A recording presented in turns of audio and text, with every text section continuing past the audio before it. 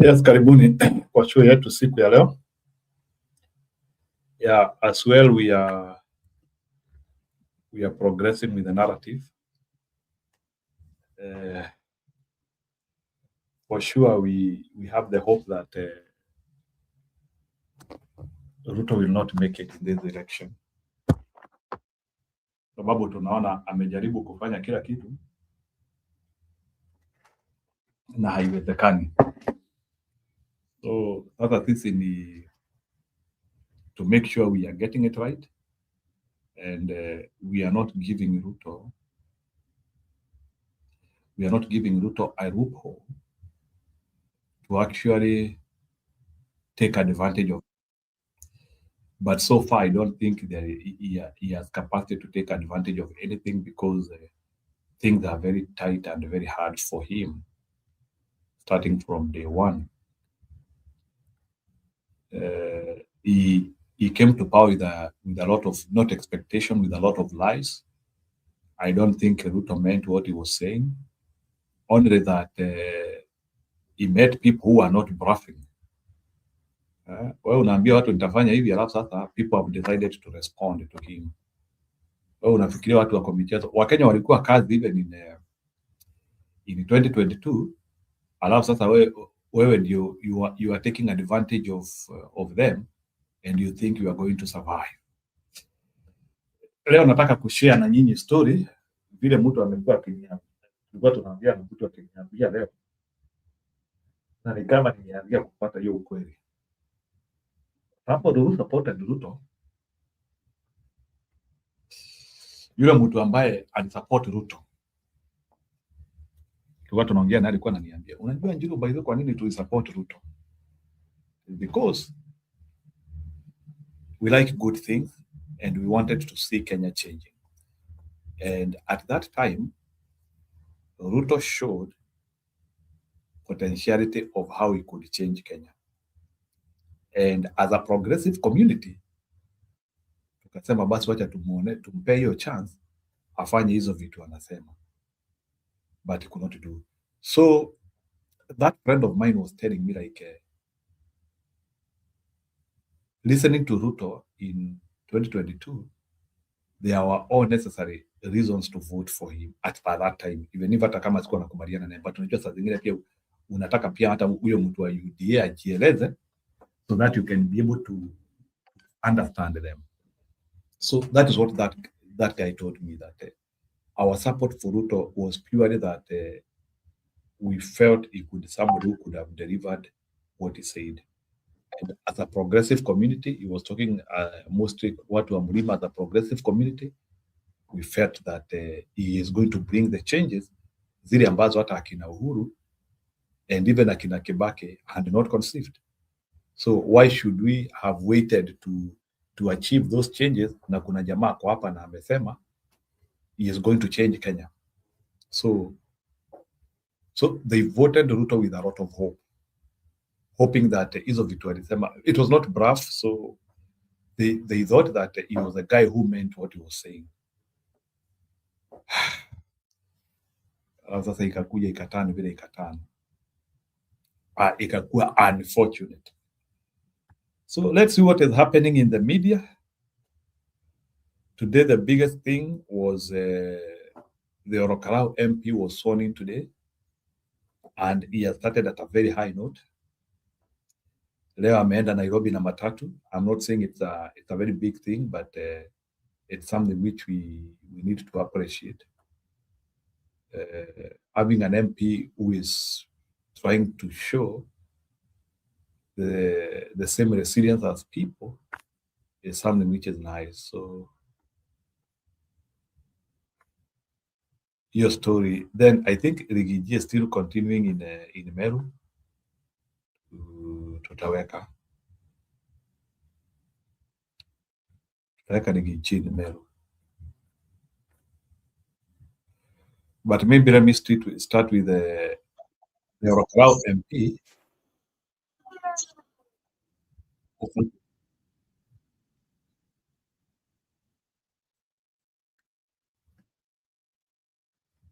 Wacha tuanzie na the Orokarau MP akipanda matatu akiwa anaelekea Nairobi. It was an emotional moment. I'm not saying that he doesn't deserve hata sisi tunatembeaga na matatu, sisi ni raia, but it was an emotional thing and he knew how to blend with the people. Ni kama na DCP ndiraigwa mugambo urauga ati ni Sami ona mwangi gusharia mo gukora waweru urashito ne ciake mayagaire Douglas andu thetwa nirire tunyitirire Sami andakara uri uturauga Sami waweru ona rigathi wagasawarauga okotolenda andakara ono mugambo mwe Sami waweru mondo sionge tuti kwenda okotolenda mutongole jamba nani mundo mudomo.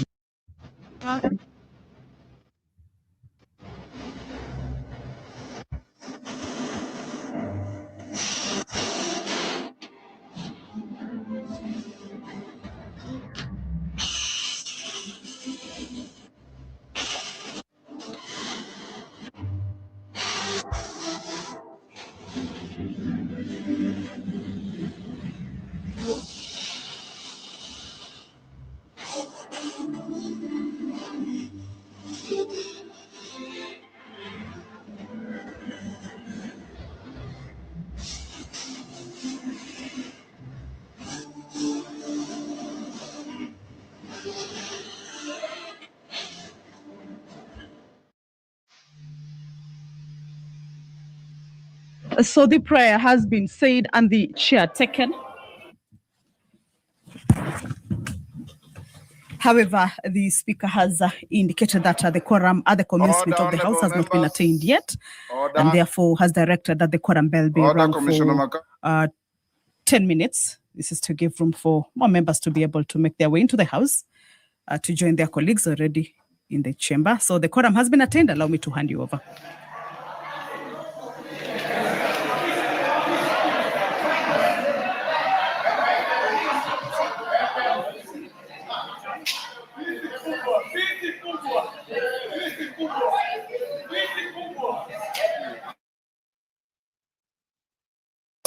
Those senators sitting in the gallery, will you vacate the Vice President, Deputy President's seat? I allowed you in the Speaker's row and not to sit on the Deputy Speaker's seat. Deputy President's seat, sorry.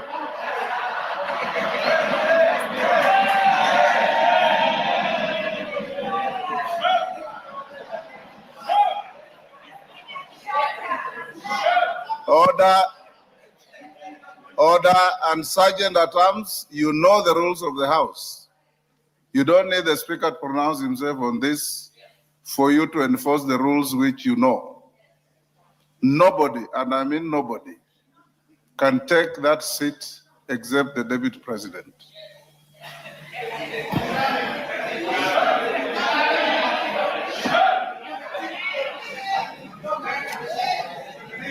We are ready. Okay, clerk, we have quorum. Can we proceed? Order number 1, administration of oath. Waweru Sami Douglas Kamau Orokarau.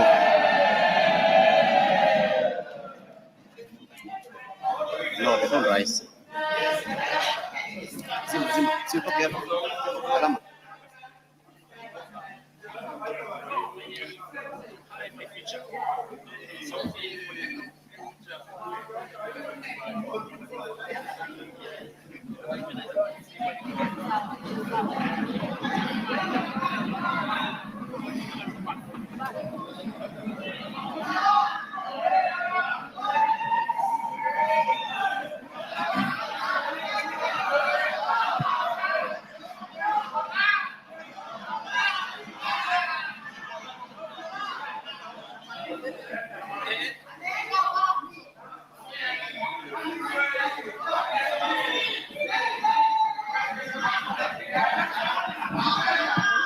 Order.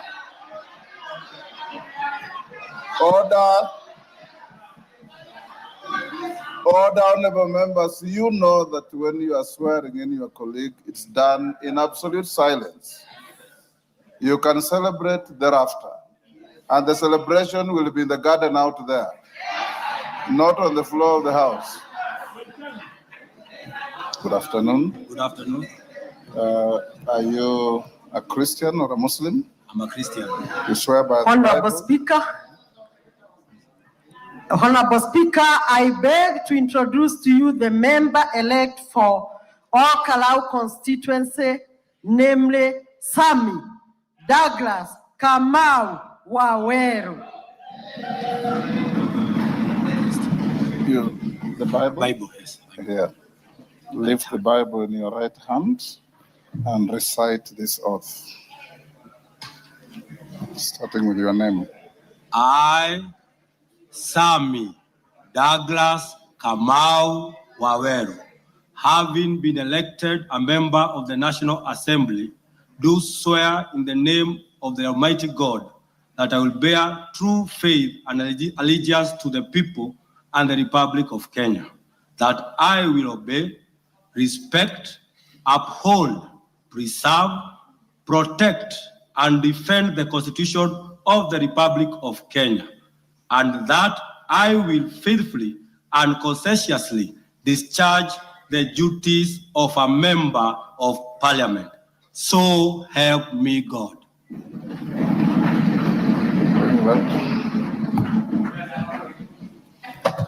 Congratulations. Thank you, Mr. Speaker. You may proceed and sign to your oath of office.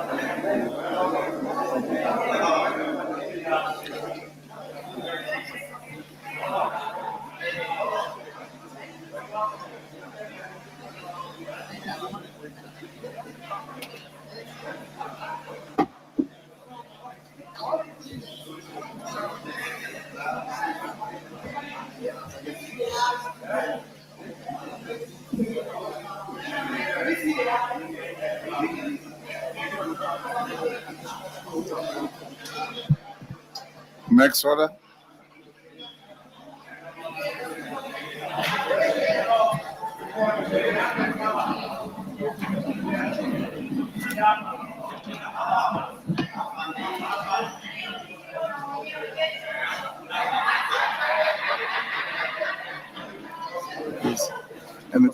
And next order. Order number 2, communication.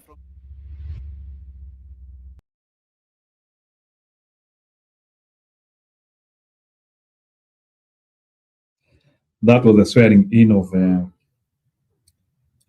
Orokarau Member of Parliament today. And it was really an epic environment.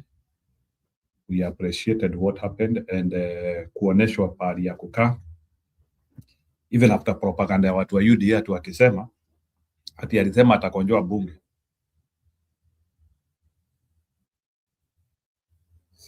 Si amekonjoa bunge.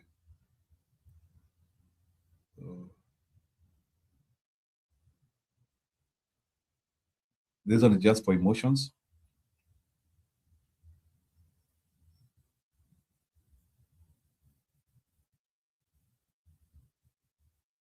Asifiwe. Bwana asifiwe. Umbali huu ni Mungu ametutoa. Nashukuru sana. Wageni, principal na walimu na wasi. Nataka leo niimbe na my daughter Elizabeth. Because tumetoka mbali. Watu walikuwa wanasema ya kwamba Nyamunyamu ni mlemavu, hawezi peleka mtoto shule, lakini leo nimeona mshindi. Elizabeth come in front. Elizabeth come in front. Yeah. Wapi makofi ya mwanafunzi wetu? Karibu sana.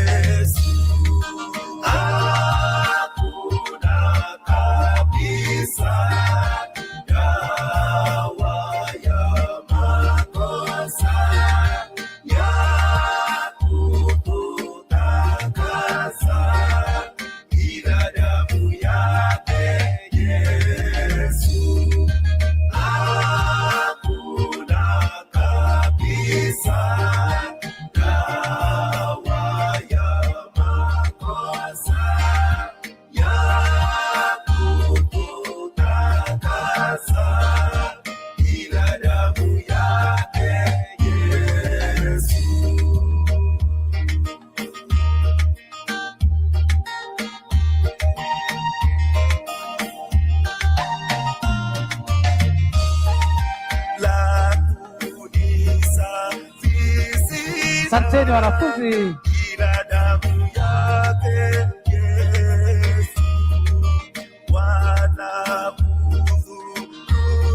Tupange nyuma yake.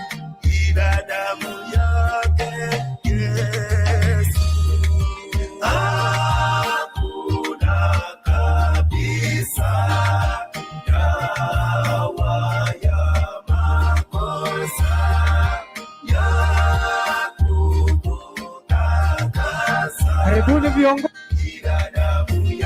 Karibuni sana. Maombi leo ni wala.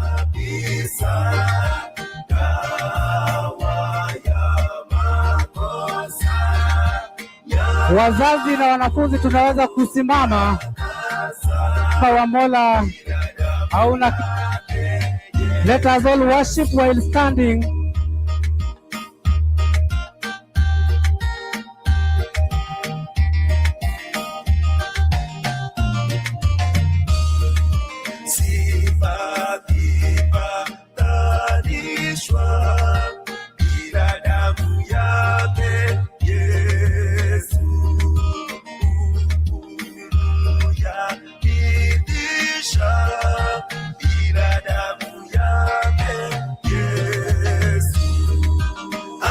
Tunawapa namba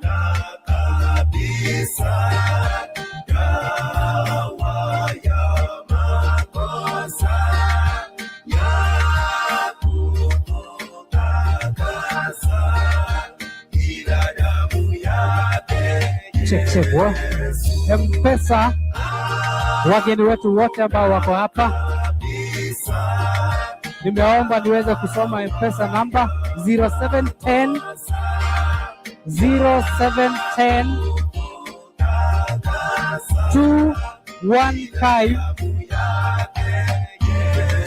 489 0710 215 4.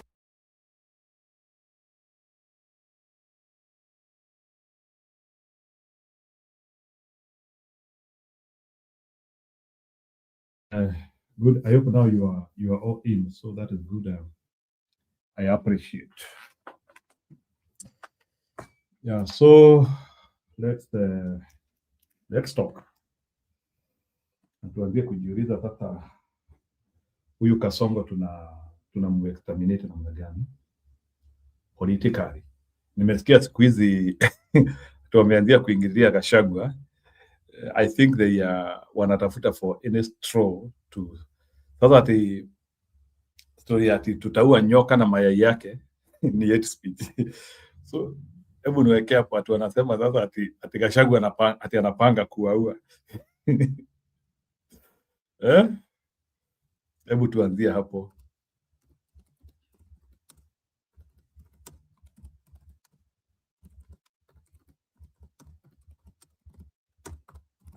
Yaani hawa watu wanajifanya wajinga, wanajifanya wajinga and they know the reality. Ati so let me start. So muone vile the way they are turning the table. Nataka nianzie na Duale Musia at how they are taking hiyo story ya nyoka na mayai and they want to run the government.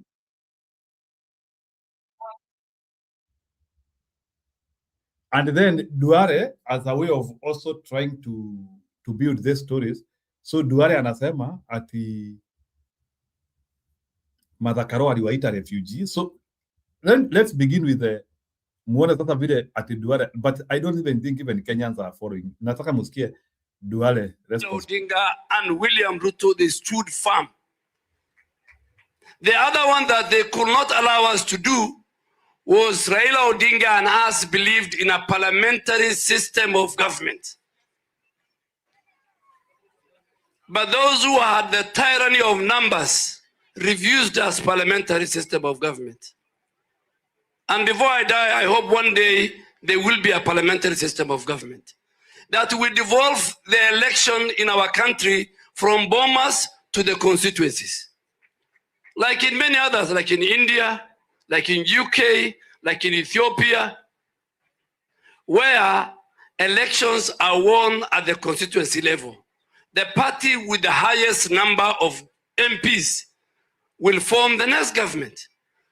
But what do we have now? And I'll make it. You know, I like making very controversial statements. The people who believe in the tyranny of numbers today, if 3 or 2 of the largest communities in Kenya connive, they form a coalition, they will take over the presidency. And that is why the people of Coast Province and Northern Kenya, the pastoralists, we will make sure in the next election and in the subsequent elections, we will be number 1 in terms of the tyranny of numbers. We will marry 4 wives. We will produce a lot of children. Kama mlitukataza parliamentary system, we will find you in a presidential system. Tutazaana, tutakuwa na numbers, hizo numbers zenu tutaifikia. But Raila Odinga believed in a parliamentary system where a Pokot, a Turkana, a Mijikenda, a Somali. Because let me tell you a good thing. There was somebody who was saying, oh, Aden Duale was made a leader of majority by somebody. Nobody made me. We were in a coalition, URP, TNA. When William Ruto took the position of the deputy president, the next position was that of the leader of majority. I became the leader of majority in as far as URP slots in that coalition was concerned. And that is how Ekwe Thurwa Turkana also became the Speaker of the Senate. Nobody gave, in fact, the only person who can say he gave me was my party leader then of URP, William Ruto. You know, I saw a small girl from Kiambu ranting on social media. Small girl, she's an MP for Daya. So now who is the legal mind of the devolution, sitting behind you. Man, you know, people think that guy to say without no fear of contrast. The transformation.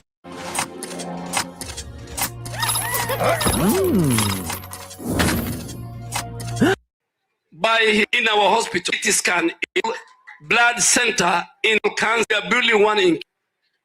Today, KEMSA has a hospital. Today, you have an oxygen plant being 3,200 in our from hakuna mama amekufa PhD.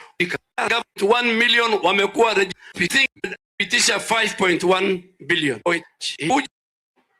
That is a transformation. So our governor has given and Bungoma development underdeserved regional reality that maternal and new go with 5. But we want for if you can be treated in Garissa or Mombasa, so MBDSR are not competing. Our two that health must die. Most of our citizens come to hospital a mammograph about 6 months ago. That was malaria akienda hospitali. The M is a member of the trustee. I want to assure you they have done leadership to the community. I also want to thank the provincial administration led by the DCC.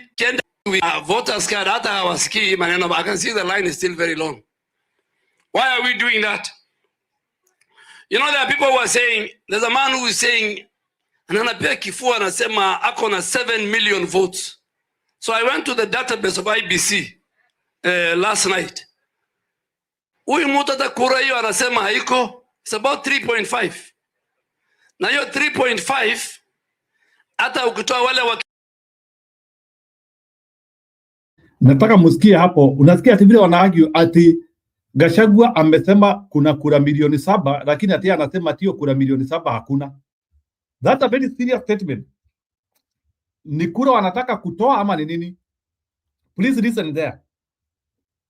That's the reason nimecheza hii video, please. The line is still very long. Why are we doing that?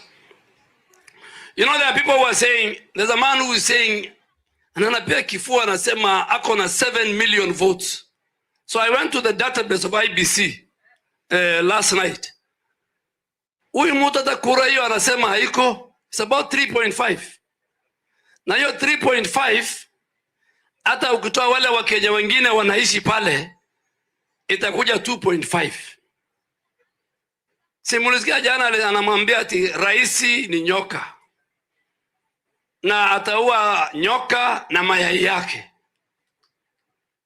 Na hata akasema ati mimi next election sijui ataniua atanifanya nini. I want to tell them huyo mama amesema they can do nothing to you in Kisomali. I want to tell them hawa watu waliingia siasa juzi. You know, God blessed me. I was sitting with Mwai Kibaki as the MP for Othaya.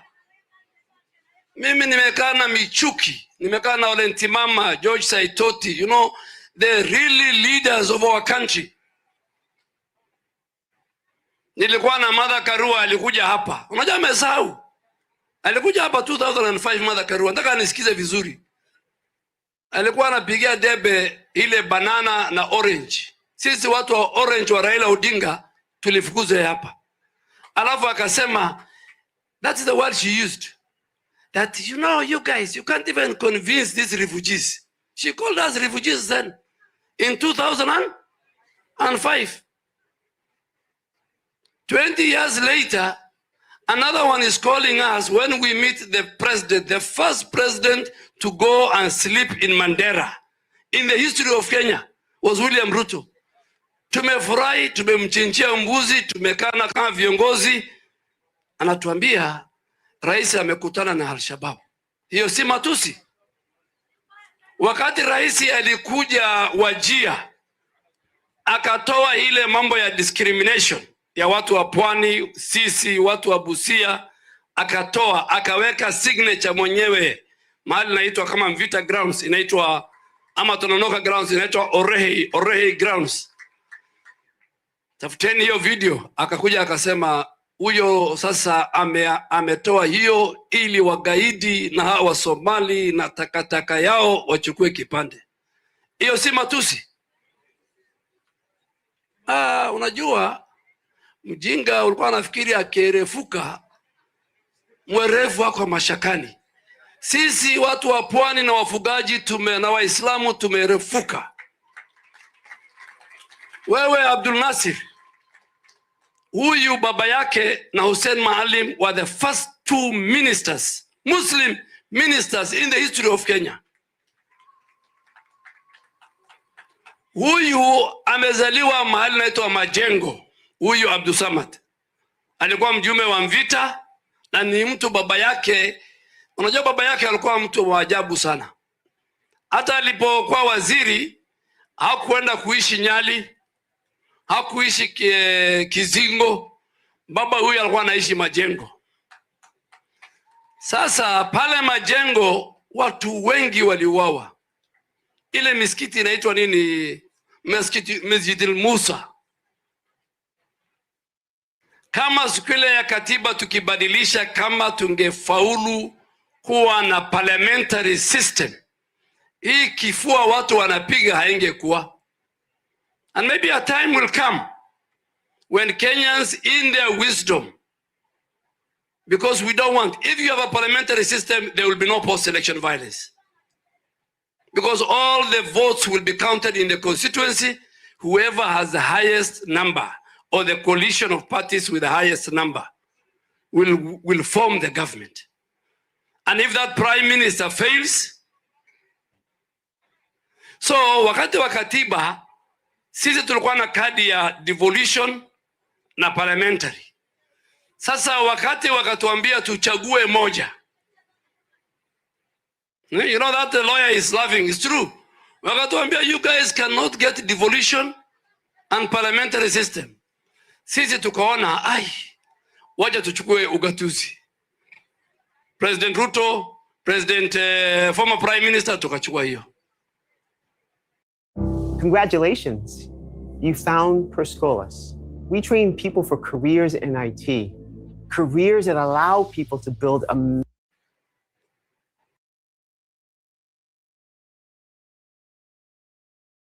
I don't want to go beyond that. So hao watu wamekataa kuelewa what Gachagua is saying. Ati wanaanzia kusema ati Gachagua anasema atawaua. Tutaua nyoka na mayai yake. So let's hear Gachagua now giving them a proper explanation. Sorry. After they were unable to understand it. Gachagua has decided to give them a class. Ati wanasema ati Gachagua anawapangia jama awaue. Siasa wewe, lakini I don't think there is any Kenyan who can listen. Sisi wa Kenya tunaelewa kuua nyoka na mayai. PCP leader Rigathi Gachagua has concluded his tour of the Mount Kenya East region after a visit to Meru and Embu counties. He clarified that his remarks of killing a snake with its eggs was a figurative speech and not hate speech. Gachagua was on a mission to rally the region behind him ahead of the 2027 general election. Clement Masombo reports. After a visit to Embu and Meru counties, the former Deputy President Rigathi Gachagua concluded his tour of Mount Kenya East, his rallying call being unity of the mountain. The DCP leader continued his onslaught of President William Ruto, terming him Mount Kenya's enemy number one. Tumekubali hiyo matusi. Ni sawa, haidhuru. Umesema sisi ni mafisi. Basi, sisi tutafanya kazi ya fisi. Mwaka ujao, hao mafisi ya Bore wataamuka mapema. Watakuja kwa kituo. Watakula wewe Kasongo. Watatafuna wewe Kasongo. The DCP leader has been on the crosshairs of his political rivals who have accused him of engaging in hate speech, the latest being remarks that the snake and its eggs will be killed. He sought to explain himself on this. Sisi tuseme hatuna hate speech. Sisi tunatumia figurative language kwa sababu sisi ni wanafunzi wa literature. Kuua nyoka ni kufukuza William Ruto kwa kura. Kuua mayai ni kufukuza wafuasi wake wote kwa kura. That is what we mean. So NCIC, kama mnataka explanation, mniandikie barua, nitajibu nyinyi. Gachagua further claimed that President William Ruto had used and dumped his deputy, Professor Kithure Kindiki, and now preferred to work with leaders from other regions, including Prime Cabinet Secretary Musalia Mudavadi. Huyu Kasongo akimalizana na wewe atakuhangaisha vile alinihangaisha. Sasa huyu Kindiki amehangaishwa, wanamtusi, wanamkosea heshima, lakini sisi hatujali kwa sababu nilimuonya. I told Professor Kindiki, don't dance on the grave of your brother. Gachagua's tour of Mount Kenya East came with a section of leaders allied to President Ruto, pushing for a split of the Mount Kenya region into East and West. The leaders, among them CS Geoffrey Ruku, say there is a need to split the mountain, claiming that the western side of the mountain has held power for decades without directly benefiting the east side of the mountain. Clement Masombo, KTN. Cracks and political. Do you want to know how to become a U.S. permanent resident? Most visa pathways require an employer willing to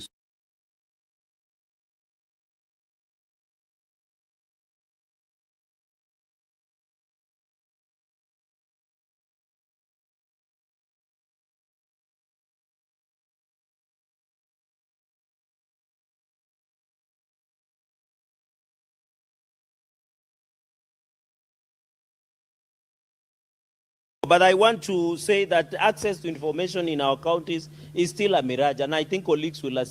How many colleagues of ours can access budget, can access medium-term strategy, CIDP, annual development plans of our counties? It is hard, even in Meru.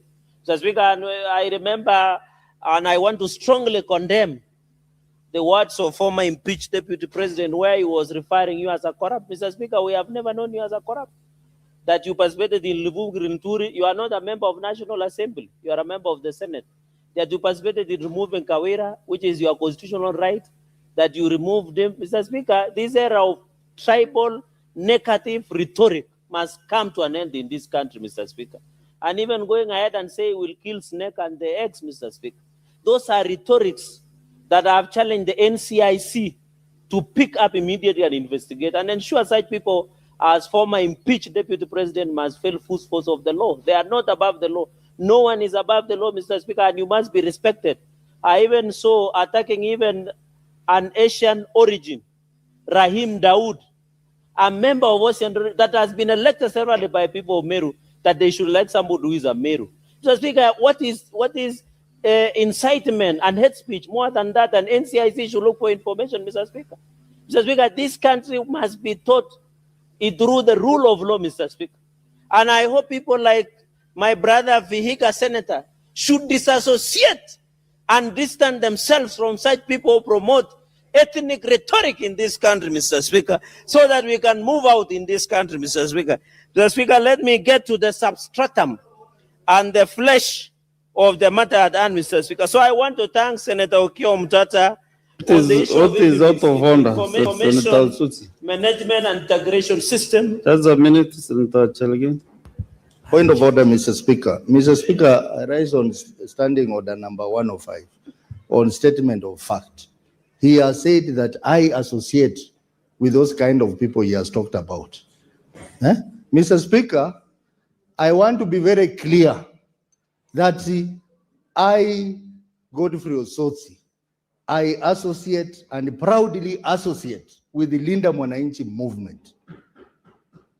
And Linda Mwananchi is a movement that is going to change this country for the better under the leadership of His Excellency Edwin Watenya Sifuna, not the people that he's referring to. And I also want to tell you that I cannot associate with the UDA in any manner, or the other UDFB that belongs to the people who wear orange here. Actually, what he said is you should desist. You should not associate yourself with such characters. Mr. Speaker. But you want them to do a bit of some politics. Yes, Mr. Speaker, you know when Senator Cherargei is speaking, he wanted to get the limelight. But I want to reply. Let's get another point of order as a UDA, from the majority. We don't want even in the next life, even We will never allow Ososi to join UDA. Even if he comes like an angel, I can confirm to the House that as No, a no, no, no. ranking member of It's UDA, we Senator Chalagay.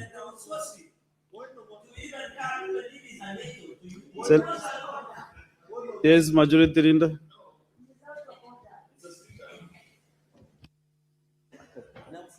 Mr. Speaker, now.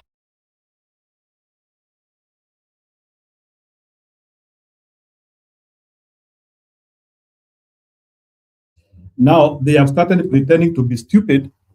Ndio watu wanasema ati hawaelewi Gachagua akisema tutaua nyoka na mayai yake. I think that one is so simple. They need to have a life. They cannot be anybody's understanding. Gachagua has not called for the killing of anyone. So ni vile wanaona sasa hiyo lugha is so effective in the ground. So wanataka sasa Gachagua awache. So it's like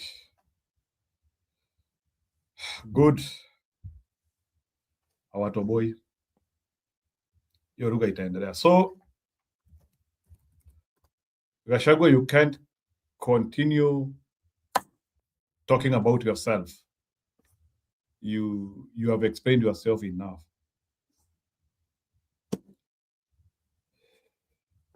Sifuna in Citizen leo.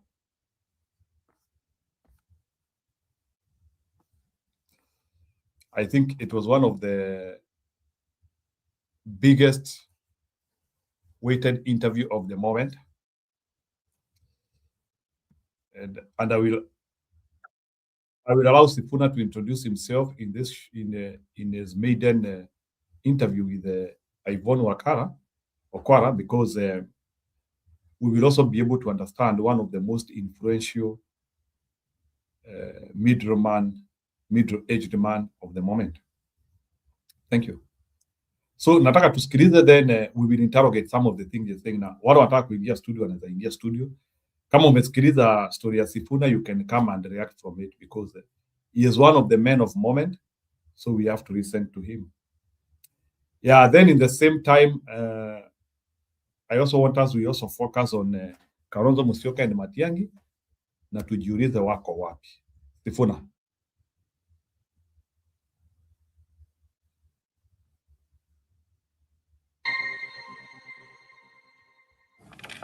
Is he the man of the moment, is the question we're asking tonight. That is Nairobi Senator Edwin Sifuna, who joins me now from the Linda Mwananchi movement. We'll talk about all of that and much more here on the program tonight. Thank you very much for making the time to be with us. Asante for having me. All right. It's appreciated.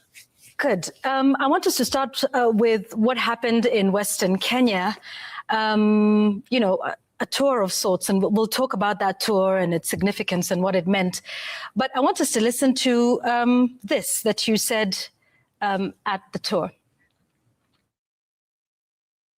SG tena siku hizi sio naibu wa kiranja, lakini vijana wameniambia leo ninatoka kwa SG ninaenda kwa HE. Unajua HE? Senator, this is the moment. From SG to HE. Simunajua HE. Actually, that is not from the tour last. Yeah, it was from That's before. From Yeah. Mwatate in Taita Taveta. Yeah. And you know, I was laughing when you started the show because of just how short my introduction has become. Because you know that last time we were here, I was holding other titles and you would have to go through all of them. But we have gotten to this place where the introduction has been significantly shortened. We go into this meeting in Taita Taveta, and these young people, on the back of all this information about everything that has been taken away, they tell me you need not worry. I mean, all these positions, actually, some of them were given to you by Raila, but most of them are given by the public. And we are saying there is something better that we feel that would suit you. And even you, I'm sure it will roll off your tongue if you just say, HE, Simba. So we are progressing well. And I want to thank everybody who has shown up, because everywhere that we've gone, Yvonne, the people have been amazing.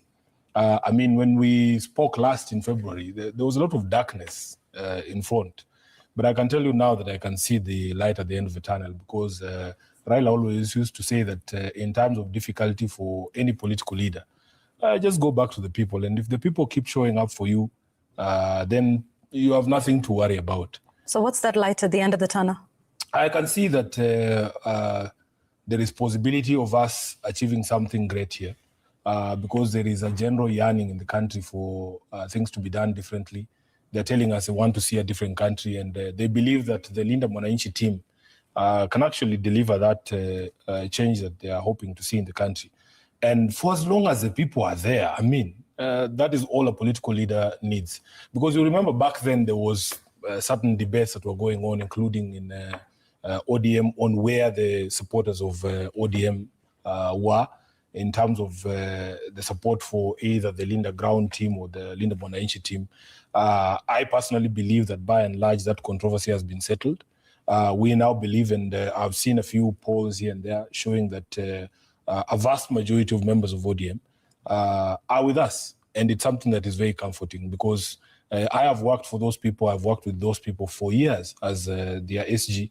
And just the fact that they can continue to support us, even in our new causes, is quite encouraging. So that controversy needed to be settled.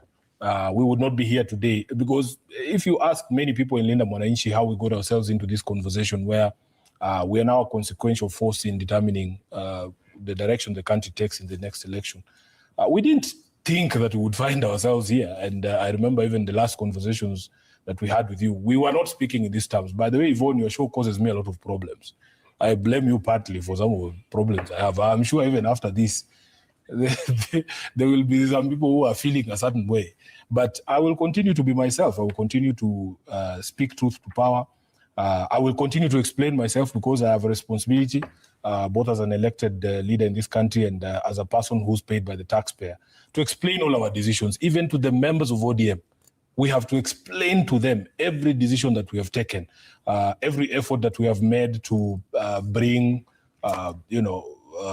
sense to bear, our successes, our failures in trying to achieve those things, and then to explain to them our next steps, because we have that responsibility to explain to them our next steps. And we'll talk about the next steps. But first, the tour of Western Kenya. Some have termed it a homecoming of sorts. What would you call it? Why were you in Trans Nzoia and Bungoma counties? I don't know why people are calling it a homecoming, because what was it for you? We have given an undertaking that we have to consult the public widely. We have 47 counties, and we have given an undertaking to reach all these counties to speak to the people, find out where they stand on the issues and whether they're going to support some of the propositions we're going to put forward. You will remember that this entire tour began in Busia. When I went to Busia, I didn't hear any big deal, although I come from Western Kenya. We have done Kakamega County. We have done Vihiga County. So there were only 2 counties remaining in Western Kenya that we had not touched. And it just happens that I originally come from Bungoma County. So people were trying to give it all sorts of names. And I remember, because there are people who care deeply about my standing in society, and they were calling me, Sifuna, why are you calling it a homecoming? Your home is actually in Kenya. So everywhere I go is actually a homecoming. And we are still arguing with Babu Owino whether the crowds in Bungoma were bigger than Kisumu or whether they were bigger than Kitengela. But I think it was just something that the media tried to brand, because I originally hail from Bungoma. Of course, I'm elected here in Nairobi. And I think a homecoming for me would actually be here in the capital, because this is where I'm elected to serve. So it's one of the 47 counties, and we have to go to all these counties. I think we've done 16 counties now. There's quite a number to go. I think there's 31 left, and we will go to every corner of the country, because that is what is required to be able to ascertain whether we are a movement that is consequential, that we can actually produce viable candidates in 2022 in all the positions that are available for election. So trust that we will go to Turkana, we will go to Wajir, we will go to Mandera, we will go to Marsabit, we will go to Garissa. And because they are calling me Wakenya now, I can assure you that all of those will be homecomings for me as well. Yeah. So a homecoming for, you say you would consider a homecoming, Nairobi might be a homecoming? Like, that is the center of the country, it's the capital of the country. I'm elected. Hey, leo umeniweka haraka boss. It's not about kukuweka haraka, it is because you people, I can see you are there at the periphery. I'm almost 1 hour here alone. No, I've just come now. Nimeona ukiweka oops, I was doing something else. Yeah, But I'm so here. I wanted you give me your first reaction to the most weighted Sifuna interview, and you let me know that did he capture the moment? Did he was what Kenyans were really waiting for? Were they able to achieve? And did you see a candidate who can actually be transformational?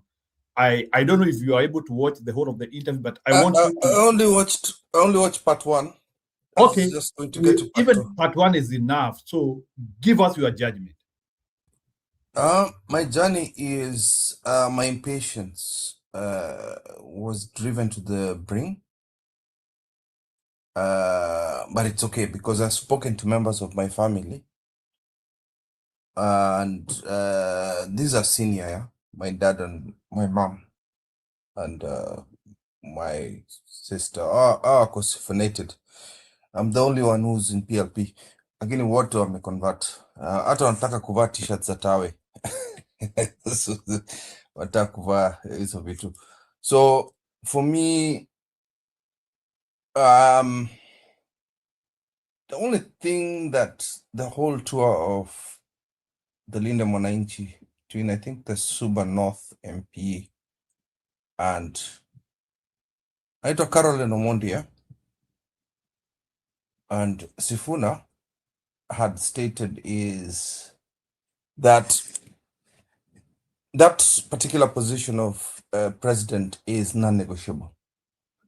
There's nothing that once they've toured all the counties, because I think that's what their role is, to get as many candidates as possible, and it is also the trap I hope DCP is not going to run on. Like Caroline said that yes, there are people who are interested. Yeah, there are actually people who are interested in these positions, in either DCP or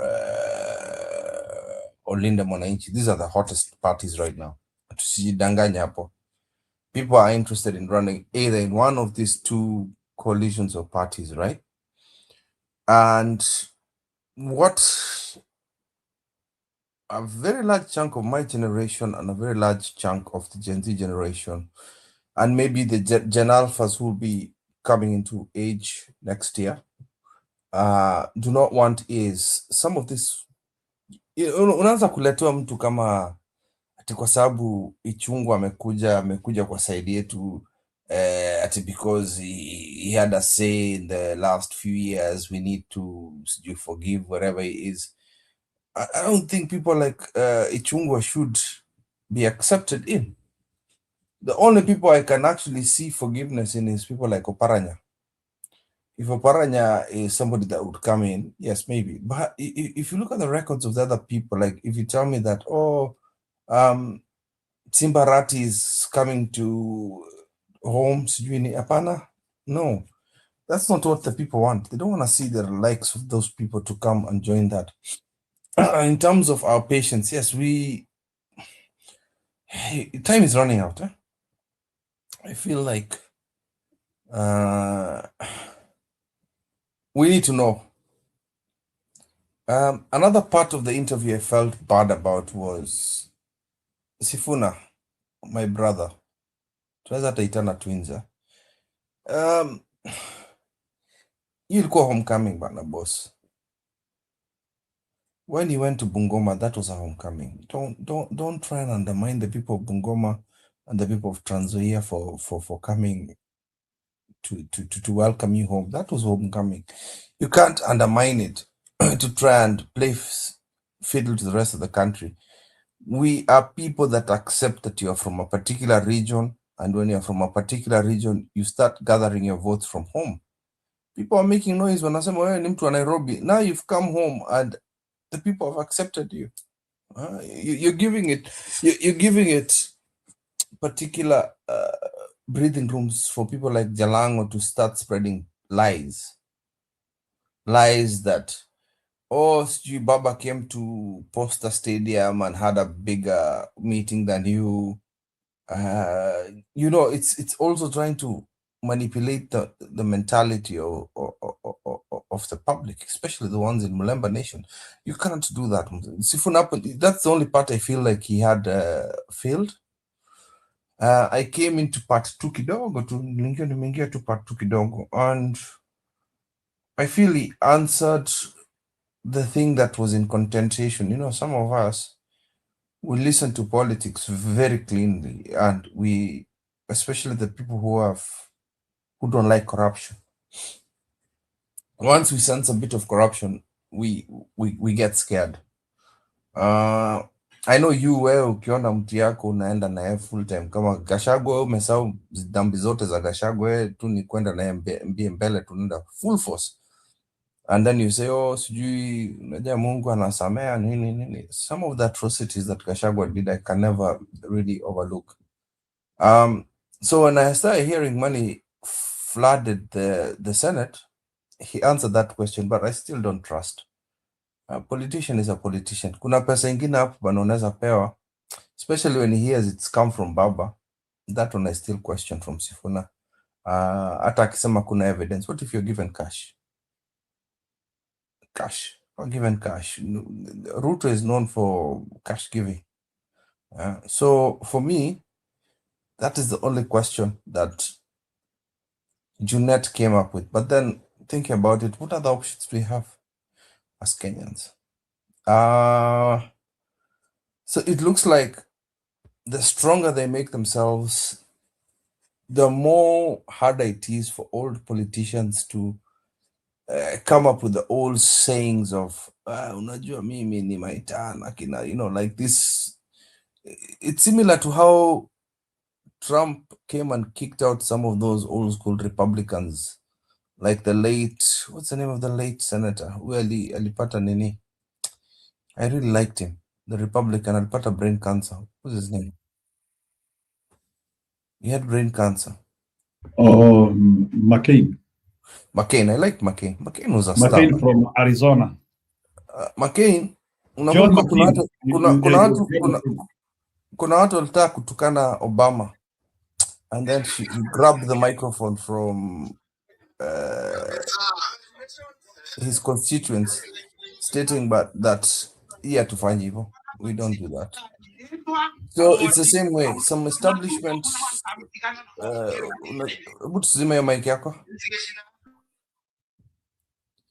some establishment people obviously will feel some type of way. So it has to be shown from the establishment that we're not gonna have it, and we're gonna have to tell my big sister, Julia, that if the people have chosen Sifuna, Matiang'i has to take a second seat. Your chance yake ilianguka. He failed. I'm sorry. We were here. Unakumbuka ile time tulikuwa tunakaa hapa Jiru, and we kept talking about, yes, Matiang'i would be the champion of this thing. But if he does not campaign, if we do not see him, there is no way Kenyans would recognize him. You know?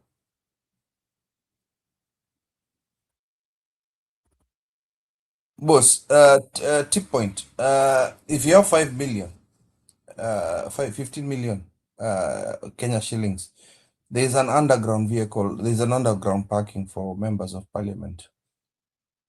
We all know about that underground parking lot. So tip point, yo inawezekana. Yo usione as an impossibility of the, what do you call it? The members of parliament leaving without 15 million. All of them receive their own packages and they put it in their vehicles and talk up on Amtayona.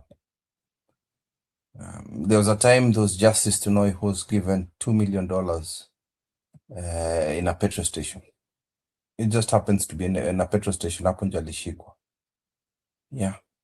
So I think because the two coalitions that are quite ahead are the DCP and Linda Mwananchi, and are the ones who are going to make decisions. Hapo Matiang and Kalonzo have to swallow that pill.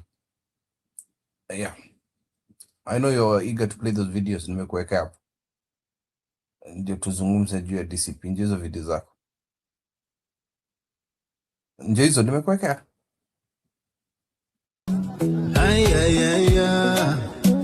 Ne kama na DCP Dirai kwa mugambo kama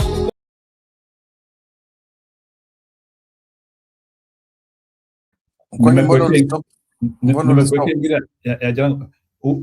Hii ni umeweka bado? Nilikuwa nikifikiria nimekuwekea bana hizo video zako za Kamau bana, weka bana bro. Okay.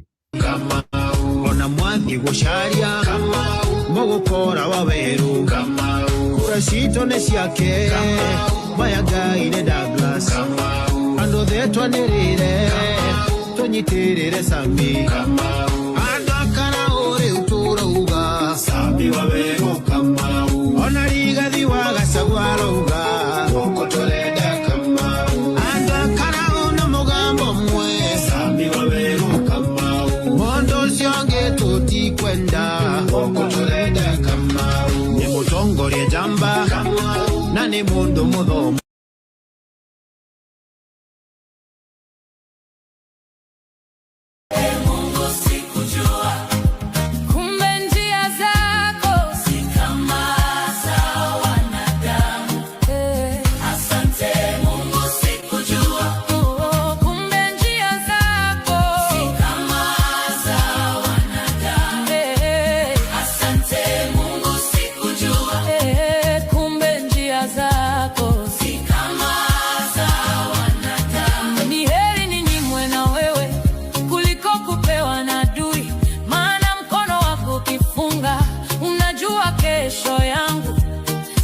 kwako kwa kuniepusha na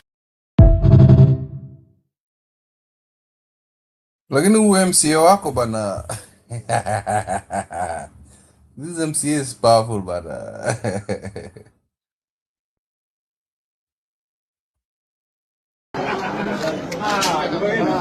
kabisa.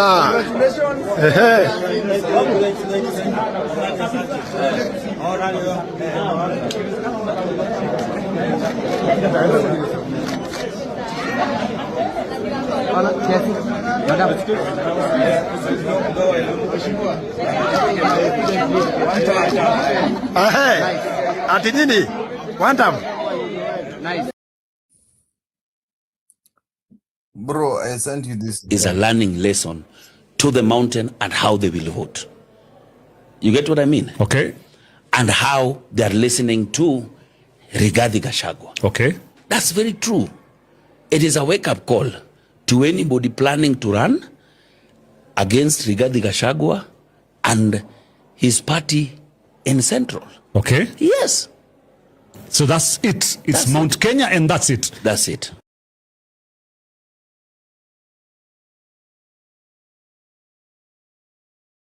So can you first of all react to Jarango kabla nicheze hiyo ingine ya wimbo? So Jarango amesema Orokarao is an indication of how Mount Kenya will vote. Is he getting it? So I'll explain to you what Jalang was sent to do by ODM, not even Ruto. Because initially he was sent by Ruto to threaten Sifuna that if you mess around, tunatoa post yako ya Senate. This is before they saw that he's actually going to pull the trigger and run for presidency, right?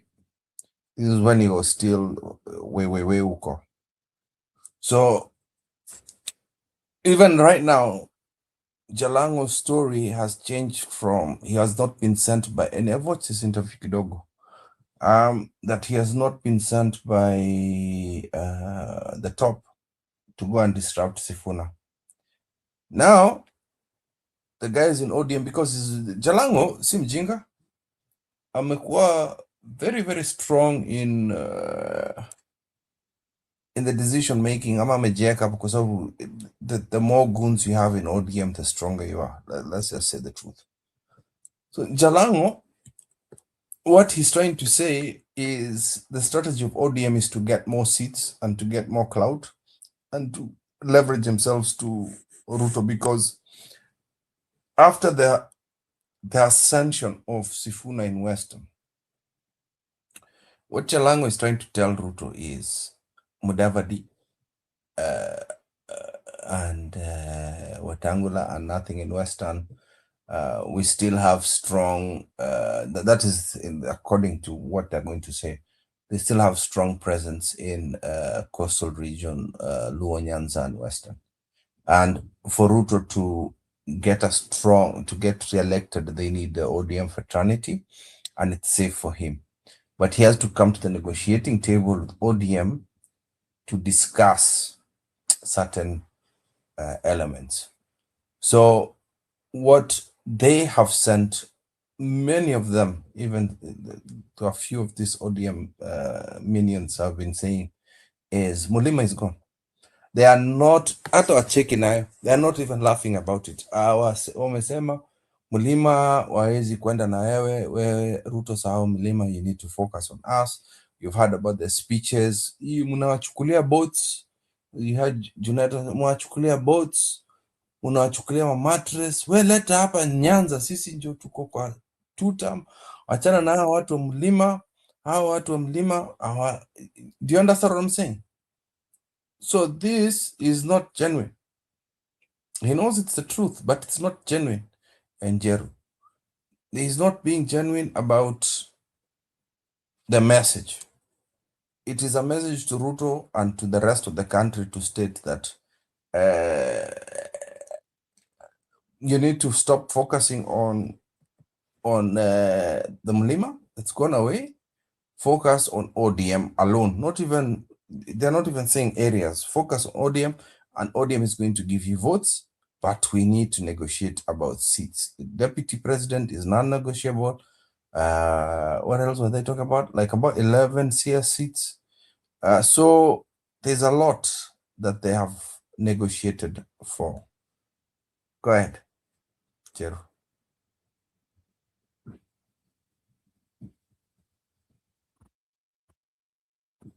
Go ahead. We have a discussion. Na kohiti eno ndathie thoko gwetha sapa wa kahiti. Aya tuonane 2027. Ama uko interested leo na show? Tunazungumza. No, of course I'm interested. Nataka kucheza hizi video kwanza, then we do an interactive show. Wacha tu nicheze hizi video, they get out of the pipeline. Kama kutakuwa na zingine, they will come later on, because I still want us to focus na hiyo ya Sifuna. So let's just have this one and then okay, I have more videos. Yeah, so maybe I can react to your story ya Jalango. Maybe lakini pia hebu jaribu kutafuta pia video ya anaitwaje Junet Mohamed leo, sababu Junet Mohamed leo kuna kitu amesema imenishtua sana nikashangaa, because Junet Mohamed alisema hivi, he said, I don't know if it is reverse psychology, nataka unisaidie. Junet Mohamed alisema ati hata Orengo atarudi kwa hiyo vuguvugu ya kina Junet inaitwa Nilida Ground. Alisema ati hata Orengo atarudi. Linda Ground is dead. Yeah, but it was not Junet Mohamed. It was Junet Mohamed and the vice chair of the party. What's his name? Tafuta hiyo video, we react to it because nilijiuliza mbona anasema Orengo atarudi kwa kitu imekufa, ama or he was insinuating wao watakuja kwa Sifuna.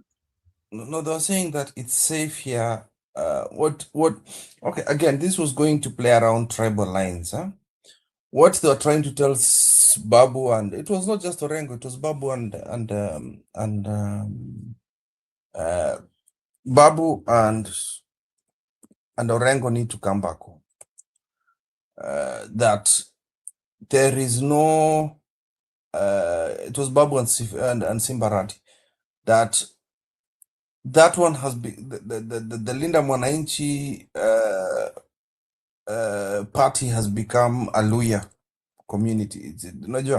It's become Luhya.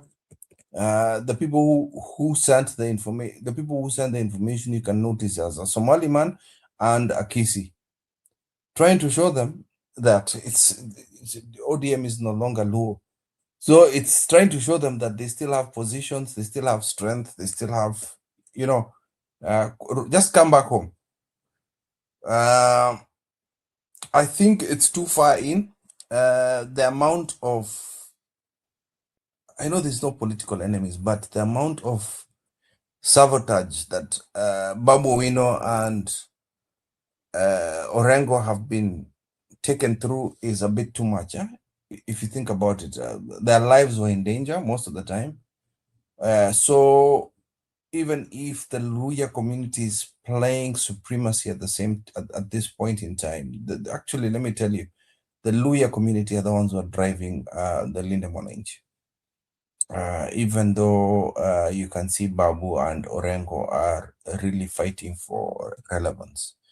But even as they're fighting for relevance, there is no way they can move away from Linda Mwananchi. And this is where actually even the tactic of having a single presidential candidate doesn't make sense. The calculation from Sifuna today was Ruto was on 24%. And even if all of them ran and had strong senatorial, strong parliamentary candidates that would protect their votes, wakienda around 2-year presidency, Ruto is in trouble. Hii kitu ya kusema tukue pamoja, yes, we can be together. But Matiang'i can run. Martha Karua can run. All of them can run. We keep thinking that Ruto is above. All these polls have started saying the truth. Ruto is on 24%. 24% is mostly Kalenjins and stupid people. Because I cannot say the Luo nation. I say stupid people. That is all he has. It's Kalenjins and stupid people. Because if Orengo wakienda Homa Bay kesho, wakienda sasa Siaya after that, you will see that Linda Ground has movement also in the Luo nation. And you will see even in the coastal region. So what they're alluding to is there are certain things that are non-negotiable for Linda Mwananchi, which is the senatorial seat in Nairobi and the Senate seat of Nairobi, because the ex-LSK president, she's going to vie for the Senate seat through Linda, whatever party Linda Mwananchi is coming through. And also Babu Owino is running for the gubernatorial seat. And I think Nairobi as a very, very contested, you will see that there are 3 things that are going to be very crazy for the other guys to swallow. Watakata. You know? Watakata. Well, what do you think?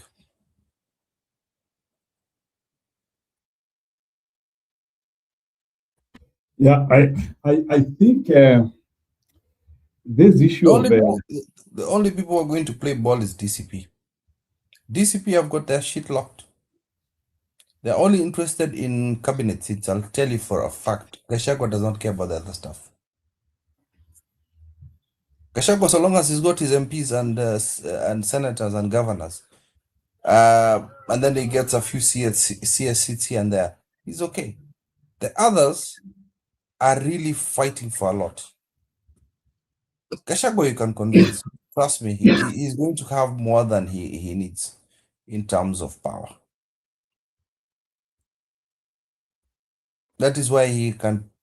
Tutasema bana, nipatie CS, nipatie CS, nipatie CS, nipatie PS, nipatie PS, nipatie. That is it. Then the deal is done with him. Hata mkienda kuongea naye juu ya Nairobi, atasema chukua, enda nayo. You'll maybe negotiate for the deputy, what do you call it, the deputy governor. Gachagua is easy. Let me tell you, Gachagua is the wisest politician of all of them. That guy is right. The things you'll demand for are not the things that you think right now. The other ones are running for these. So what do you think when it comes to like where now they are trying to chase him? ati wakisema ati Chesu. although I know it is not serious, au Chesu. akina watu wa Ruto wanaanzia ati kusema ati he is doing hate speech wakati anasema tutaua nyoka na mayai yake, ati nao andi wanaanzia ati kujifanya ati Gachagua is saying ati ataua Ruto na wafuasi wake. Cherargei started saying those things today. Cherargei is not. Listen, even Duale said the same. Duale has to prove that he did not call your people hyenas. He's already stating that there are AI videos of Duale talking like that. He's calling them AI. And the fact is, these are things, somebody was saying that there are people who have software. I have software to verify that a particular video is AI. How can the DCI of Kenya not be able to verify that what Duale says is not AI? There are ways to verify. Download your software. It's very cheap. Very cheap. It's about $30. You add software to verify if something is real or not. Just Google for it, verify if a video is AI or not, and it will tell you. It will also tell you if a video, itakuonesha mpaka areas where it is AI and where it's real. Where for photos. Unaweza chukua zile my images. Remember when I used to take those images for Ruto? And I would tell you that these photos are AI. It's very cheap, very, very cheap software that the Kenyan police cannot afford. That me as a normal mwananchi can afford for $30.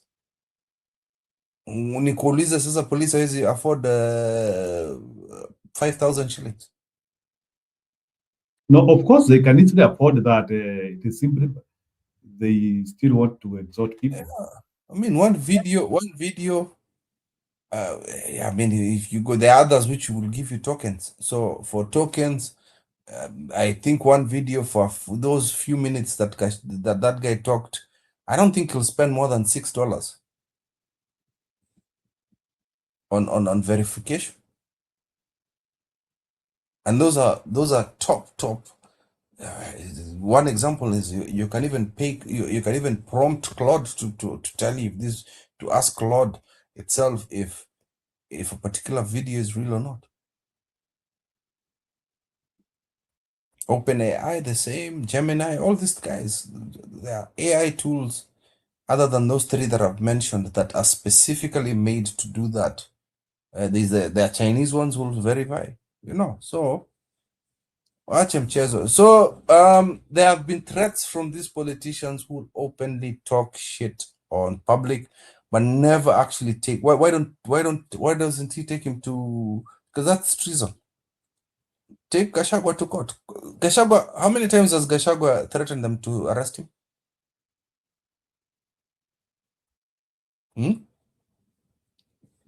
Gachagua several times talked about that, and I'm seeing, I'll not lie to you, I'm seeing, and I think your messaging ya Gachagua ya kuua nyoka na mayai yake, it is very effective, and I think I have the video there if that's the one. Watu they want to curtail him. Gachagua ache kutumia hiyo that messaging connotation which is resonating with the Kenyans. Ili sasa they now see how they can it is a way of protecting themselves. You attacking because hiyo ndio lugha wa Kenya wanaelewa. Go ahead. You cannot stop him from speaking in metaphors. That is how you relate your messages. Kuua nyoka. You see what they're trying to do, yeah?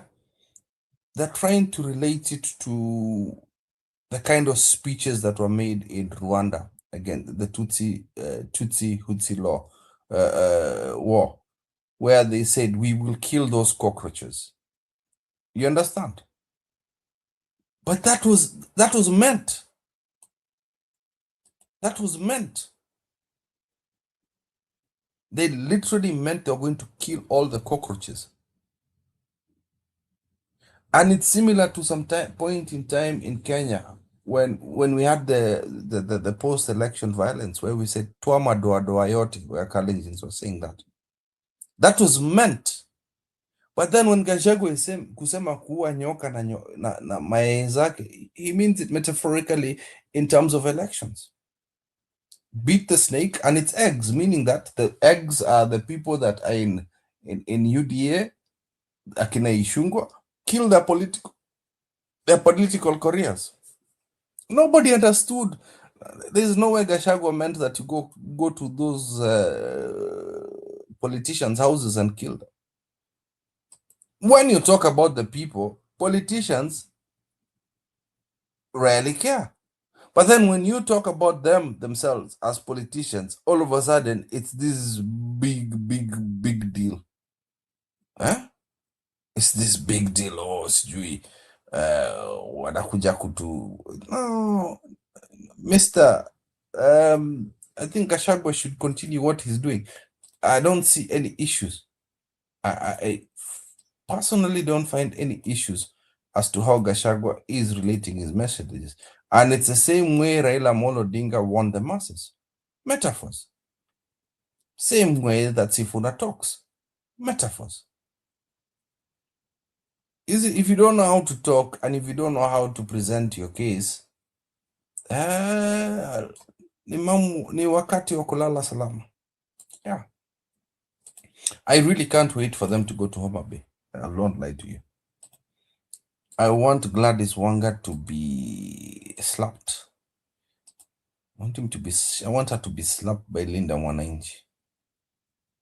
You remember the day she was doing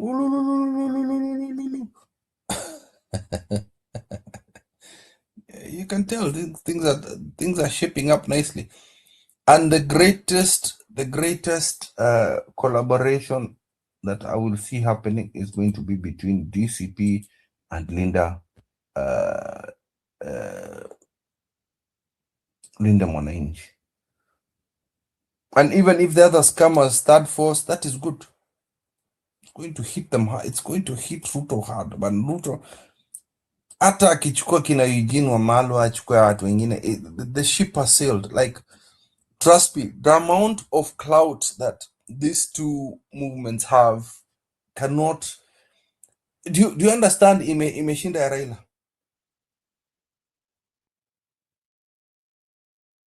And the amount of nonsense they will not take, these people. Gachagua ni mtu wa kunyang'anya kura kweli? Kuna video nimekuwekea ya Gachagua, nataka kwanza tusikilize hiyo akielezea the reason why they want to prolong kujua candidate, then nitacheza zingine. Weka kwanza hiyo, you will be able to react to it. You will be able to understand Gachagua dichotomy when it comes to handling Ruto. And cheza hizo ni very few seconds alafu tuendelee. Okay. Ametelemka pale Ukambani. Tunasikia Sifuna ameenda kila kona. Yaani mpaka Sifuna ameanza kukuwa na maarufu kuliko Kalonzo, na ni Kalonzo ndiye aliingia kwa serikali kitambo than Sifuna. Sifuna ni mtoto kwa Kalonzo. Sifuna ni mtu anaweza kalishwa chini na Kalonzo amwadvise mambo ya siasa. Lakini sasa tukiangalia vile Sifuna ameinuliwa saa hii, Sifuna ndiye kusema, Sifuna ndio kila kitu. Mpaka hata watu wameanza kusema Sifuna apatiwe president, Kalonzo apewe deputy president, which ambapo ni kitu yeleweki. Ni kitu ambapo hatuwezi, yani hata kwa mind zetu haikuji. Lakini kwa sababu Kalonzo ametulia, wanasema ni lawyer, wanasema ni mwana kanisa. Hii uongozi wa president hautaki mtu mpole.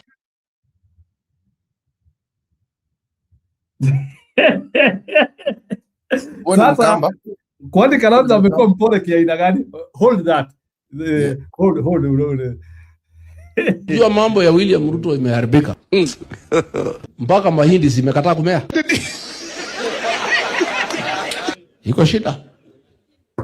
Iko shida. Sasa nchi alipewa na Uhuru Kenyatta ikiwa na amani, imekuwa nchi ya goons. He has lost control of the country. Ametafuta hii kijana mdogo naitwa Kipchumba. Kazi yake tu ni kelele. Kenya imeharibika, ndiye mwenye goons na deputy yake anaitwa Omolo. He is a minister for goonism.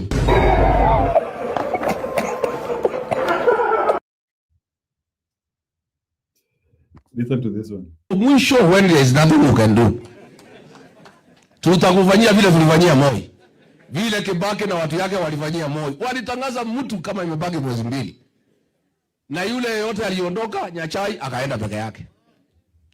We are just preparing the formula and the mechanism on how to get one single presidential candidate. Na hiyo tumekubaliana ni one candidate. That is done. But as to who, mutagoja.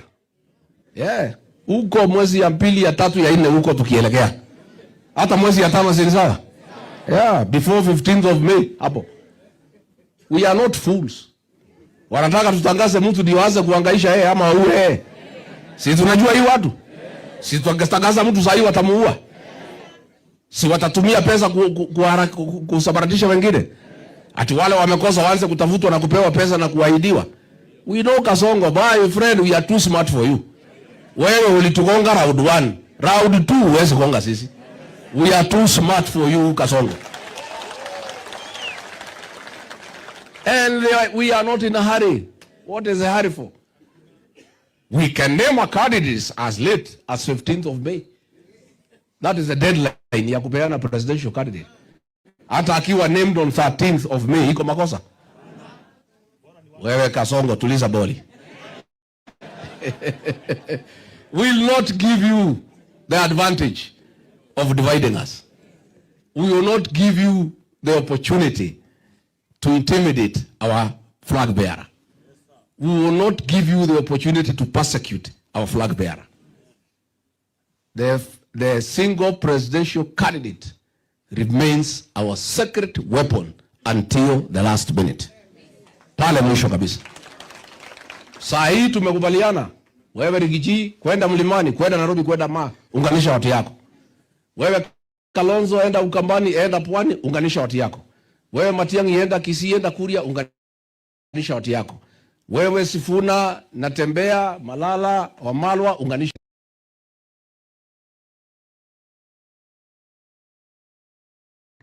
Sasa kwanza kucheza video nyingine kama that video is very loaded.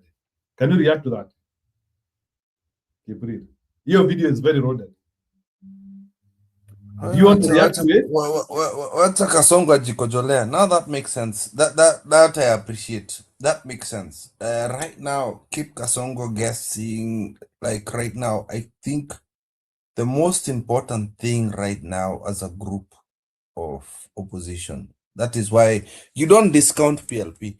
That is why you don't discount parties. We are together. Unaona sasa nikiona Jubilee ikifanya kazi huku. Me, I showed you what we're doing in West Pokot and I'm going to go to Turkana. It's about getting good legislators. It's about getting good legislators before we fight for B. When nikuulize ma MP wote wa UDS ni wajinga. Of course, hata nimeona mwingine wa Meru huko ni wa UDA lakini he is campaigning for DCP. Anaitwa Kareke Mbiuki. You have to make sure that you get your house straight. Come back later. Come and explain to us why you are the best candidate for this.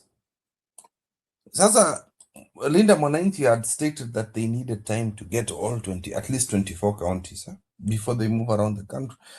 He needs time. And Gachagua ametoa siri tu hapo kuambia Kasongo wewe tuliza boli. Hakuna mali unaenda. That is good, Gachagua. We are too smart for you, bana. Umesikia wapi? We are too smart for you. Mjamaa anajikojolea, let me just tell you the truth. Things are too thick. What are we talking about here? Njero. What are we talking about?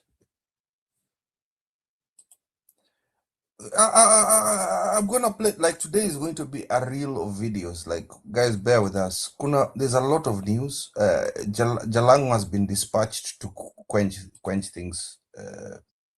That is what I want guys to understand. Jalango has been sent around to kind of cool down what happened and also to sell Sarah's. Because you gotta understand, Ruto is not sitting pretty. Hakuna pressure ya ODM. Hakuna pressure ya ODM. That is what I love it. This is what I love about Ruto kukimbilia ODM and trying to Ruto's main aim was to destroy ODM, and he has sweared with Oli Mateso mnampatia sahi. When he steals, if he steals the election, afadhali arudie Wakikuyu. Yes. Msema, oh, Luos are they're very good at opposition. Watch akae huko. You're being tricked, my Luo brothers and sisters.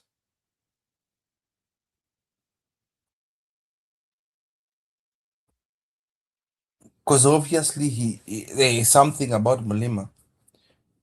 I don't mulimfanyia nini, mulimroga tu.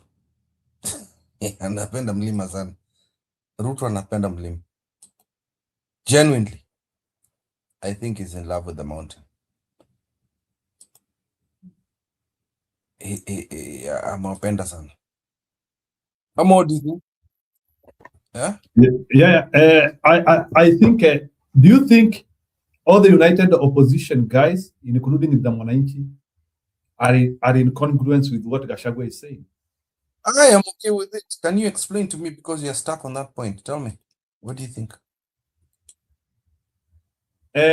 I'm trying. You know, there was a time when Muturi came out na akasema nini tunangoja tujue candidate sahi.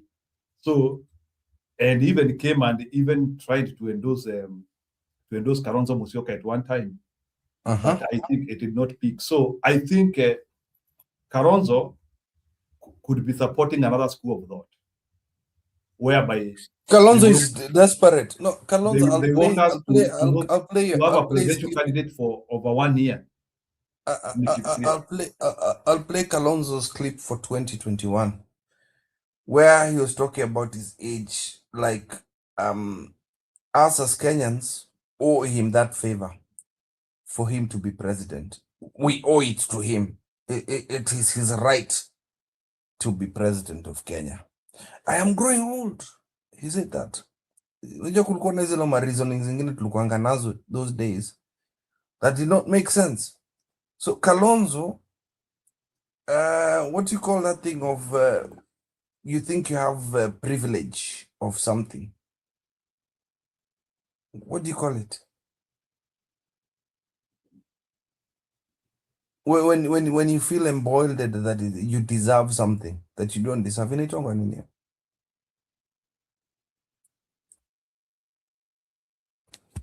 Oh, participate, play the videos. That one I can assure the public and our followers that is more stronger now than before.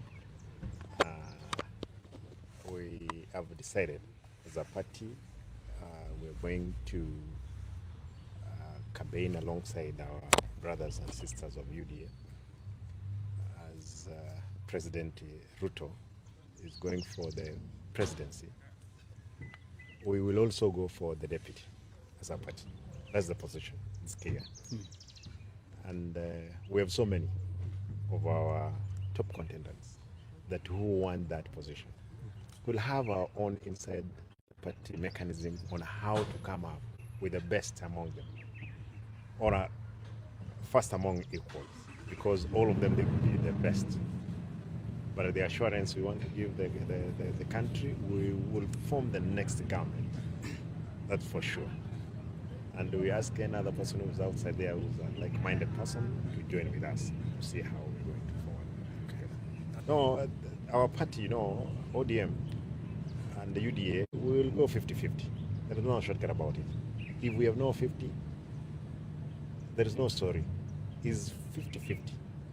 Otherwise, the only thing is that because we have again first among equal, who is the Ruto, whom we are going to support, we equally will get half of the cabinet, half of the Half of cabinet. Is that logical? No. Can you react to that? That's logical. No, that is what they are negotiating. They know Ruto is desperate. Don't you understand? Ruto is under siege, my friend. But already this front haina mutu. Do they have people? Because you see, yes, they do. I don't refuse. You can negotiate for half the position, but how many people are you bringing? Like e-group ya ODM inaleta watu wangapi for them to deserve? Anyway, what wape Ruto your stress? I like it. Can I tell you this? No, hold on. Can I tell you this? What ODM is fronting is larger than you think.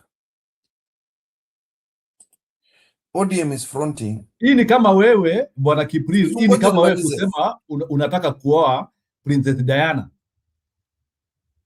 No, you're not getting what ODM is. You're not getting what ODM is providing. ODM is providing a vehicle for Ruto to steal. This is how popular ODM was.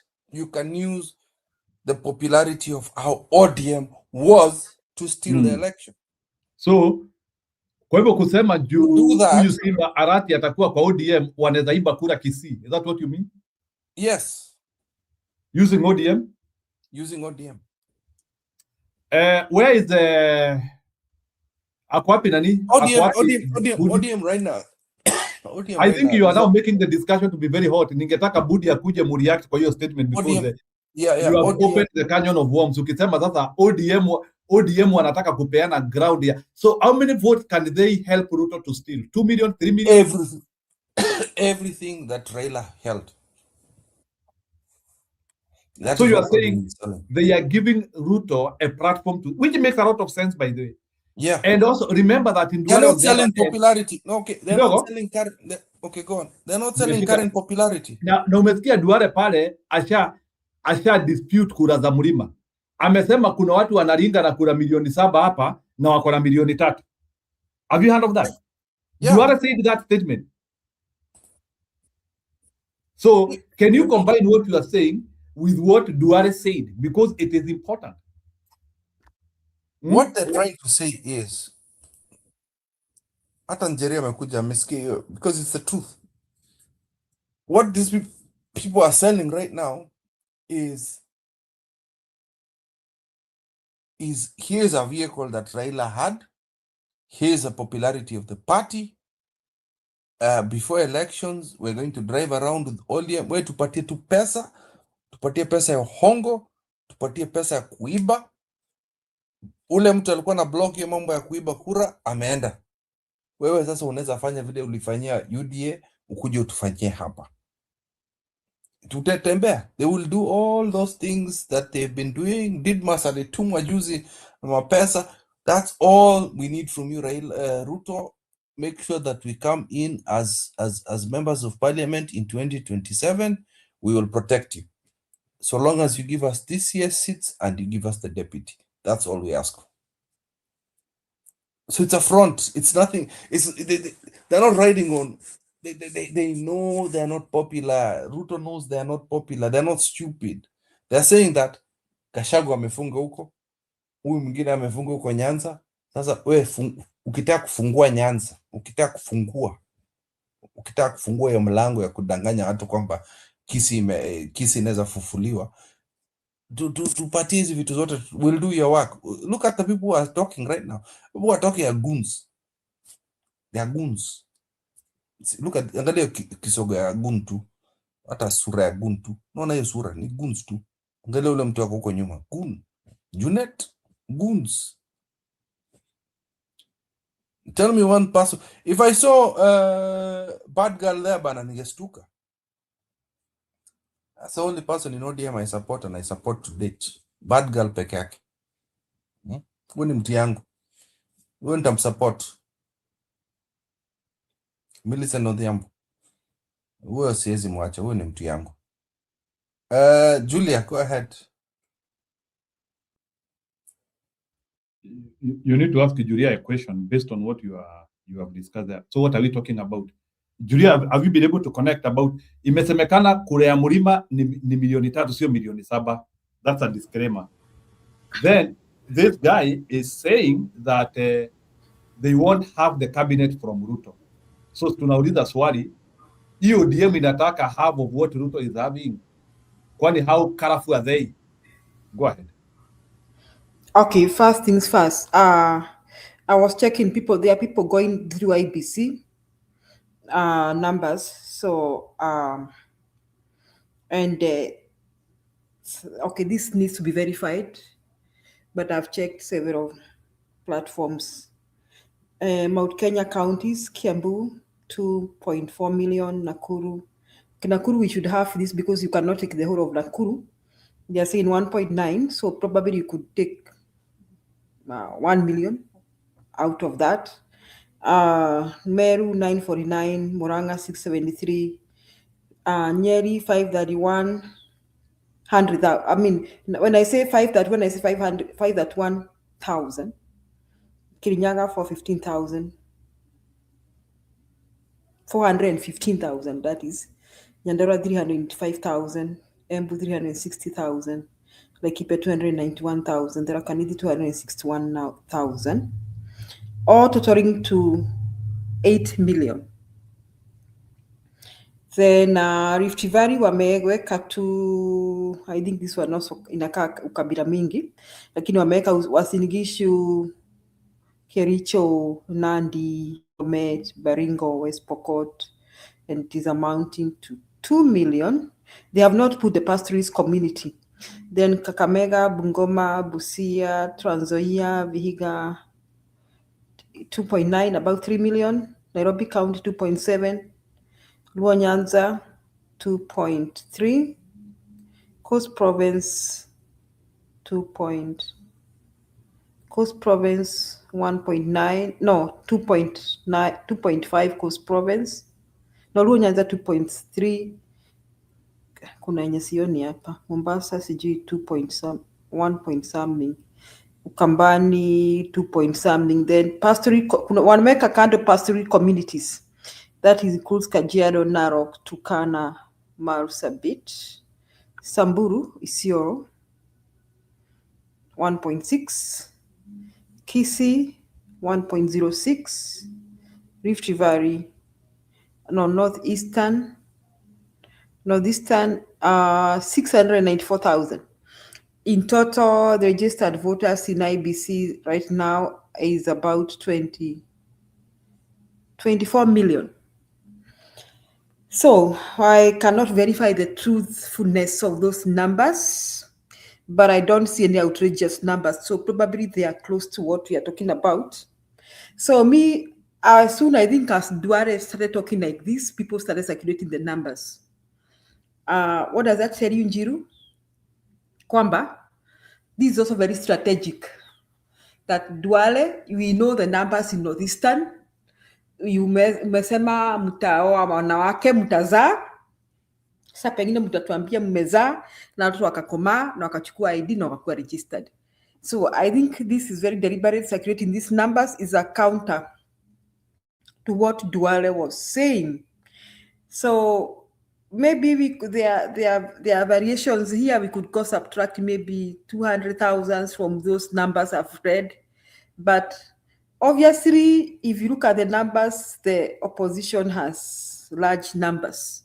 And anybody who will get the backing of Mount Kenya region is most likely to win or has a head start. So Jiru, you are saying Duale said 3.5. Hawezi badilisha vile kunaenda. He can't change it.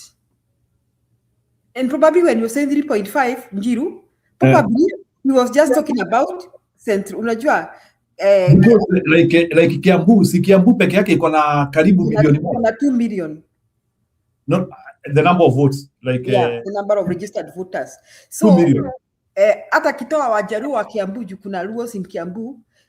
So na hii milioni 3, na hii 3.5 anasema ati wanalinda na wako na milioni 3.5 peke yake. He's just trying. Unajua amejaribu hiyo propaganda sana Njiru. And before Olkalau, let me say this. Before Olkalau, this propaganda would have discouraged Kenyans. You know that. But after Olkalau, now we know how to beat them. Hawata manage. Before Olkalau, Njiru mnakumbuka tukikuja hapa before Olkalau tukiambiana hakuna haja ya kufikiria juu ya uchaguzi. Do you remember that? We were all here very discouraged. But me after Olkalau, now I know we can beat them at their games. See, Duale ameanza kusema 3 million. Sisi tumesema ni 8 million right now. That is the messaging we are giving, that Mount Kenya region has over 8 million right now. That will be the messaging. And Duale is very bitter sana. If you listen to what Duale said, alianza kusema ati tukue na parliamentary. Juu watu wa tyranny of numbers wamesumbua Kenya. Ati hata wanaweza gang up just 2 regions na wanachukua presidency. Did you hear him say that these people tyranny of numbers can be ganging up all the time na wanachukua serikali? He even said that they can come up and remove the president. He said, did he say that? He said that. Alma alisema aje Njiru? I thought I heard him say that they can even gang up these people of tyranny of numbers. So that thing is. No, you see, Madam Julia, the problem with these people is the fact that they started this ID mission, Equity ID mission. But you remember the person that put him in power. Ile shida wa Somali wamepatia watu wa Amerika ni kubwa sana.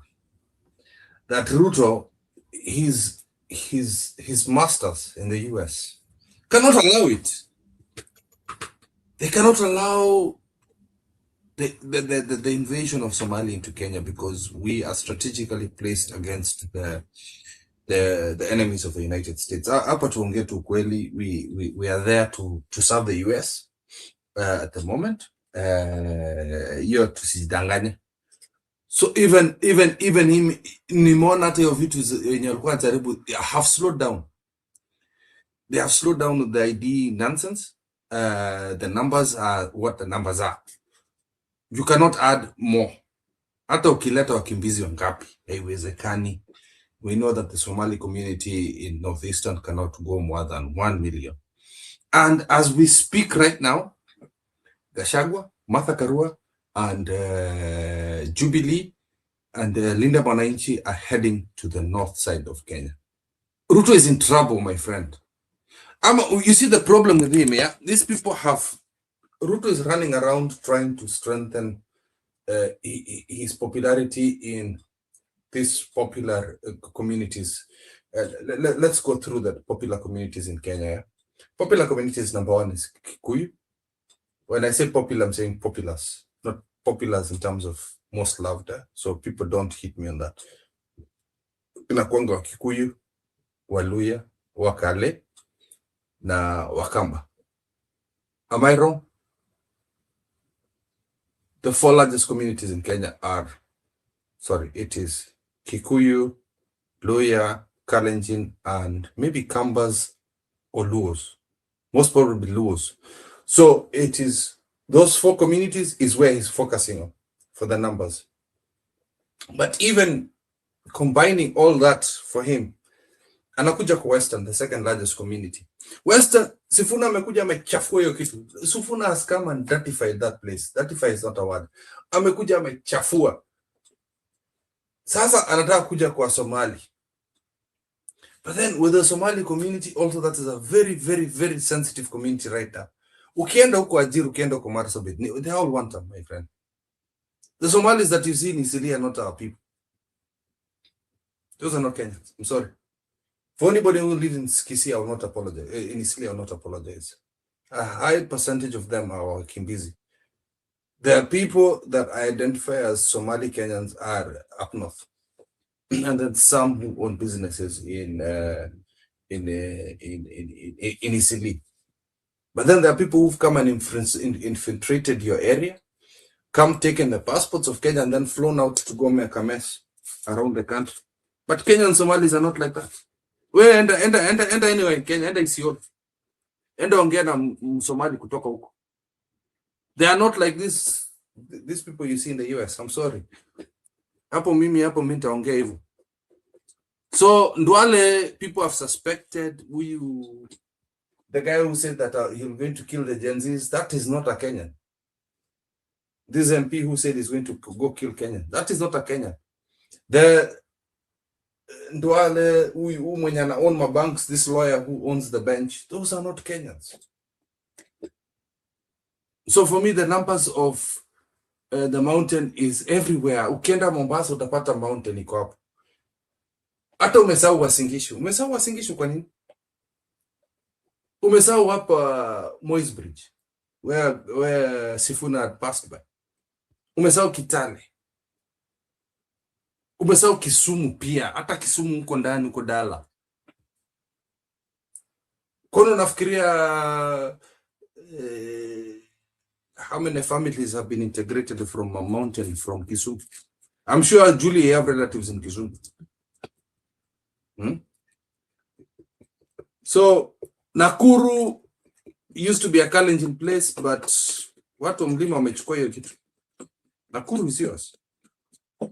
That is a fact. Yeah. So as for numbers, Ndwale is panicking because they are not doing the ID thing fast enough to be verified on IEBC.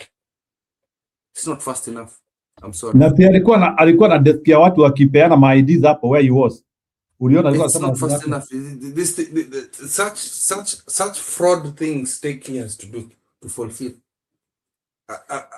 A fraud thing like that, you should have started in 2022. Ameanza late. You cannot all of a sudden have a population expand that big within 5 years. I'm double sure even. Overtake other people. Do you think even that can be very hold on. That can be verified in court. How can a population like quadruple in 2 years? No, my friend, no. Cannot. It can be verified in court. Yeah. And I've told you the international communities don't want that nonsense from Ruto. Go ahead, Julia. Sorry for the interruption. Njiru, if you listen to Duale, he was on a panic mode. Paka akafika mbali sema akasema tu wataoa mabibi wengine wazae watoto. Ulisikia hiyo alifinywa na Kikuyu huko kwa you know the highest section of the cabinet is Kikuyu. And you see they've told him to apologize. How can you come to a cabinet meeting and everybody's looking like at you like an animal? He's also a human being. It's bitterness, my friend. Kama ame apologize lakini him na Kasongo, they are panicking bad, and mpaka akasema ati Kenya needs to be a parliamentary system. Those as Raila Odinga used to, when Raila Odinga realized that it was an uphill task for him to get the numbers to win an election, he was the one who was campaigning for parliamentary system. So hii kitu ni kama imeenda Njiru. We just have to break our Kalau style. After that, we shall kick these people. Sarah is saying that they are everywhere in Kenya. Wengine watasafirishwa mpaka Amerika. Wameleta ujambazi wao Amerika. And sadly, some even get passports from the Kenyan government. And then wanakuja hapa kutuharibia jina. Jiru, do you know kuna Msomali kwa news hapa Amerika? Na kotina passport ya Kenya, which was proven to be fake later on. Alikuwa ameenda Philippines kutrain kuendesha ndege ndio kuja angusha ndege hapa. I heard of that story, and he was a Kenyan incidentally. A Somali. So he is a Somali, but ni kama wengine walikuwa wamepewa nini. Maybe Julia, as you speak, can you connect with what Sarah is saying here? I have news for you. They are everywhere in Kenya. Everywhere you look around. Kama anasema Wasomali wako kila pahali. I think that is in relationship with, again, pia Budi alikuwa hapa jana akasema that is what they will try to do. Au Wasomali watadistributiwa kila pahali Kenya with the hope of causing that magic number of 25%. How you build it like in Nakuru and Kiambu, I don't know. I listened to Budi and nilisikiza Alex vizuri sana. I mean, yeah, he has a point. So, as much as we say that we have the numbers, we also have to think about your 25%. And we know that we can beat Ruto in a good number of counties with that 25%. But then we should not forget Penya na Isaiah Bakura kama Coast Province. We shouldn't forget. We shouldn't play dumb. Unaona Njiru? We shouldn't play. Unakumbuka how Moi used to play? Mnakaa kama mko na numbers, lakini mmoja anaenda anakota tudogo huku na huku na huku. Mwishowe mnasikia kombele. So we shouldn't play dumb and just ignore that. We should remember that Ruto will try to steal in Narok. Ruto will try to steal in Kajiado. Ruto will try to steal in Coast Province, especially Coast Province. Mimi, my bone of contention right now na upinzani ni Coast Province. Coast Province is at their disposal. Na bado kila mtu amekoma kwake. I don't know when they are going to land there.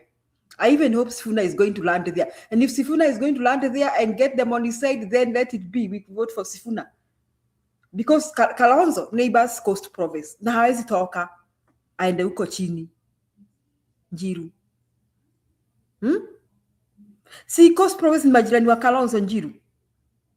They even his in-laws, those Mujikenda people. And I'm sure they say forget about Kalonzo. Forget about Kalonzo. You did not hear what Gachagua said. Sometimes you don't listen to that guy. No matter how much I may not want him to be in my political realm, Gachagua said he's coming to the US. I think it's this month, next month, August. And I talk up and end for a whole month. He'll be traveling, asking for money, for funding. And as he's doing that, when he comes back, after he goes on Timatan, he's going to Coast. It's one of the places Gachagua is targeting. Coastal region is gone. Sasa huyu mtu akienda huku mpatie miezi 3 Gachagua na apige ukelele yote huko. Do you know who Gachagua is? Do you know who Sifuna is? When these guys have said they've hit the counties they needed to do, they've done the major counties that they needed to do. Sasa nizi vidogo vidogo. So, and you are worried about Narok and Kajiado. That is locked. That is locked.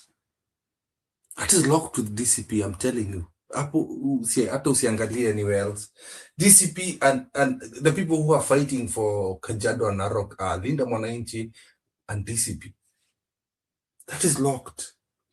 The ones that you should be talking about is the Turkanas, West Pokot, Wajir, Marsabit, uko juju, uko ndio nataka kuiba. Hapo ndio nataka ikuwe finishing touches sasa ile ya mwisho. Njoo is nothing.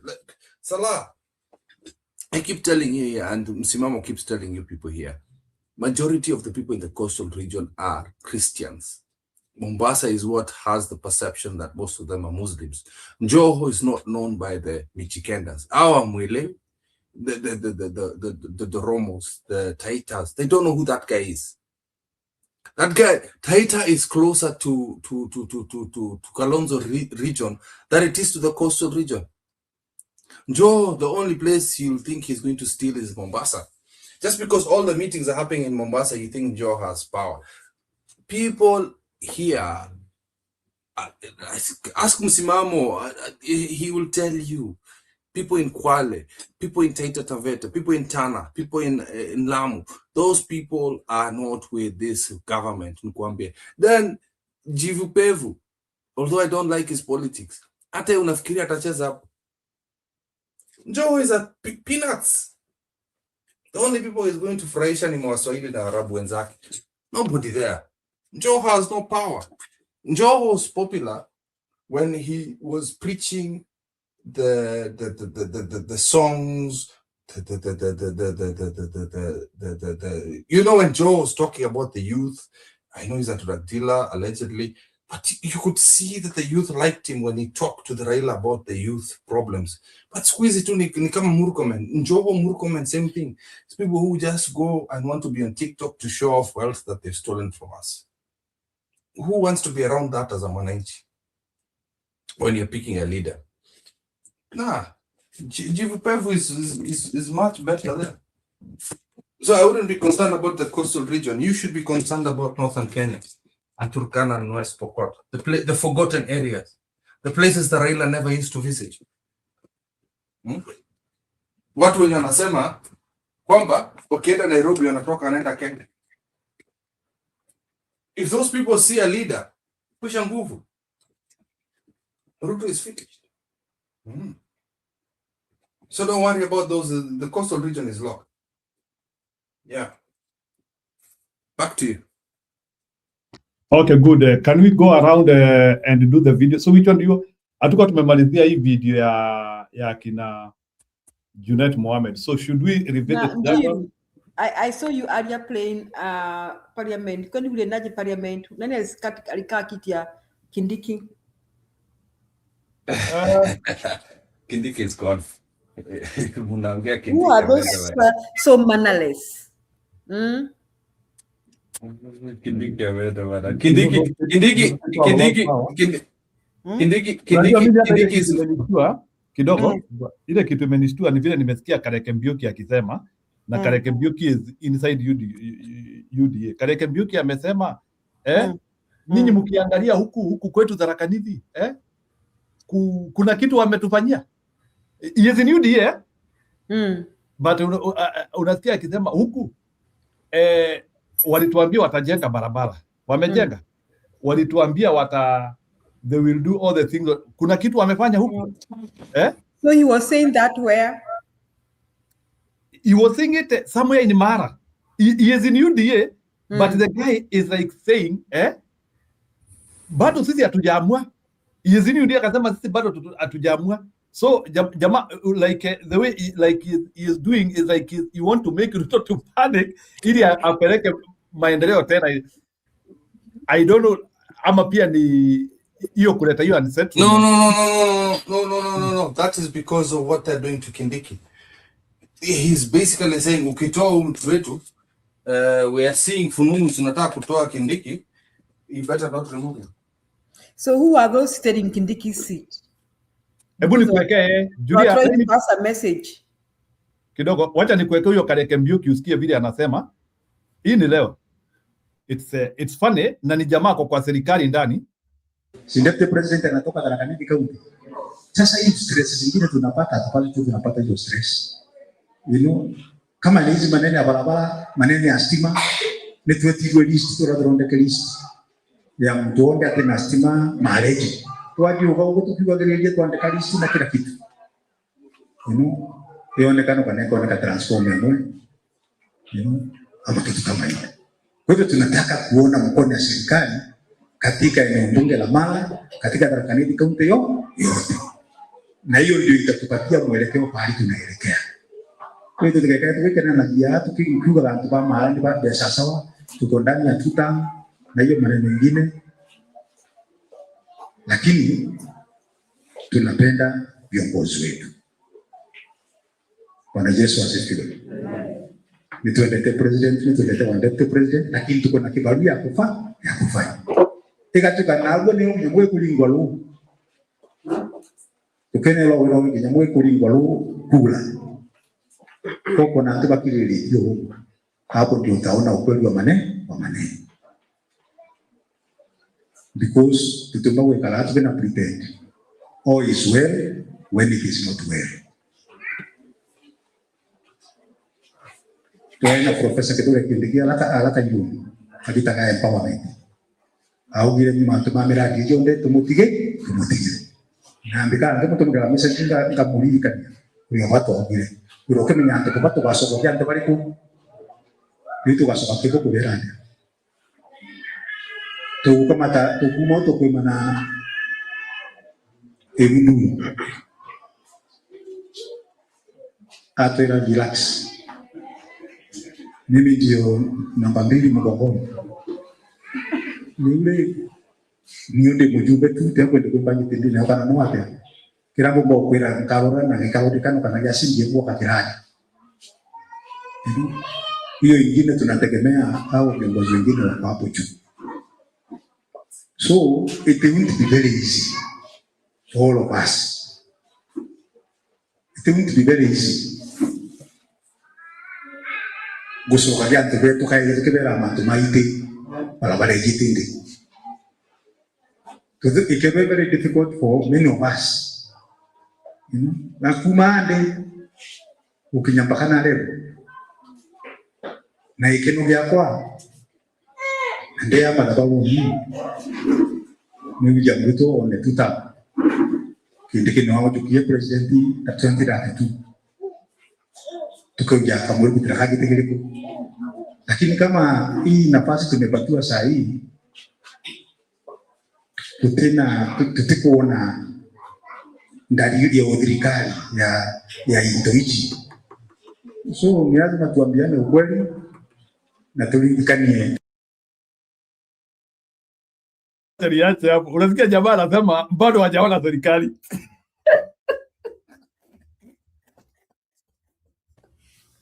So na kututame Na anasema hawajaona serikali. So Julia Kanini yake sasa nataka kumaliza because it is so funny. So wanagojea waone serikali lini?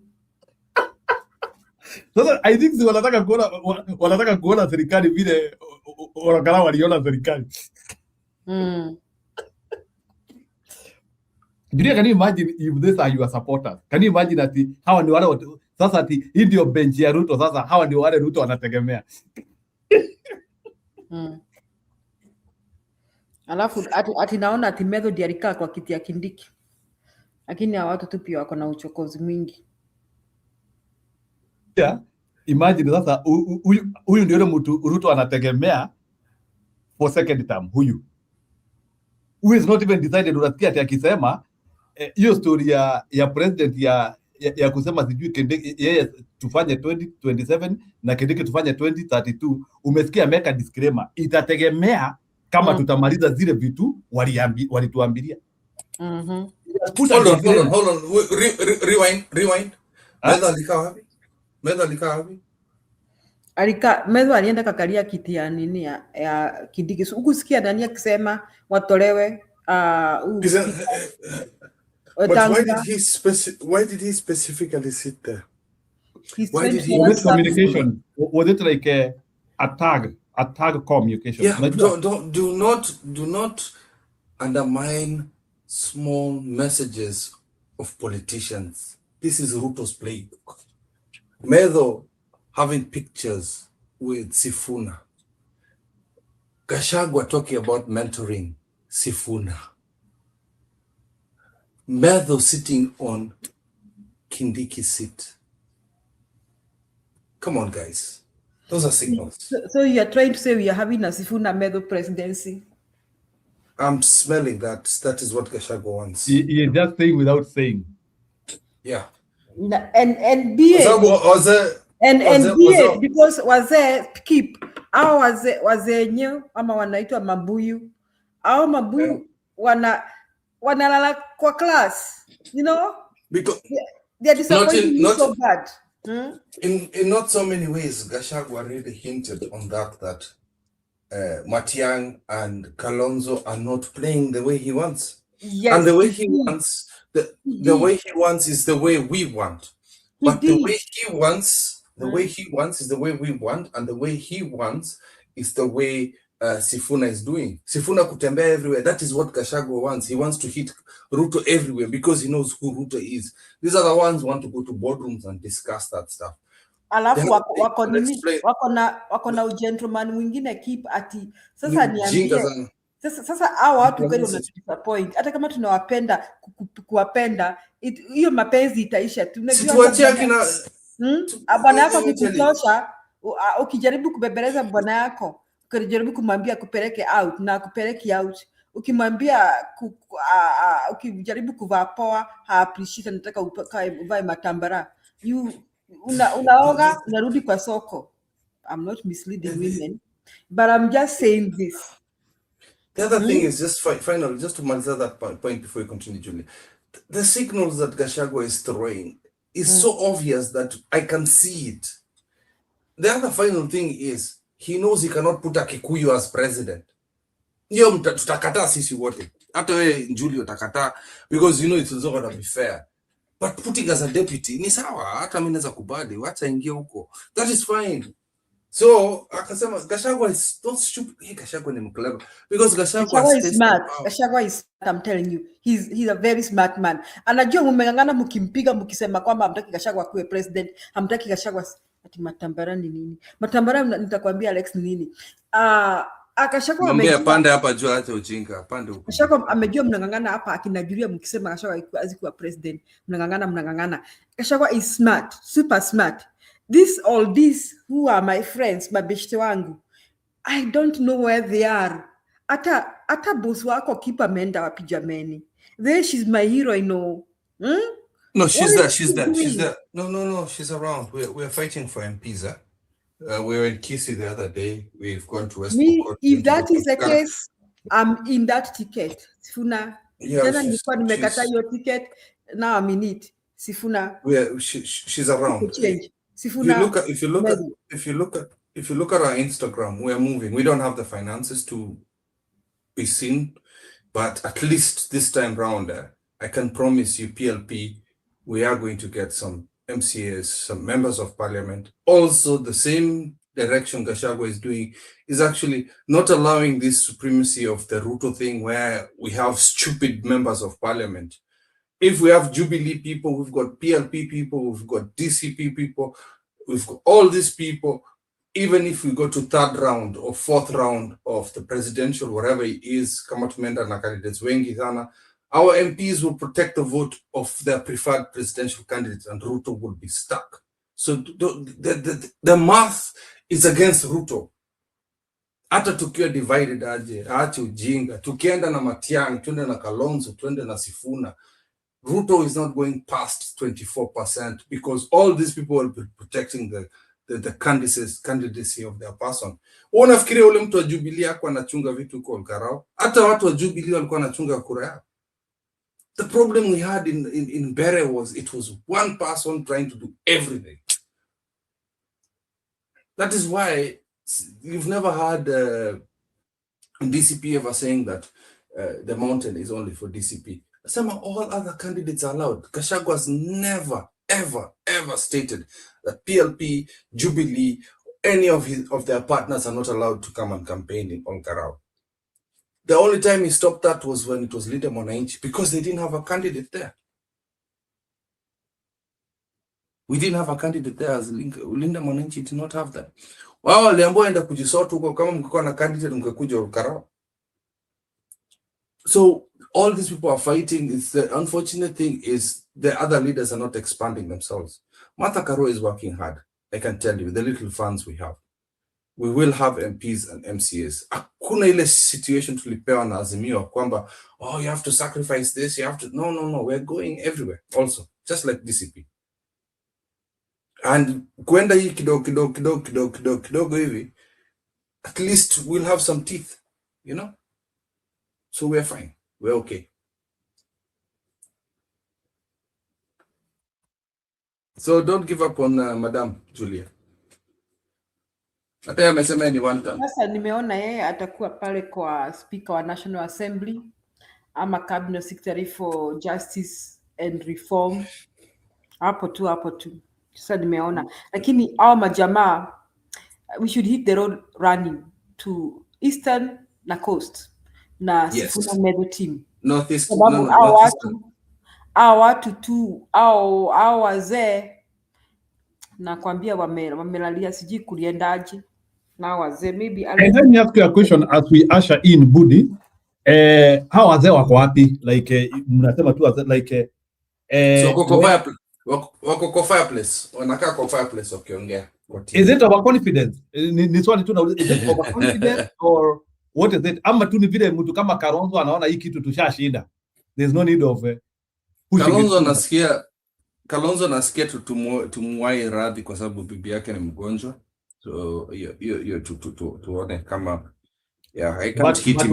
Why not explain? Why not explain? Why not say that you Kenyans, I'm together with you, but I'm occupied with personal business, so that Wakenya wache kumjaji. Sometimes you know, kuna vitu hata you cannot put that pressure on his wife, so no, but it's like you can ask for.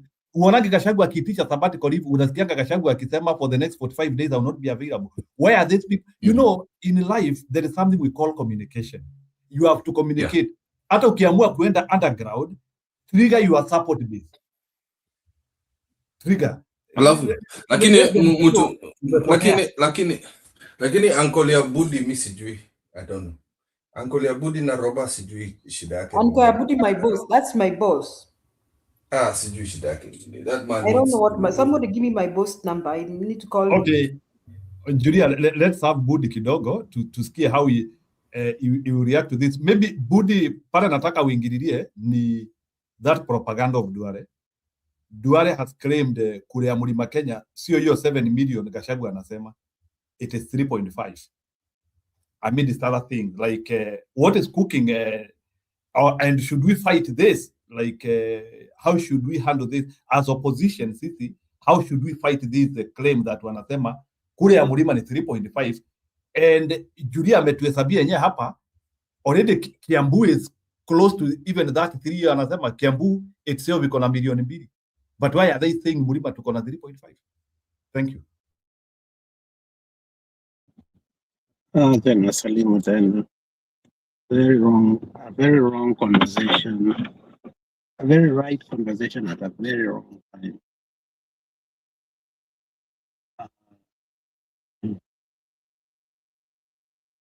This hurts, but anyway, it's a conversation that we have even had with Madam Julia, and we have disagreed openly. We have disagreed because at some point I worked with Kenya Bureau of Statistics, so I understand 1 or 2, 3 things. I may not understand it holistically, but I do understand. Njiro, unfortunately, the coziness between mountain and the reef was without boundaries. And Ruto himself is on the record acknowledging they lost an election, but when Uhuru Muigai Kenyatta allowed that maybe they should overturn it, so refused and slapped Uhuru Muigai Kenyatta, that's a story of another day. And the issue has been, and you know, and I know, we have never resolved it. When we go to Supreme Court, some of the evidences, tangible evidences of numbers that have been tampered with, and I can give, if I was at my house, I could go back to some of the findings. Mimi na Clavan, remember in last election, there's another guy who was in Massachusetts who had his family in Ohio. It was about 6 people. We went and from constituency to constituency to look at the right evidence of both when the election was nullified and the election last election, and the malpractice that actually the Supreme Court was refusing to admit. One of the things that you need to know is this. When Uhuru Muigai Kenyatta gave Ruto to head, remember there was a fallout when people like Waititu won the nomination for Jubilee, and Ruto put his own people through dubious means, and there was a fallout. And then Uhuru Muigai Kenyatta tried to come in, but then he put in Ruto plus his own son and Murathe and other people so that they could quell whatever was happening. Now, what am I trying to bring out? Over the years, yesterday we were talking about the 7 ways in which elections is stolen. So Ruto has been part and parcel of knowing what the mountain did right, what it did wrong. And the problem is this.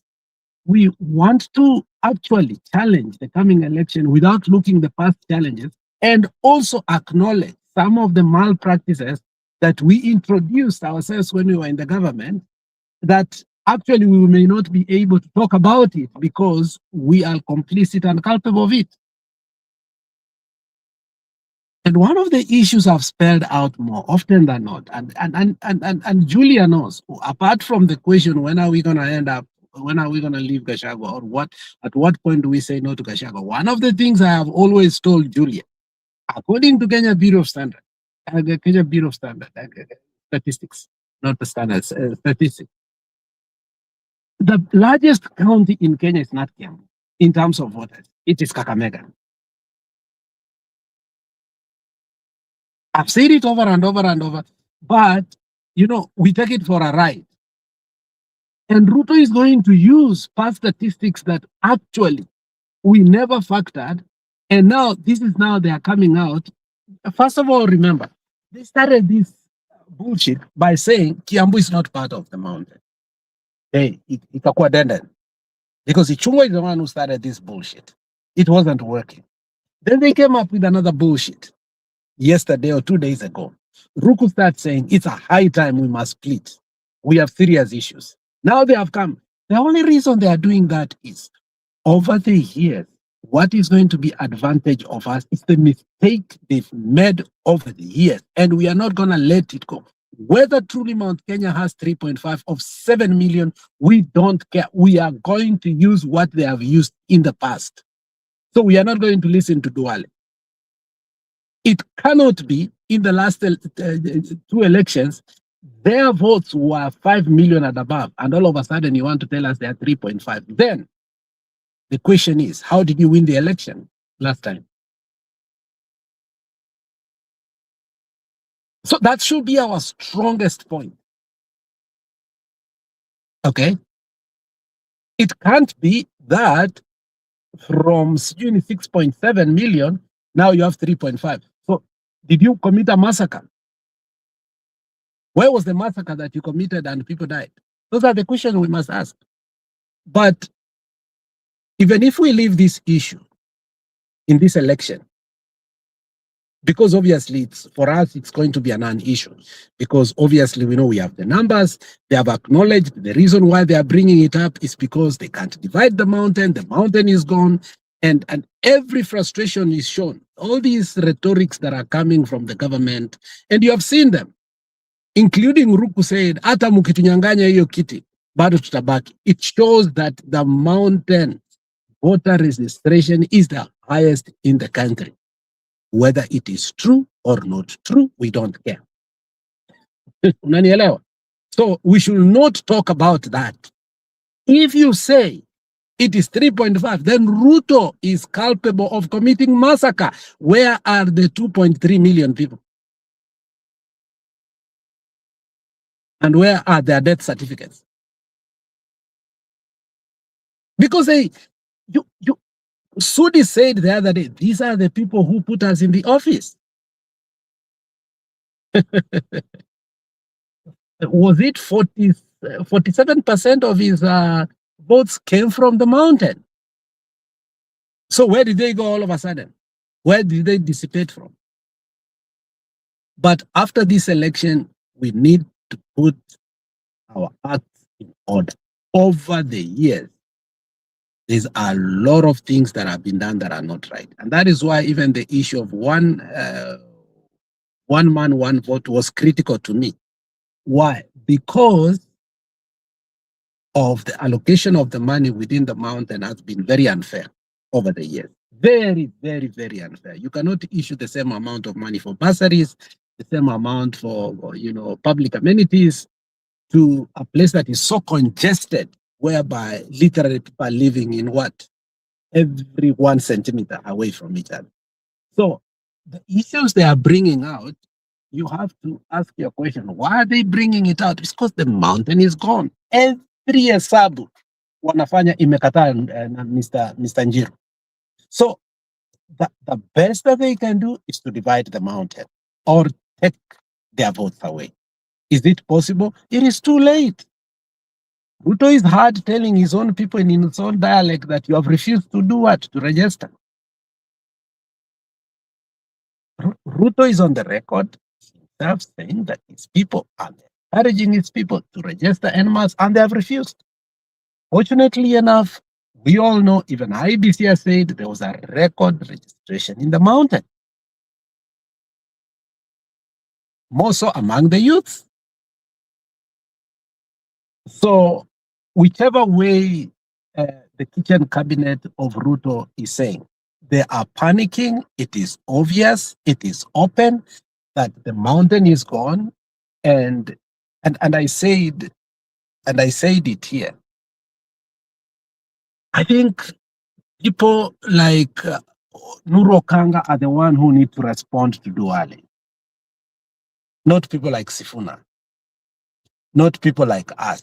Because you are not going to make Duale sentiments to be the narrative that the country is going to do what? To be discussing. You're giving the man mileage. Gachagua just detonated him by Mafisi Mpo. What he thought he was going to bring, ABCD. I mean, he just finished it like that. And now whatever he's saying is out of frustration. The reality is, and I see this.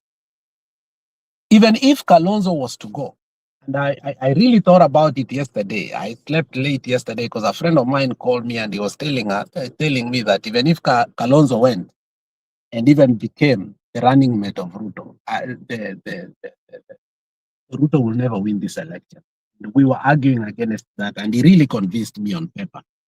So I think the people that sit with Ruto have clearly shown him the electoral map, whether it's called the electoral or the county map, on the basis of so far how the movement is going on, both Linda Mwananchi and DCP and Jubilee. More especially Nairobi, the numbers are not working for Ruto. Ruto, UDA will not win even one seat in Nairobi. Not even once, not even the MCA seat in Nairobi. That's the good Tell you news. something, Alex. Alex, can I tell you something? Sakaja was seen by my sister in church on Sunday. The guy is depressed. The guy hajakuja kanisa for so long. Anaonekana deflated kabisa. Ni kanisa gani? ACK ama ile? No, Catholic. Catholic. Ameumia sana. Ameumia. His heart. Of Go course, ahead. as long as ako kwa Ruto haezi survive. Na haezi toka juu ya kile ameshika. You know, Sakaja is palliating. Sakaja literally is not in UDA. Sakaja, even if he contested through UDA, Sakaja was an ODM candidate. Let's be honest about it. Sakaja has always been. Look at even his cabinet. When he unveiled his cabinet, I mean, Sakaja had 70% of his cabinet from ODM. Huh? So for me, I take seriously, with a lot of optimism, the response of all these cabinet ministers is because the intel they are getting is so frustrating. They are doing everything in their capacity. When you look at Murkomen speak, I don't know if you have watched Murkomen, you decide just to watch the last 10 videos of Murkomen, the pain in him. And then you watch Gachagwa's last 10 videos, the happiness in him. You can see the great divide. Unaelewa? So it's a messy thing for the government because it is too late. And I think they sit down in the cabinet, nothing is working. All of a sudden, Ruto now wants to give free maternity money for women. All of a sudden, they are confused. They are saying, oh, government-funded education fully funded by the government. They want to confuse us because it's not in the budget. And Mbadi is saying, don't be lied to. Like, it is totally absurd that right now it's a Tower of Babel. Unaelewa? Wahome ndio hao wanapiga kelele kuwa mbona mnatukana Wakikuyu, na Gachagua ndio anawaambia nyinyi tukaneno, hakuna mahali mnakuja hapa. So like they just don't even know what to do. So kelele ya Duale, it's not about real numbers, Njiru. You have to understand, hata wewe wakati unaileta hii kitu hapa, ni frustrations that hesabu haingii. Imekataa.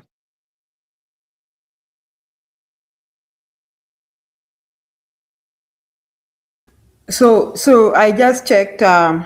Previously, I was looking at somebody reporting X. Sasa nimeenda kwa ChatGPT. Nyinyi mnajua kutumia ChatGPT. Nimeiambia iniangalilie numbers. So Kiambu has 1.275. Kakamega has 833,000 registered voters. Then nikaiambia inipatie total. Okay, first ilikuwa nimeiambia inipatie in terms of provinces. Na imesema Nairobi 2.25, Central 3.5, Central, that is Kirinyaga, the 5 Central Province regions, Coast 2.1, Eastern 3.6, Northeastern 0.87, Nyanza 2.8, Rift Valley 4.93, Western 2.05, in total 22 million according to ChatGPT, 20 million registered voters. Tena nikaiambia sasa inipatie the following counties: Kiambu, Murang'a, Nyeri, Kirinyaga, Nyandarua, Embu, Tharaka Nithi, Meru, Laikipia. They are tending towards 6 million, 5.9, 20 towards 6 million. So Gachagua is right when he talks about 7 million. He's not very far from the 6 million, from the 7 million. Yeah. About the back where he's talking about Mount Kenya peke yake.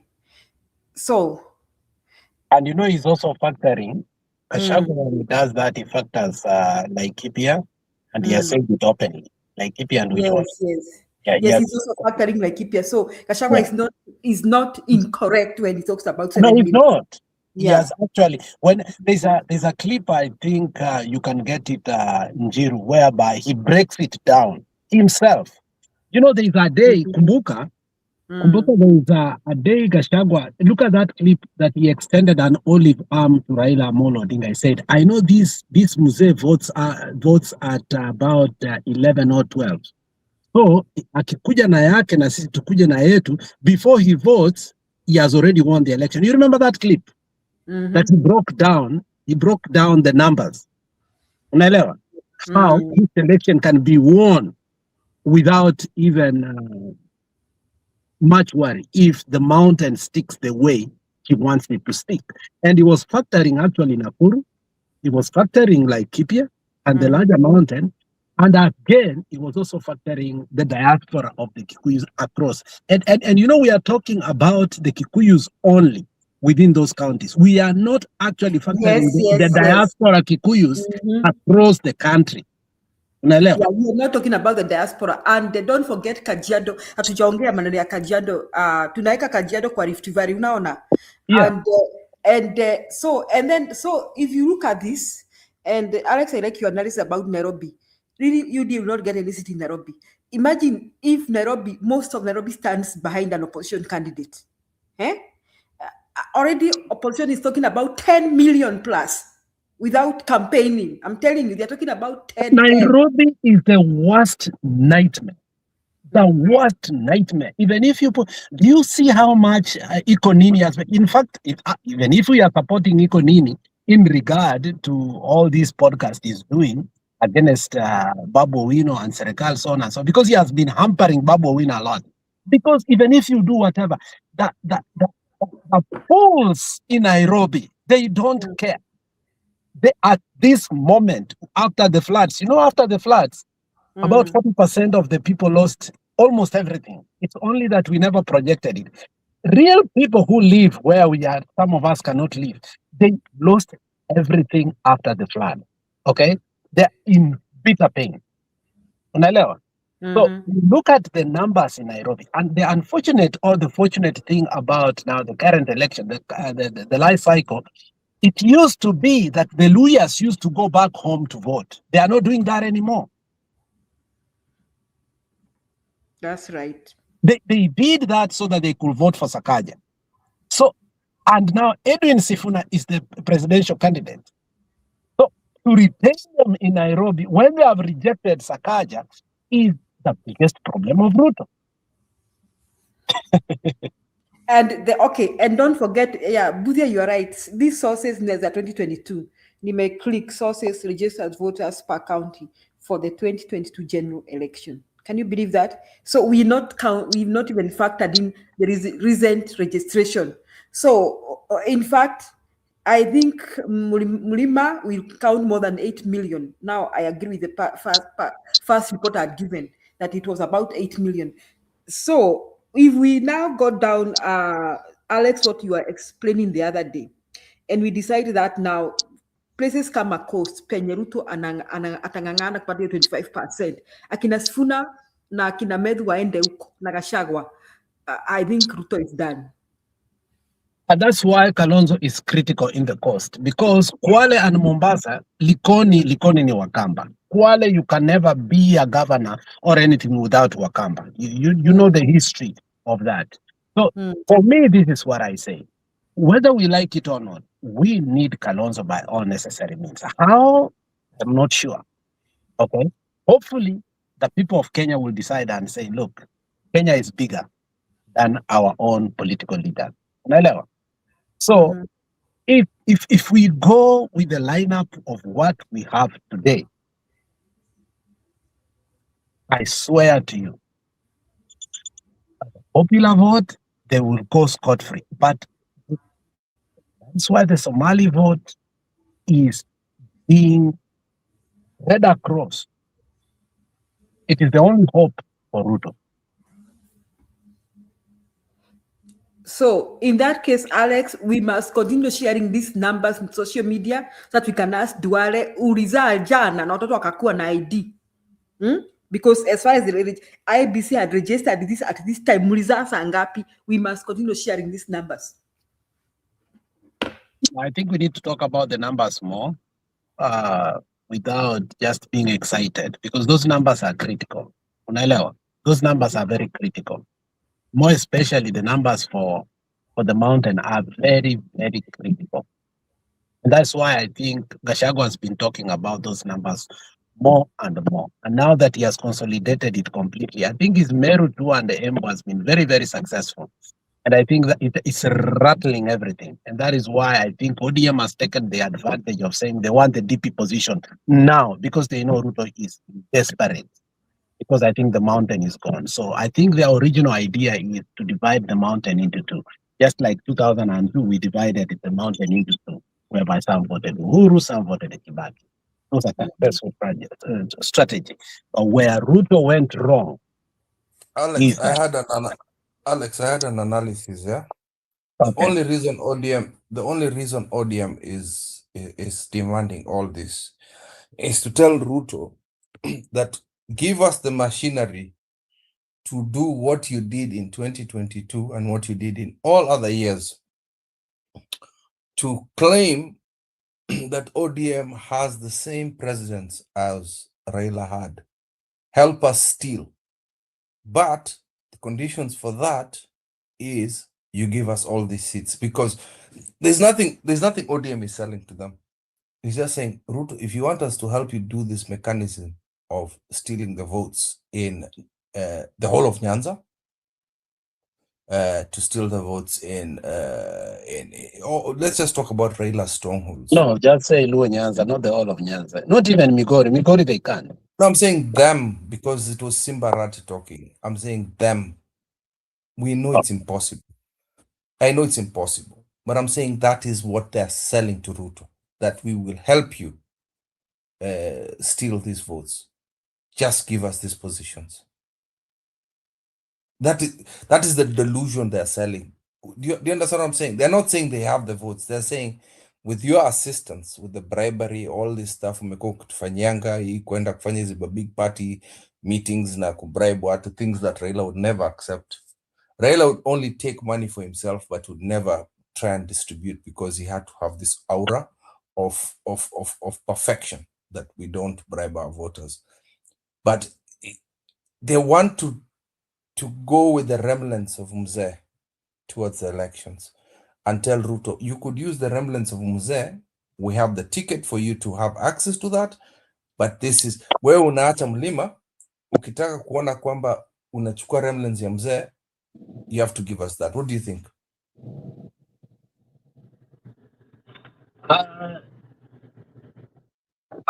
The numbers are so bad for them, even Luo Nyanza. If you want to know the truth, Robert Alai. No, they're bad. No, you don't understand. I'm saying the remnants, the staggery, the theft. They are trying to sell the theft. They're trying to say we are popular, yet we know they're not. Yeah, of course they will try, but Ruto knows. They're selling the remnants. Yeah, but Ruto knows the truth. It's a hyperbola that will not work. So even within the the Luo Nyanza itself, I mean, the two stops that Orengo had in Homa Bay and Kidu Bay resurrected the debate, and that's why you saw Karoli Omondi just laughing and say 40%, and then you still have 20% who are undecided. So it's 40-40, and then 20% who are undecided. Even whatever they are trying to sell is not 100%. It's a perspective they are selling, not even the remnant. If you saw what Robert Alai, which was, which kind of counteractive, which I kind of politically I kind of agreed. He said, if Nyanza comes as a block and pieces are willing, then you put Matiang'i as the leader, then we come Nyanza as a block, then it can benefit Ruto. But without Matiang'i on board, it was Robert Alai who was saying it. Without Matiang'i on board, Nyanza does not come as a block, then its vote is insignificant because look at the vote that you're talking about Nyanza vis-a-vis the mountain. We have already known that the mountain with the diaspora is about 8 million. I didn't want even to say that that number. I just let Julia know that we have the diasporans who are away. Now, if you look at the 8 million, then look at the total number of, and look at the traditional percentage of voting, even when Raila was the presidential candidate, it's about 70%, 72%. And then you look at that number, it doesn't come more than 3 million, it's about 2.3. Put it at 70%. I mean, it can even come to 1.7 to 2.2 million. Vis-a-vis 3 times to 4 times more. Even if they were to vote man to man, it doesn't add up. They've lost Western, even if you put Oparanya. That's why they are desperate, because the Kisses are not coming on board. They are putting Oparanya. Oparanya, even if it was to give them a vote, maybe it will be only Kakamega and not the whole of Kakamega. So they haven't even added anything. It's nothing. It's just a drop of rain in the ocean. So the coastal region is where we used to worry, but they are gravitating towards Linda Mwananchi. You saw when Oburu went to Kwale, it was a total sham. Everything they can in the coastal region.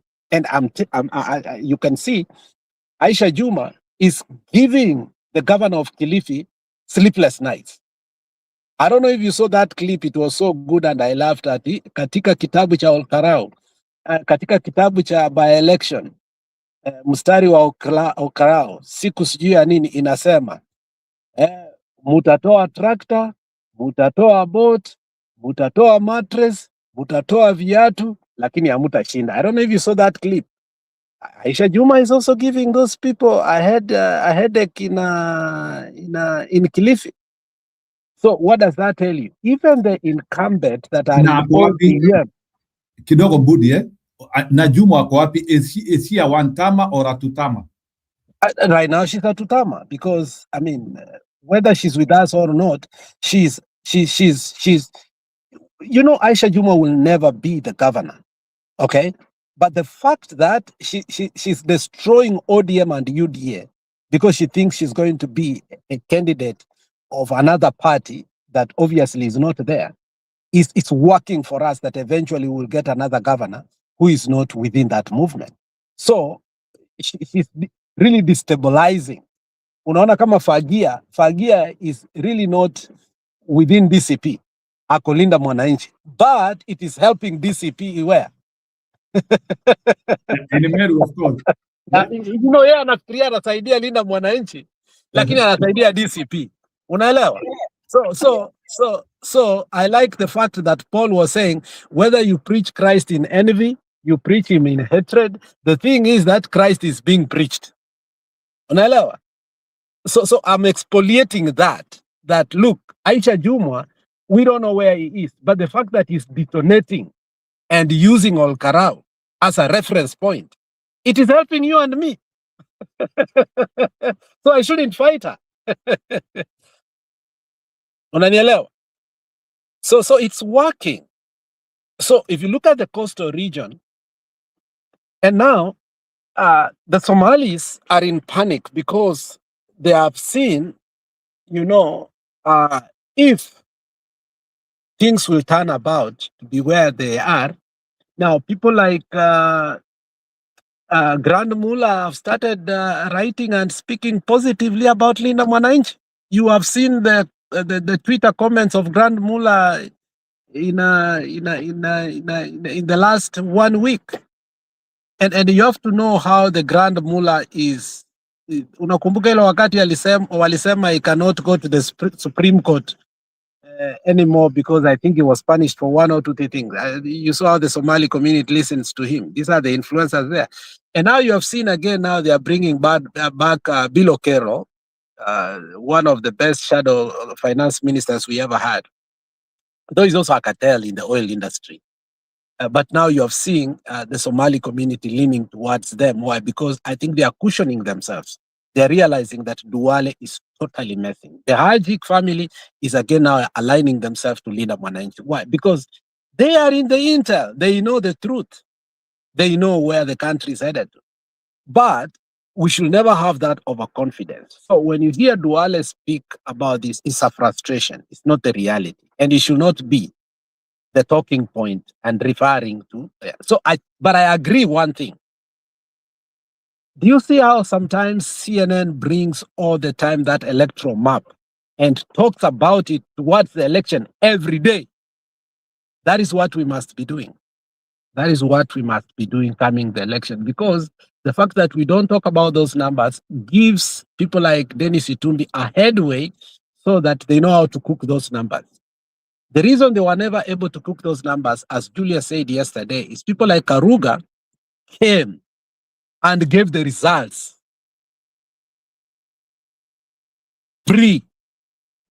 Actually, I'm getting a call here. Coming back.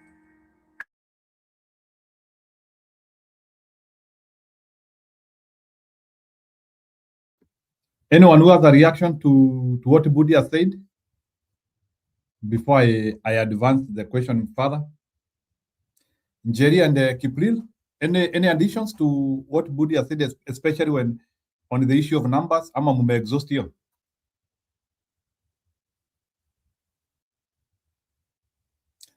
Okay, fine. So, Budi, let me ask you in terms of that. We have said traditionally, like there has been that prostration of tyranny of numbers. Then they came and brought some pundits who started talking of tyranny of small numbers. You had, so that they could make us panic.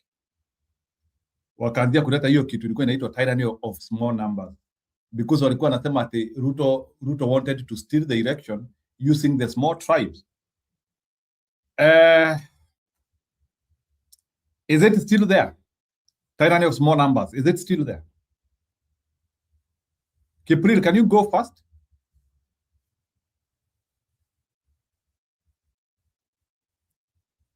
I don't know. Sorry, karibu niende kulala. Sorry, just sleepy. So, kabla nicheze video zako, is tyranny of small numbers still there? Yes, Or it is. mirage? It's still there. It's still there until these people pick up their socks, pull up their socks, and start traveling the country. Inafaa kwanza yesterday. I had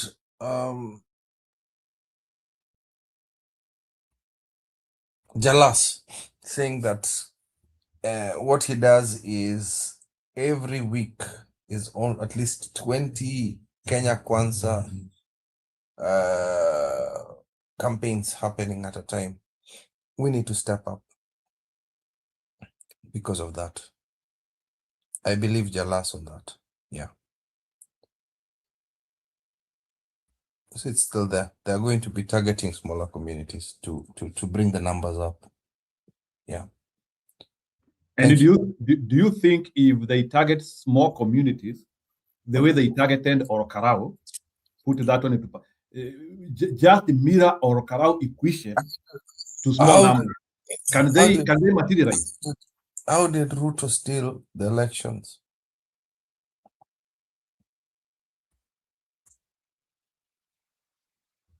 In places where he had a lot of votes.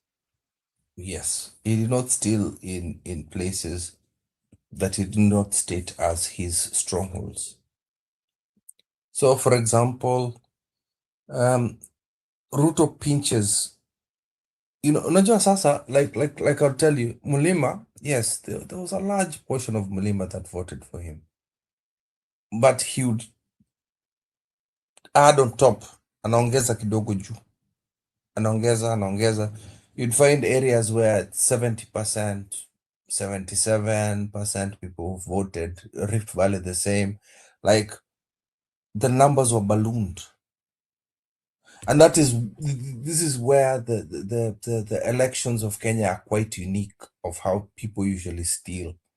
they steal where there's small margins, where you give them a space to move slightly below them.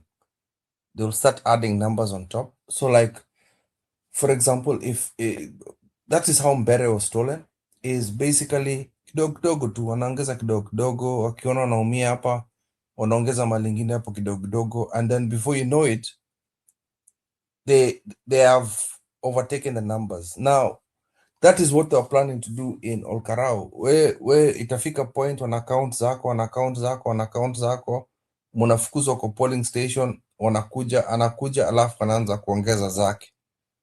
So unaona tu the true numbers start in the day, wanaeka yako. So that is how they steal. Very unique. It is gradual. The theft in Kenya is very gradual. That is why it takes them a week to count, not 1 week to do that. So now, if all these areas are blocked for him for doing that game, he's going to do the same in Somaliland. Although you've seen Somaliland are not with him. I told you, rural Somali are not with Ruto. Whoever says that is lying. We've seen so many clips of those people. Attack you to. They don't want him. He has to have bodyguards because they know they will shoot him. He cannot even go on top of a vehicle. Ooh, just look at all the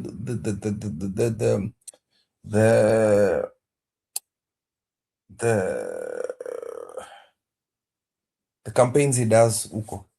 He stays in the vehicle and anatoka na kwenda raka very fast. So that is why he wants to steal. Itinerary of small numbers. I think it's Itumbi had advised him that. So that is what Akina Gachagua need to go and protect that vote also. The West Pokot, the Turkanas. I think Julia mentioned the Ma community. I don't think that one is locked to DCP and Linda Mwananchi.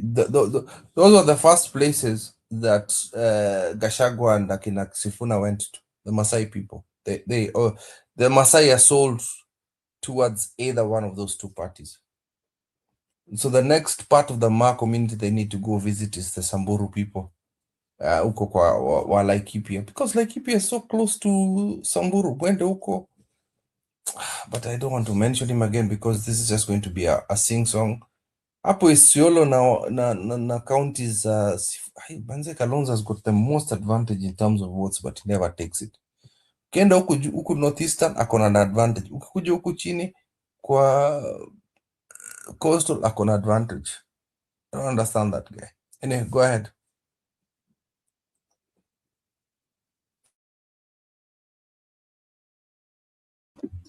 Okay, Njeri, can you react? I really wanted Budi also to react to that. So Budi, please, you can come back again.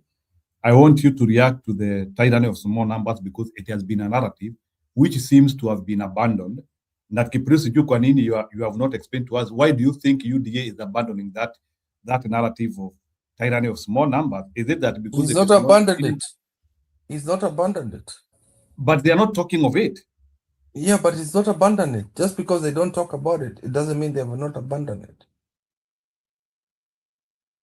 They've not. It's also what keep is straight, they've tried to steal okay, vile mimi nafikiria. They'll try to steal kama no this time they'll try to claim the numbers, the turnout was so big. North Rift, they'll try to claim the turnout was so big. Even where watakuwa rejected in North Rift, they'll still because it may be kind of difficult for opposition to really push Ruto in the North Rift. So hata places kama Elgeyo Marakwet nimesikia wanapanga kutoa MP wa huko kwa sababu hata he didn't even vote. Can you believe he was not bought? He didn't even vote to oust Gachagua. Njiru MPs wa Mount Kenya region were bought. Na kuna MP mmoja wa Elgeyo Marakwet that was not bought, that voted no. There is one that voted no. Kuna watu, Kenya has people, men, total men, who refuse to be compromised. So I understand that Murkomen is walking around saying vile watamtoa bunge, your MP. Now, but still, they will try to steal in Elgeyo Marakwet because Kenyans should assume that hao ni wakale na wako nyuma ya Ruto. So I hope akina Gachagua they are aware of that and they know what to do to beat that. Because mimi nauliza swali, mtu akisema alikuwa wamepiga kura 90%, kwa nini kwenyu hamwezi piga kura 90% pia? Njiru? I hope you are getting my message. Yeah, 100%. Mimi Kenya na nimekuwa huko watu wakipiga kura, so I know what happens. Ati kama Ruto atasema ati watapiga 90%, kwa nini Mount Kenya wasipiga 98%? Here we'll cross the river after that and the bridge after that tuongee kama Kivuito tulizana nani alipiga kura 100%. What happened? Because Ruto should be told that he doesn't have the monopoly of doing what he's planning to do. After all, IBC officials ni wale wa pale kwenyu na presiding officer ni wale pale kwenyu. So they'll try, what Kipi said, they'll try to claim that where they have the majority, wamepata big numbers, everybody has voted. Ruto will try to do that. So I hope opposition, they're aware of that. They are not expecting ati waambiwe ati Nyeri ku 60% wame turn up. Na Elgeyo Marakwet 90% wame turn up kupiga kura. They shouldn't buy that. They should be proactive and do something about it.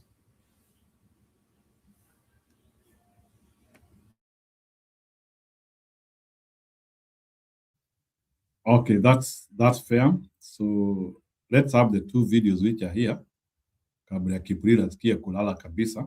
Kipril, let me have this videos of yours. Sijui kama hii tulikuwa tumesikia much of we had heard much of every region of this country, every tribe. Therefore, every person will have a share. You have reached the kiwango of being now a presidential candidate. And for those who have reached that level, we wish them well. We were praying for them. Oparanya, as you know, is a senior member of our party. He was the deputy party leader for many years. He has been the right-hand man of Baba, Raila Amolo Odinga, and he has deputized him for a long period of time. And he's an experienced leader. He has been a cabinet minister. He has been deputy party leader of ODM. He has been the governor of Kakamega County for 10 years. His CV speaks for itself. Yeah, his CV speaks for itself. But as I've told you, we also have other contenders who also have this as good CV as he is also.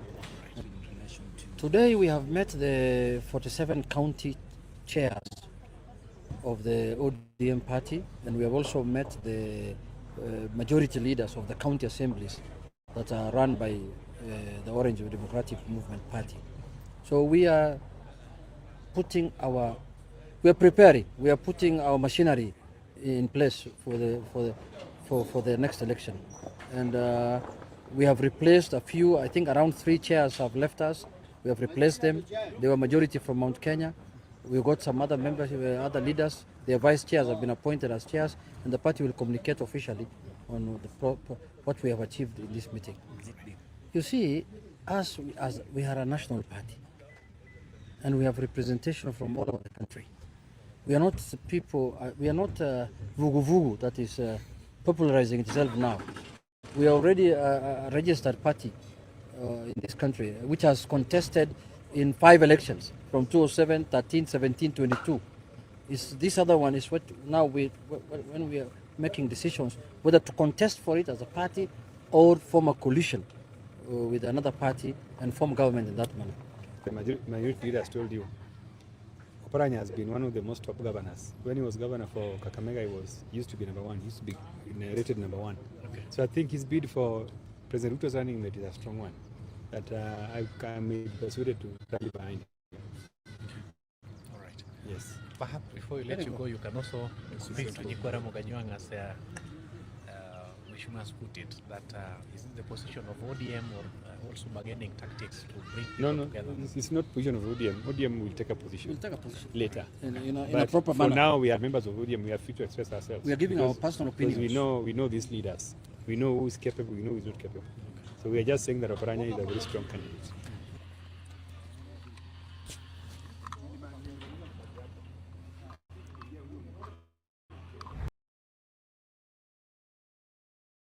uchungu sana, maana nafasi yenu inaondoka. Lakini wakati wa Meru walitoka asubuhi wakamchagua mama kiongozi awatetee, awasaidie. Nyinyi pamoja na Ruto mkashirikiana na makatelu, mkanitoa kwa nyumba ambaye Wameru walikuwa wamejenga wasaidike. Ni kama kununua shamba, ni kama kujenga nyumba, ni kama kuweka TV, kuweka meko, kuweka mattress, alafu mwanamume mwingine na mtu mwingine anakuja anaingia kwa hiyo nyumba. Hatuwezi kubali kama Wameru muharibu nyumba yetu. Vile unasikia uchungu ndio Wameru wanasikia uchungu. Na sasa kitaeleweka na Linda Mwananchi. Lazima hiyo uchungu Mungu alipishia Wameru na Mungu analipisha na atalipisha. Na kuambia hivyo Kindiki. Hapa kitaeleweka. Na sasa Linda Mwananchi na Sifuna tuko ngangari ili haki ya kina mama Wameru ambao walitolewa kwa nyumba yao ambao walikuwa wamejenga irudi. Heshima ya Wameru irudishwe. Usisikie uchungu. Kila mtu anahisi vile unahisi. Maana mlifanya madharau, madharau kwa madharau itarudi kwenu na Mungu anaishi na kuna Mungu mbinguni.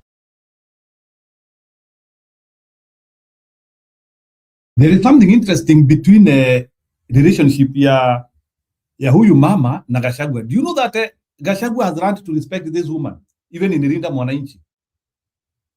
You can't touch that place. Can you help me to understand, like? No, you see, hold on. You've got to understand the dynamics of Gachagua's territorial behavior. Wakisema ni territory yako, Gachagua will respect you. See, this is the same respect that Gachagua gave to the DP leader. Sema you're the senior most in Embu. Chukua chance yako. You understand? It's about respect. Those are the kind of things I think, and those are other than all those negative things I see on Gachagua. Gachagua has respect with people's territory. In terms of West Mulima, I hate separating them. Gachagua will not let anybody come and do rubbish in Kikuyu land. And I'll tell you the truth with this mama, Gachagua respects her. And Gachagua, if they discuss it, it's going to be her, her territory. And Gachagua will respect it as long as they'll have partnership with DCP. Which is okay. Yeye tu kazi yake tu ni kufungia Ruto. That is it. And she's more stronger than Muturi. Mama si mchezo. The youth in Meru love her. And I think her party can expand up to Tharaka Nithi. Because those are Merus too. Yeah, go ahead. Play next. Same ground inaitwa poster ground, the same ground, poster ground. Tulienda na baba Raila Amolo Odinga, same ground, a bigger crowd than hiyo yenye ulikuwa umeona jana, bigger than that. The same Bungoma, hatukupata hata kiti moja ya ODM huko. Do you know that? Kwa Bungoma atunaga viti za ODM na za Azimio huko. Do you know that? I know. So I was not surprised. Watu wa Bungoma ni watu wa kuwelcome watu na siasa any day. Umeona Didmas Baraza jana ama leo umeona? The crowd Didmas is talking to today is as big as yenye walikuwa naongelesha juzi. Or you think I'm lying to you?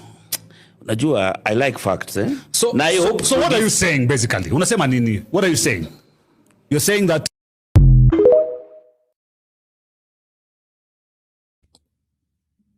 nafikiri kwamba tutagawanyika, tuko united. Tukijaribu kupasuka hivi, ukikumbuka kwamba Ruto anaweza kuwa president tena, tunarudi tu pamoja.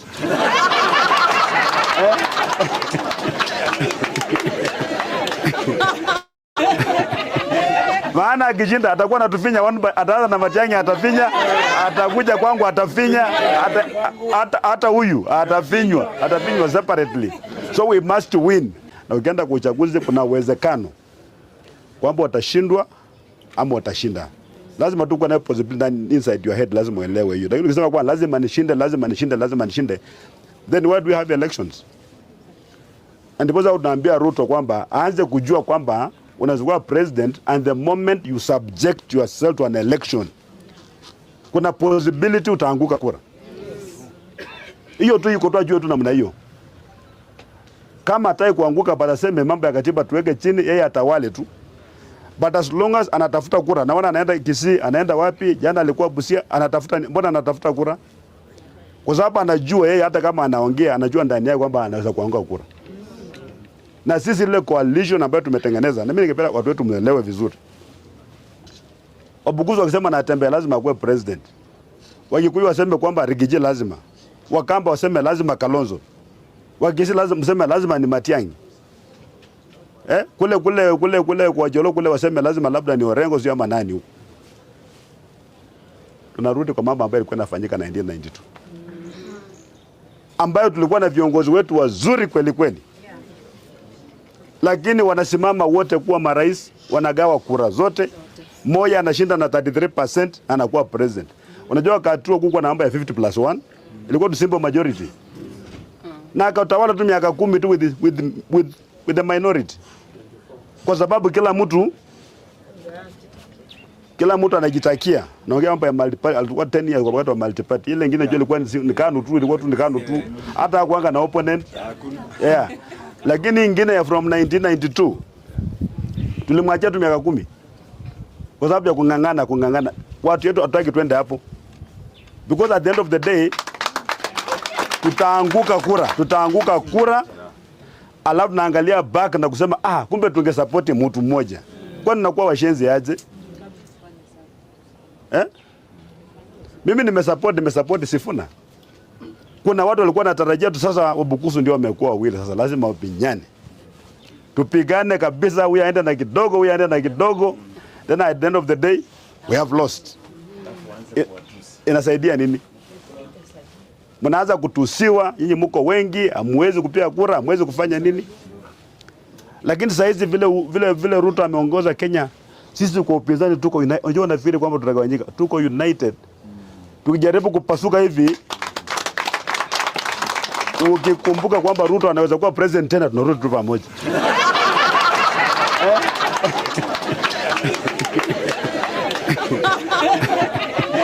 Maana akishinda atakuwa anatufinya atakumbuka kwamba Ruto anaweza kuwa president tena, tunarudi tu pamoja.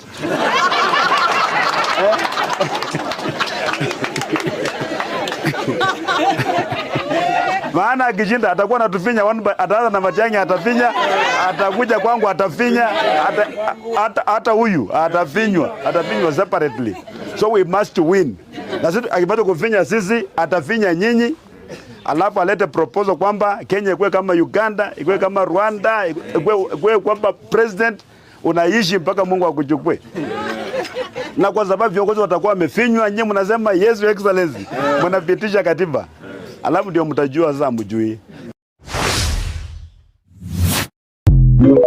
Some videos you don't mix them with others. Kipriri itabidi kwanza mreact hiyo. That is too heavy. Julia, that is too heavy to be mixed with others. Please. Kipriri utatusamea, lazima we have to react to that one, alafu nicheze zingine. Kila mtu dakika moja. Kumbe Sunday Natembea can be comedian and comic and realistic at the same time. Sasa hapo ndio Ruto akona hope. Na watu na unasikia tu watu wanahangaika huko sijui nini sitaki we. No, it's not about that. I'm just remembering the time Gachagua said that he went to visit Uhuru. Everybody knows Ruto is a revengeful man. If this guy goes for this, sisi ni watu wadogo, we're okay. Tunaweza ongea juu ya Ruto hapa tukue sawa. He'll come for us later on in life, but not now.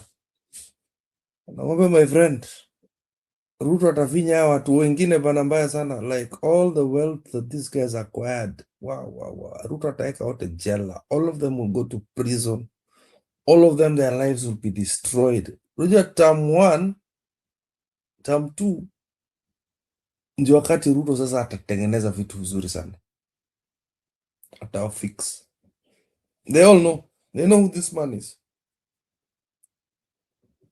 They're desperate for the nation and for themselves. They know who he is because the kind of animosity and the kind of bulldozer behavior that Ruto has done. Hata Uhuru haezi fanya vitu kama hiyo. Hata Kibaki, hata Moi mwenyewe has not done half the stuff that Ruto has done.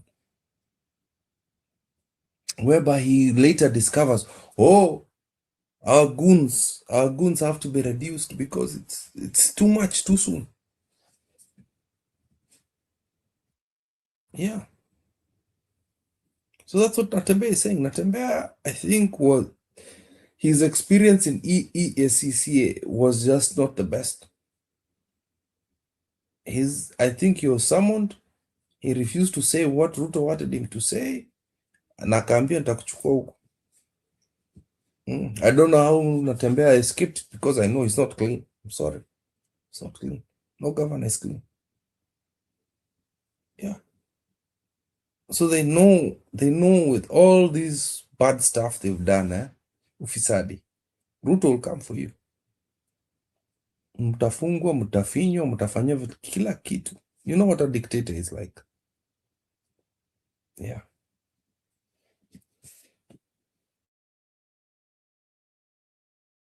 Julia, any reaction to that? Natembeya? I think Julia ametuacha kidogo. So let's have the others in line. Inaweza fanya Ruto asikue rais tena. Ni ajali ya barabara, awe mwendawazimu, au amekufa. Okay? Na hizi zote Mungu tayari atamuepusha nazo as we go into 2027. So kumaanisha Ruto anaenda kuwa rais. Psychophant. Huyu jamaa shakani kukua psychophant. I will not comment about that. I want you to watch. This man has been dispatched to do this. Akothee said 350 million Kenya shillings has been sent and has been spent. Actually, a very good friend of mine. Yes. Very, very good friend of mine. Okay. It's only that now we've not seen each other for a very long time. Yes. And there's no way I was going to run for Senate if he was running. Yes. You get what I mean? How do you know he's not running? He's not running. How do you know? Have you had a chat with him? I'm part of people who consume very raw intelligence. So yes. I saw that gap, and I've always had this big vision. Yes. I would go for my second term in Lang'ata. Yes. But so anasema nani aliona hata run ni Sifuna? Yeah, Sifuna. Just listen. This guy is a cartoon, bana, and I don't know he has. When was this interview? Like he is saying he knew that Sifuna would not run for Senate, and so he is accepting that if they were in the same barrel, angeshinda Sifuna. Let's agree on that. No. He's exonerating himself that he was sent. Just listen to the rest of the interview, you'll get it. I want to have this perspective of how does running a county looks like? How does the county campaign look like? Because, of course, if you followed me, I like moving forward, progressing growth from time to time. I have a vision one day I'll be governor of the city, of a great city of Nairobi. So you're on your way? I'm on my way. So you are not being used by anybody? No. Who would use me? Wanasema Jalango anatumiwa kuchapa Sifuna. Na nani amekwambia? Nani huyo? Mimi nimesikia hata mimi na consume raw intelligence. Wanasema ni nani ananitumia kuchapa Sifuna? Wanasema kule juu. Nani? Juu zaidi. Why do you people always put issues with the president? Yeah. When we have not said the president. Tumesema tu juu. Juu zaidi ni nani? Juu zaidi. Kuna watu wengine katikati hapo. Hakuna. Ukishasema juu zaidi. So there's no way. So you say you are not going to run if Sifuna was running. Now Sifuna has come up with a lady called Faith. Very beautiful and very tough. Do you fear her? President, you are running against president. That's the least of president. You don't go to any war with fear. Yes. You face every war as a man. Do you find her a big challenge? I know. She's the least of my worries. Who else wants that seat? I don't know. So far, you must know. The only person you say you consume raw intelligence. The only person running for Senate worth talking about is Jalango. I'll go Faith Odhiambo. Okay. Kwa ODM, unajua mambo yako sasa ndio inaanza kuiva. Kabla hujapata barua ya ODM, mambo yako bado. If you know how to go forward, vile ya kufaulu kwa siasa, ni upate barua ya ODM. Bas, mambo yako hiyo ya disciplinary hiyo.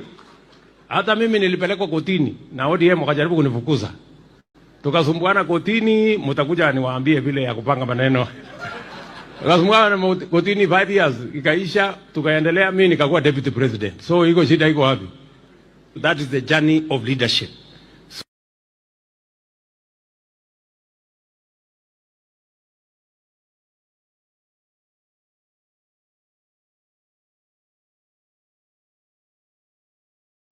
I think we will fight like Japan versus Argentina. We will leave it all on the So Njiru, so he's trying to confirm that even Sifuna will get somewhere after kusumburiwa na ODM. Yeah, of course, he is claiming that he is trying to become a motivational speaker. Like you can get problems and still overcome them, but he's not a monopoly of overcoming. So many people can overcome. Okay, yeah, I think Julia, you're right. Now to requita, we were not able to hear you. We wanted you react to the tyranny of small numbers, and you also I reacted towards that. So you can react to Jarango saying he doesn't fear Faith Odhiambo. It's like, I didn't know like actually Faith Odhiambo is going for Senate in Nairobi. Do you think if Faith Odhiambo, the former president of LSK, if she goes against Jarango, she would actually be poised to defeat him? What is your think about that? She's vying as a senator? Yeah, Senate. If she vies with the right party. According to Mwananchi, wako na Sifuna. Yes. On the side And like if Gachagua threw a weight behind her, she would obviously win. Yeah, hoping that so bado hiyo city ya governor Nairobi ndio, I don't know how they are going to settle. So maybe Kiprino, you can advise us, is Babu Owino still vying for Nairobi governor as we speak? As is the most sensitive seat after the presidency. That one. And that is what is going to. Na tunaipangaje kama upinzani ama it will be a seat for negotiation? I don't know. That one is very, very tough. And I think that would be one that ama ndio Babu Owino unasikia akisema Gachagua timu, Gachagua tiagas.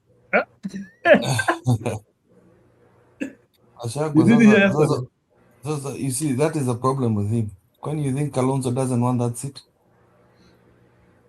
And I think hata kama watu watakasirika nikisema hivi, lakini wakasirike tu, Nairobi seats will be determined by Gachagua and Kalonzo. We have seen that before. Unakumbuka Mike Tyson? No, can I say something before you go ahead? I was trying to explain to people that most of the wins of the governor of Nairobi were because of Kikuyus. I'll take you to the bank. And Canvas. Kumbuka Mike Sonko. No. The Kikuyus give you permission to have that seat. I've come to terms with that. When Kidero ran for governor, that is where you need to see your litmus test. When Kidero ran for governor, all other tribes shifted to Kidero, and that was about 700,000 votes. Baba alipata ngapi? Roughly the same. 48%.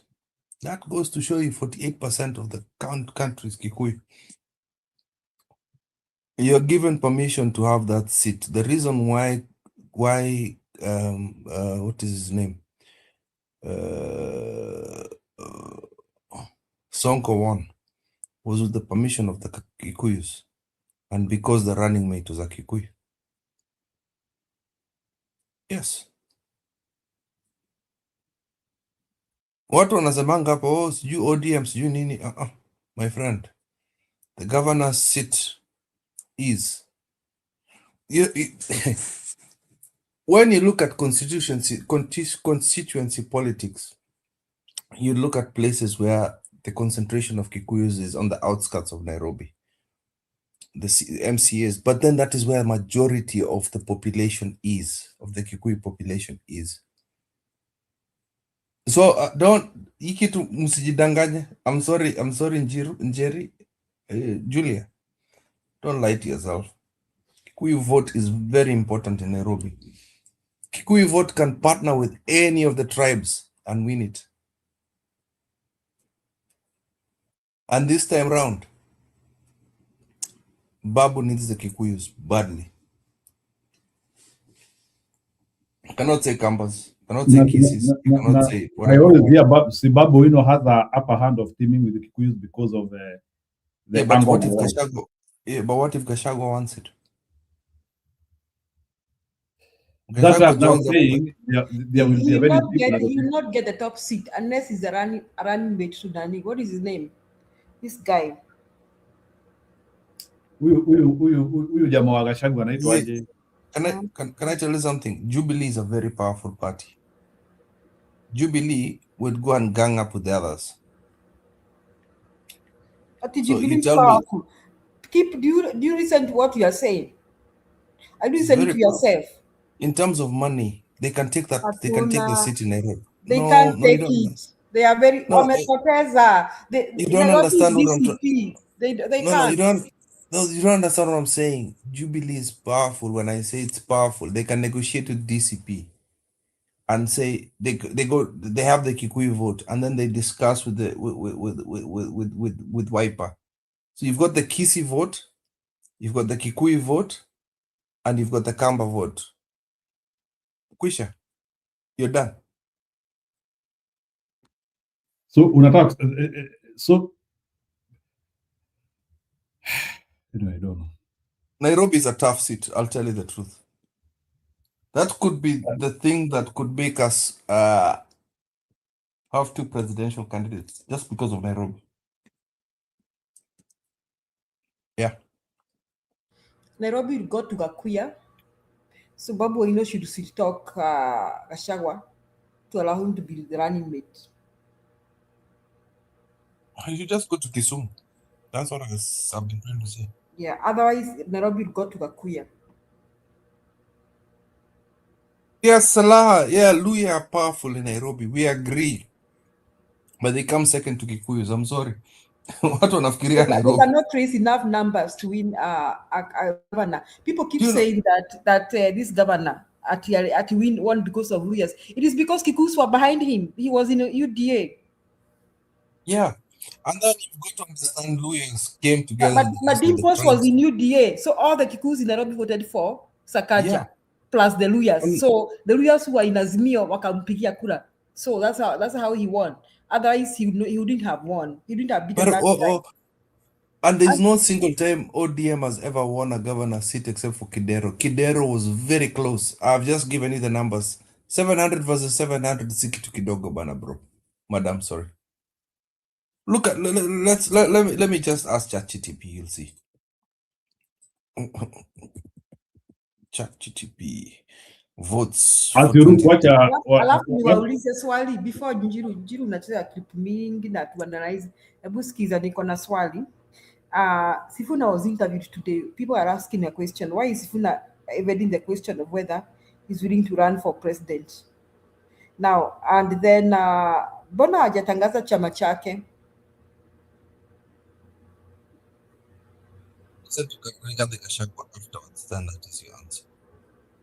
I think he doesn't want to preempt things because maybe they are on the table negotiating. So I think, for me, I see it being in tandem with what Gachagua is saying. Ni kama tu bado wanataka kuficha kadi. For me, naona tu ni wanaficha kadi tu. Yes, if it's out there, I'm buying, but I don't want to say it me mwenyewe tu na ikuwe tu like it is driven by. I think what Sifuna wanted is he wanted to be a people-driven demand rather than So like anataka sasa like ikuwe ni people-driven demand. Go ahead. What if hajaamua kama ana nini? Anataka But kurudia. eventually, if you know, people can force you to become a leader. It has happened in many democracies. Unaweza kuwa you have not decided, but demand for you to become a leader is there, and you have to. So Sifuna anaweza kuwa mwenyewe, maybe he is not ready to be a president, but extreme demand makes him, he has to vie for it. So you should not be worried of that. Go ahead. Angalia hizo numbers huko chini, then you'll know the Kikuyu vote is not a joke. TNA 618, Jim, but Waitito still did not win, right? Yeah, but look at the closeness, pana. Oh, Yani 618 Kip is trying to say, ukijua karakta ya Waitito, Imani Waitito anashinda Nairobi. Yani Kenyans, we have done wonders sometimes. Who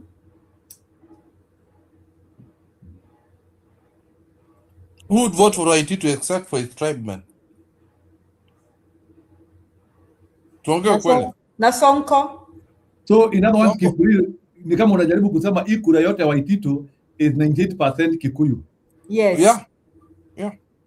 Or 99%. Which Luya is going to vote for Waitito? I didn't want to know how many kweli. MPs Njiru wakikuwa wanakuanga na MPs wangapi Nairobi. So wanakuanga na majority. So even this time, as Gachagua said, even this as Gachagua said he's taking over Nairobi na Kalonzo akakasirika. Lakini Kalonzo anakasirika na kuna kitu anafanya. ODM wins because all tribes. ODM wins because usually it's all tribes versus Kikuyu. Yeah. Tuongee kweli. Watajiondoa sasa, hakuna story ya tribes against Kikuyus. Hapo sasa watajiondoa. Yes. And still they don't win keep. Still the Kikuyus win more seats. Yeah. Even after all tribes against Kikuyus in Tuangalie hivi. Acha tuangalie sasa hivi. Acha tujidanganye. How many Kikuyu or mountain MPs in Nairobi? We have to look at the math correctly. Jidanganya hapa. 10 MPs are Kikuyu or from Mount Kenya. 10. Sasa Luos are, so 59%. 59% are Kikuyus. Nike. Nairobi is the mountain. Musijidanganya hapo. You can walk on the streets and people will talk. Somebody say no, people will vote for Kakuya. Kutakuwa Mkagiri, kutakuwa na how many at Babu he will not win. He can't win so long as Kikuyus are not supporting him. Kikuyus will not be united against Kikuyus. Hebu niulize swali hapo. Let's assume Babu Owino is in the ballot and that Gakuya is in the ballot. Gakuya is winning. Ngoja kidogo. Kuna swali nauliza. Can't some of the Kikuyu votes go to Babu Owino? No. Why? And there has been some gravitation of some Kikuyu Raila Odinga. Who can Raila Odinga. Previously, unajua tulikuwa na when we had the Azimio flag bearers, the Wakikuyus were gravitating towards that side. So Robert Owino amesema discussion yetu ya Nairobi ni tribal and he cannot discuss it. At Mkagiri I say half Kikuyus in we have to. No, Kikuyus are very tribal. Mkagiri Kikuyus are very tribal. I'll talk about Raila Odinga. Raila Odinga Nairobi on a tribal basis. So that Robert Owino anakataa could discuss because you are using a tribal approach. Amakale, I'll tell you the truth. Nairobi because Nairobi mnatoka na kura 29,000. Kuna kitu kama hiyo. Acha nikwambie kitu moja. Let's bet. No, you see, hold on. Let's bet and these people will pay us after the election. We come back and count how many Kikuyus MPs will be in Nairobi. They'll even be more right now. Because nikwambie kitu moja, yeah? You're saying at a half of the Kikuyus will vote for Babu Owino. Let me tell you, kama mtoto yao wako kwa hiyo side ingine, trust you me, Kikuyus will go for their son. They'll go for their son. Look at Raila Amolo Odinga. Hakuna kitu kama hiyo. That is you Babu Owino compared to Gakuya. Do you know why Sonko won it? It's because Ali Blessio na Uhuru. Uhuru said, mchukue huyu. Sonko used to go to parliament. Uhuru used to be so in love with him. Kijana wetu nini. Kikuyus will follow what their father would say at that point in time. Right? Danny, what is his name? Uhuru was powerful then. Msijidanganye. Uhuru is in contest and it's in play. Hata Babu akifanya. Anasema it is green set DCP in Nairobi. Don't lie to yourself. It is green. It is part of the mountain. I'm sorry. DCP sasa is taking over. You know, and first let me say this, Kenyans are very tribal. Secondly, DCP is taking over. So it will be very hard to beat a DCP candidate. No, you see, okay, I know nobody hates to hear this. Raila was the man that put all tribes together versus the Kikuyus. I'm sorry, it sounds bad, but it's the truth. In Nairobi, Waluya, who else is? Oh, it's on twice. Mute yourself. Waluya, Wakisii, wote walikuwa wanaekwa pamoja. Waluya, Wakisii, Wajaluo waliekwa pamoja wakwe ODM, and then that is how the force would come to make Nairobi an ODM county. Now, when are you going to tell Waluya to walifukuza kijana yao? Waluya walifukuza kijana yao. Wakamba wako na Raila sahi. Explain to me that math. Kambas are not and that anti-Kikuyu campaign by Raila Odinga cost him the presidency. You know that? You know, it was very tough to convince that they can vote for Raila Odinga because they had in their hearts that he hates them with passion. And that is why I'm telling you. He was anti-Kikuyu since 2007. Na hiyo kitu ilikaa kwa Wakikuyu sana. Sasa hakuna vile ungewabadilisha. Mimi I tried very much to tell people that was right thing to do. Whoever said half of the Kikuyus are with Babu, you're lying to yourself. That is why Babu is sucking up to DCP right now. He knows. Lazima apembeleze DCP. I'm sorry. It's not the same dynamics, my friend. UDA is dead in Nairobi. What if Babu Owino joins DCP? Hypothetically, ni kusema nasema. And he's most likely to do that.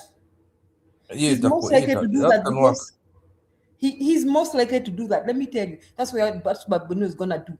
Because you see, unless he wants to buy Nyanza, na Nyanza kuna watu wanamchukia wanamuingilia, ati wanasema ati ameingia Linda Mwananchi. And this is Mwananchi has not declared what they want. I keep talking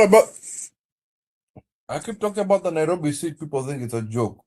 Nairobi is crazy. The Senate seat, on the other hand, with Linda Mwananchi, with that lady, Martha Karua, Kalonzo, all the lawyer people, no now Orengo, watamtetea.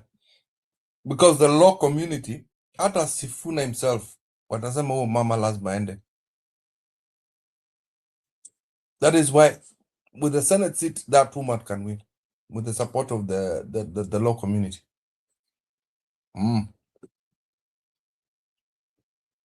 Jalango has no chance in that Senate seat. No chance. But the governor, I'll keep talking about it until iingie kwa kichwa zenu. Babu should not get that seat. He's not a good person.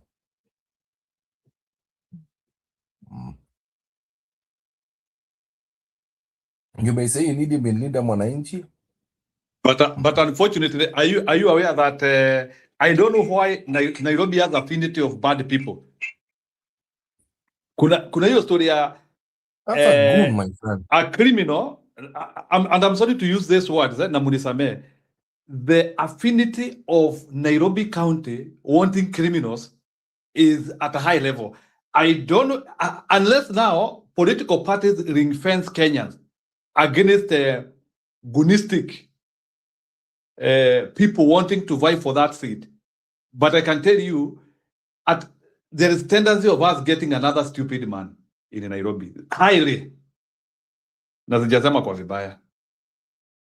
Hata Gakuya is not a good person. Gakuya is idiot. I'm sorry for the people in the mount. We don't have good candidates for Nairobi. Ni kama hatujui kupata watu. Let me tell you, Igathe was the best candidate. Nairobi lazima ikuwe na mtu mjinga. Let me tell you the reason why Nairobi has been set for failure. Hiyo ni kitu hata nilidiscuss hapa another day. There's no way in which Nairobi will have a good governor and the state want to mismanage Nairobi. Sijui kama Julia unanielewa? So they need a crook, they need somebody who they can manipulate. Ili sasa huyo mtu hata huyu mtu akienda hapo wakisema wacha tupe huyu mtu NMS sijui nini. So Nairobi has been set for failure. And it is unfortunate, and you'll come to prove me right later on in the future after the next 10 years. Nairobi will never get a straightforward governor. Hiyo mutoe kwa hesabu. So prepare for another crook, stupid governor once again. By the way, you are right. You are right, Njiru. Nairobi is preparing themselves for another set of useless characters. Because even I don't know what Gakuya can do for Nairobi. Gakuya can do? Tell me. But no, the guy is still battling in court for fraud and forgery. You see that?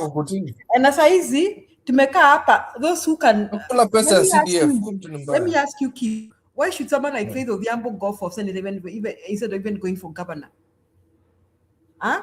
Why are these qualified characters? Why can't they go for governor Nairobi? Because we need someone who can perform. I mean, Saizi, we're talking about Gakuya. Do you know he'll get that seat? Gakuya. He will. Anjitaka Gakuyo. And then Gakuya. we'll be back to square one. James Gakuya. But ask yourself, Julia, ask yourself, why would even, let me tell you because, and I would want somebody to give me credentials of Gakuya as a manager or somebody who can be able to manage Nairobi. The only thing I know about Gakuya is that he is a member of parliament somewhere in Nairobi, somewhere in Embakasi.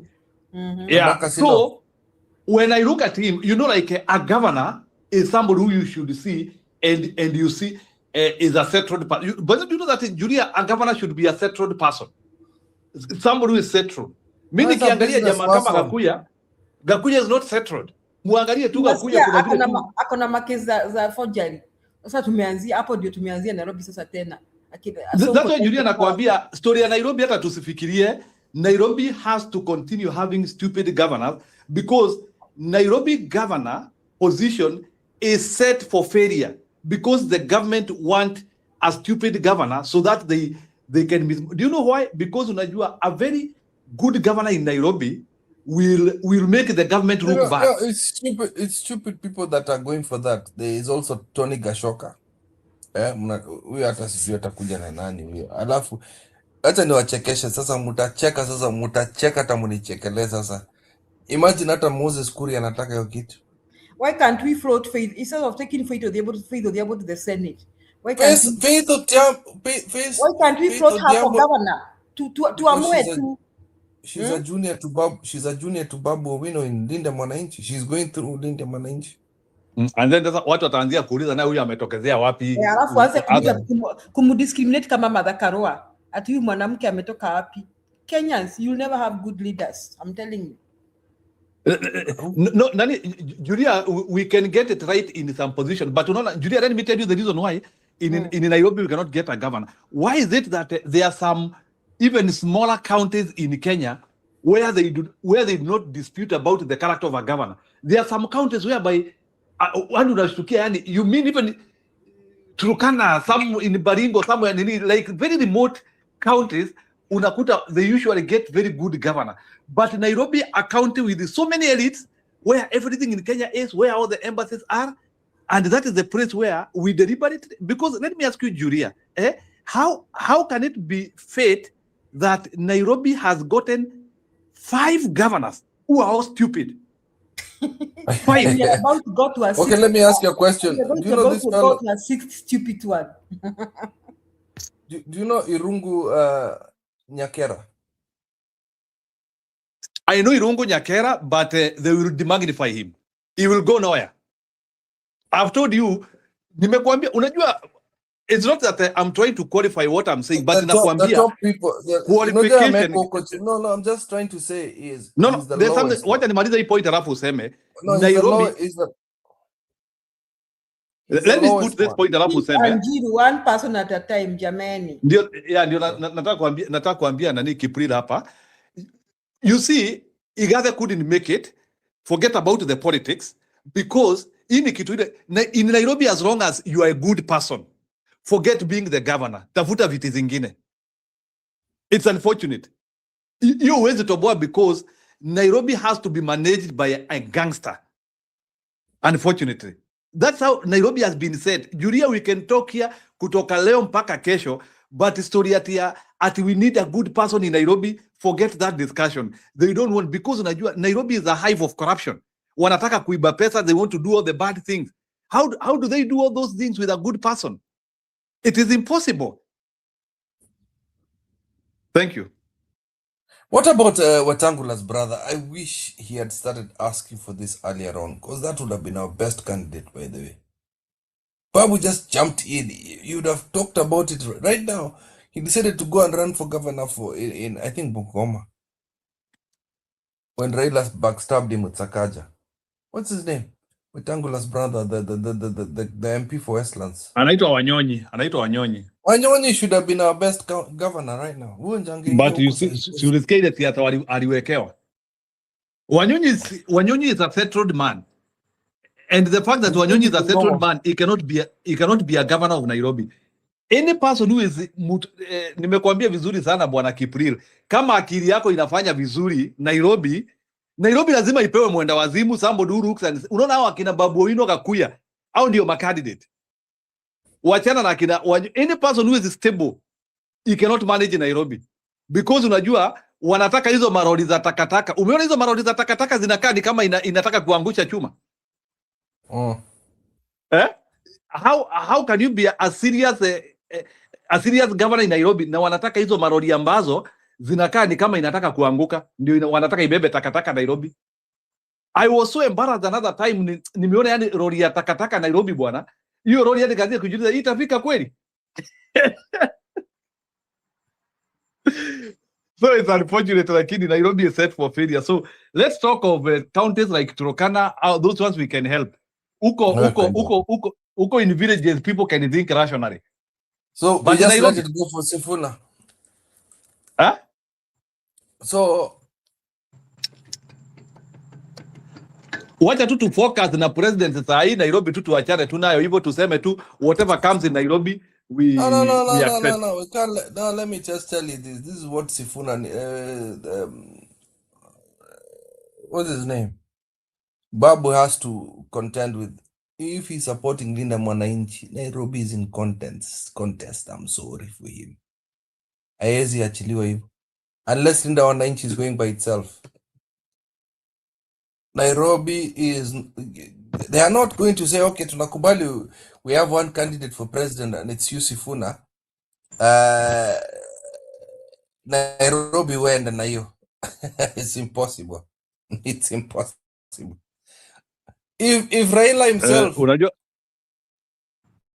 if Raila himself lost in that,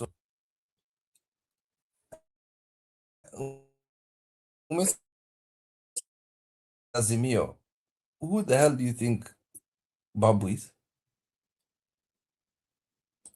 Can you hear me?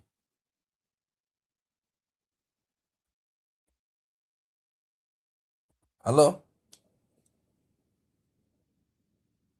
Hey, can you hear me?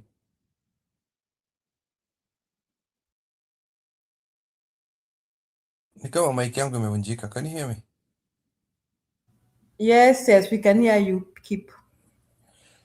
Yeah, so Babu can forget about it. I'm sorry. And for those people who think I'm talking For those people who think I'm talking tribal politics, it's a fact. I'm sorry. We can hear It you. is just a Kipril, fact. we can Nairobi. hear you. Yeah. For those people who are saying I'm talking tribal politics here, it's a fact. Nairobi is run by the Kikuyu community, whether they like it or not. That is 79% of the national government. I mean, 69%, 59% of the national government. If I look at the MCs, if I Google the MCAs, it's going to be the same. Let me check. I'm checking with the AI. 50%. 50% is the MCAs, and MCAs will tell you that is granular. It's actually more granular. So yeah, we got about 50 MPs that are Kikuyus. You're governor by the grace of the Kikuyu community. I'm sorry, people. And hiyo kitu mnasemanga kumera. Unasema kumera kama siafu. Bas. If they've decided something, it is it. That is why Babu has to talk nice with the mountain. Let us be realistic, people. Raila just joined all the other tribes together, and some sensible Kikuyu people to him. Then that is why he got to 60% of Nairobi. Right now with ODM, come on, guys. With the current ODM, nobody is supporting ODM. Nobody.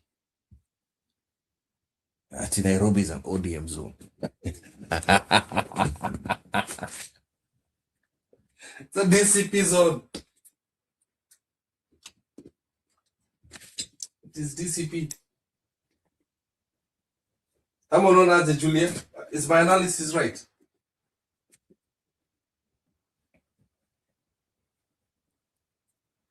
Huh? Sema, nilikuwa nimetoka. Umesema?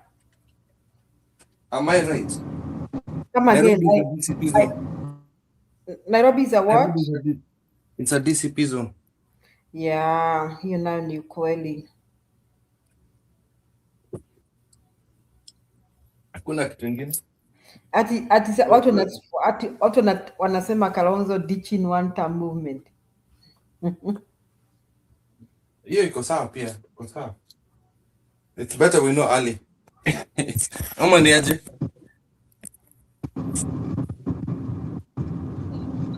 Sema alitupatie mwisho bana. Na ndio nauliza atabebwa kamba wangapi? Uliona hiyo video? Ni sawa, anaweza enda one time, but is it going to carry, like, is it going to have the same effect which he used to have with Raila Odinga? 90% of campus, are they going to go with him to Ruto if he decides to go to Ruto? How old is Are he? campus at Royal? Kalonzo is in his 70s now, early 70s. I think 72, 73. So he wants to be president. Kalonzo sio mtoto. I think that one would be a travesty if Kalonzo joined Ruto. It would be a travesty. I can't believe it, because I would actually want him to judge it for us, the reason which would make him actually to join Ruto even at this advantage. He's 72, so 72 plus. Yes. Let him go for his aspiration before. Let him do his thing. It's okay.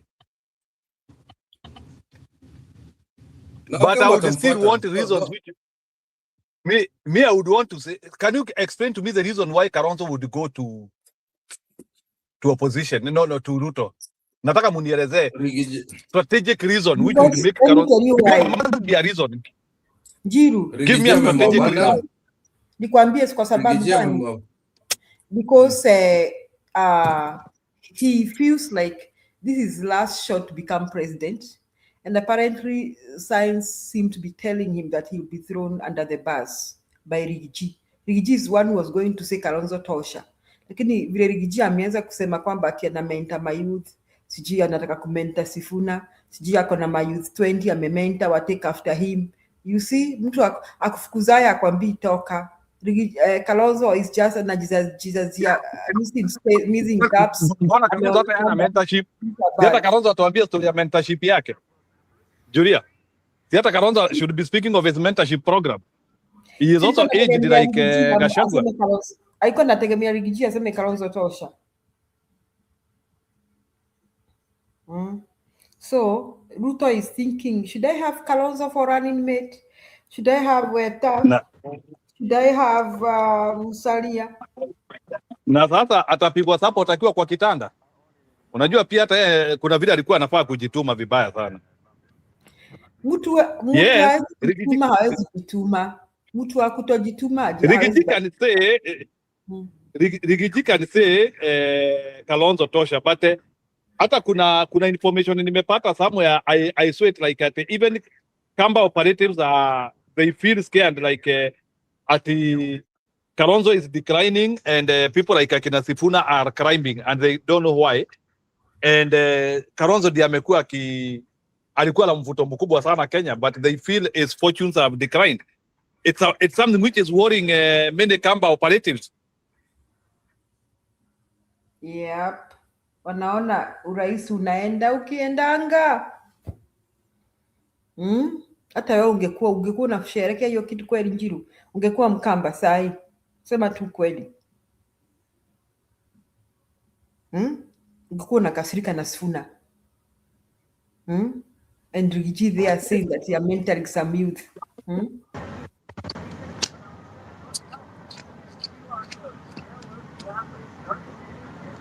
Lakini si wamesema we need one candidate. Are they not understanding that we only need one president and one deputy? And they are like 7. Eventually there are those who will miss. And Kalonzo cannot be deputy. Amesema hawezi kuwa deputy tena. Sulisikia alisema hivyo. I think that ile level sasa tumefika Julia, now we have to be willing to lose some people. Sasa kwani tutafanyaje? Can I tell you the truth? Rigiji is not stupid. Rigiji, I'll tell you from a fact. I'm not gonna babysit anybody. I'm not gonna speak like from an ethical point of view. Rigiji is not a good person. Rigiji is a person that when he sat in the presidency seat, when I say presidency, Ruto alitoka kidogo. Rigiji was president a few times. Aliona your responsibilities ni ngumu sana. Sitting at Raila's position is actually sweeter. It's actually sweeter. He can say, Raila can never say he did that. Rigiji will say he was deputy president. And you can see even Mudavadi runs with that. You can walk around the country, say I was former deputy president of Kenya, the vice president of Kenya.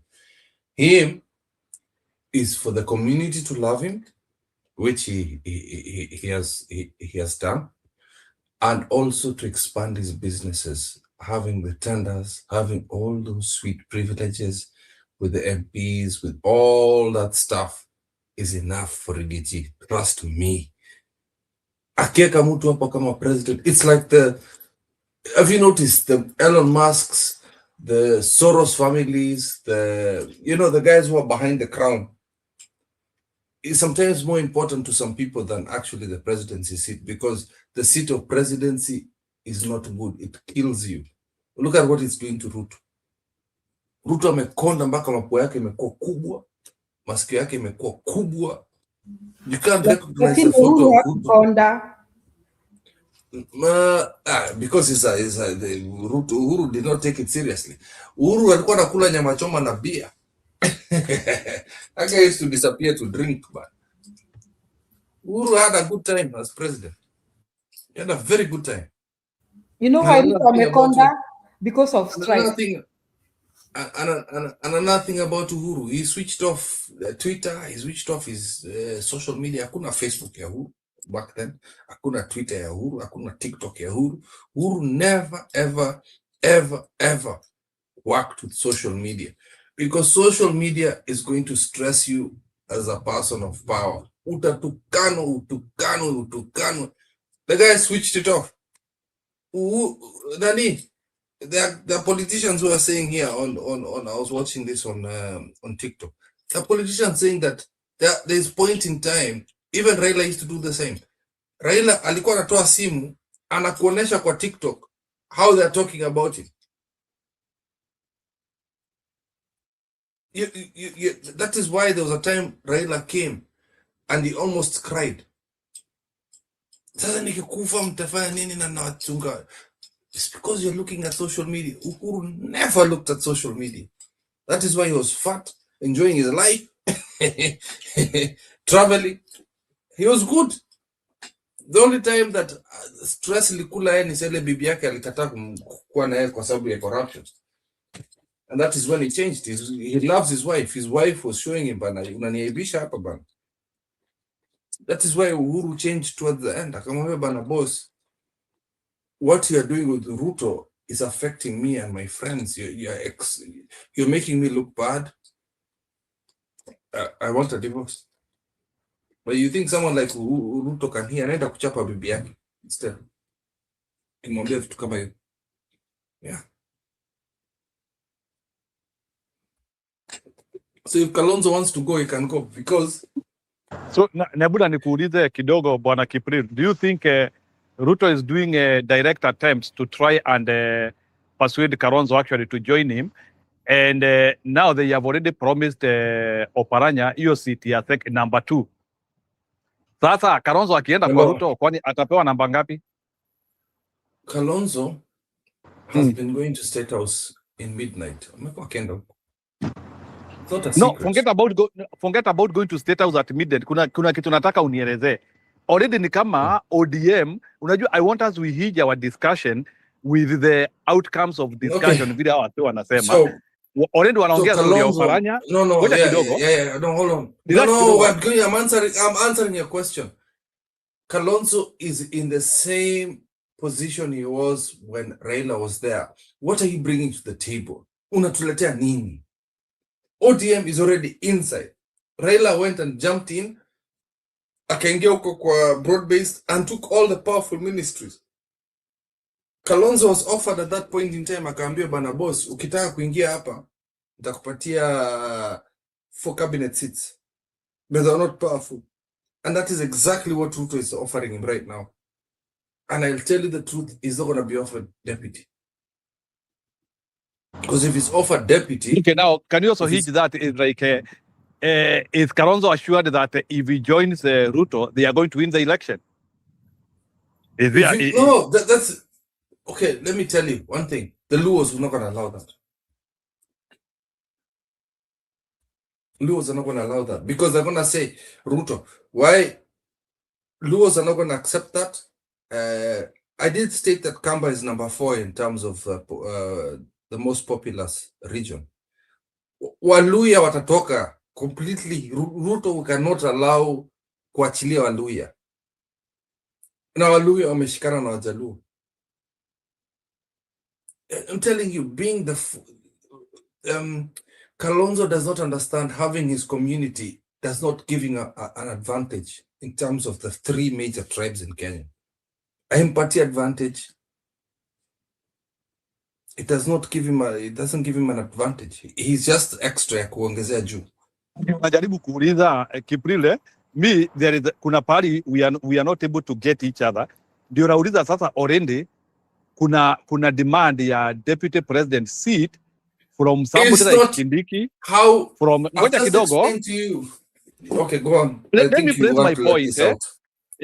No, I want to nataka kukupea dichotomy of observation. There is Kindiki, we don't know if, okay, let's take it hypothetically atabaki na Ruto, and Kindiki is only going to remain with Ruto if his position does not decrease. That's a condition. ODM has hinged, they need a position, and they are not going to less than number 2. So what does it mean? Kalonzo can join Ruto, hypothetically. But it means if Kalonzo joins Ruto, hypothetically, na already Mudavadi akona ile kiti ya number 3. And I again don't see ati wakichukua Mudavadi wamupe position nyingine. So it means Kalonzo is incidentally going to Ruto, and he is actually not getting presidency. And then the reason which I'm asking, what would trigger Kalonzo to go to Ruto and he is still not getting presidency? And again, Ruto is at a worse point to actually get presidency again. I want to feel motivation for Kalonzo to go to Ruto, looking at those conditions. Thank you. Kalonzo is on his last straw. There's nothing attractive for Kalonzo other than presidency. That's all I can tell you.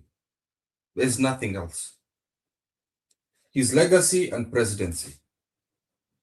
Because going to Ruto, everybody knows and everybody has been briefed about Ruto. If he goes there, it's about eating. It's going to do the Buru way. Unless we don't know Kalonzo's state, I mean, if we talk about him being broke, whatever it is, maybe it is a way of the government to try and make us also push Kalonzo away from the opposition. But all the signs are leading towards Kalonzo only wants the main seat. That's all he wants, and he wants it to be handed to him. And to be handed to him, Kalonzo already knows they're not stupid, unless they're the dumbest people ever. Everything I see, I hope Gachagua and all these people can see. Ruto already stated that he wants to be president for life. Sifuna already stated that in the speech from Natembeya. He already stated that. Natembeya already stated that. Na PK anauliza kama umeiona Kalonzo usiku State House, eh? That's a very personal attribute. So PK anasema utuambie kama umeiona Kalonzo ama tu unasema tu. Oh, He deserves an answer. Yeah, PK anakuuliza umeiona Kalonzo usiku? Oh, Ama those are only kupayuka rumors. hapa? Those are only rumors, and I can take it back if it makes you feel better. So maybe PK, you can also respond to me as well in a message here. I want an explanation of because PK what you rafiki yangu. Okay, kidogo, it's okay.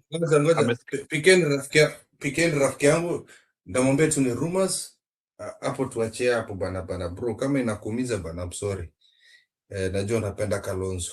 Yeah, that's what I'm trying to say now. Me, I want as any person can go to Ruto. I do not refuse, but you gravitate to somebody because of kuna kitu tunaitanga, unajua Ruto is on kuna kitu tunaita diminished returns. Kipriri, you understand that? So Ruto is diminishing, is a diminishing product. So I want you explain necessarily. No. You cannot say Ruto is a diminishing.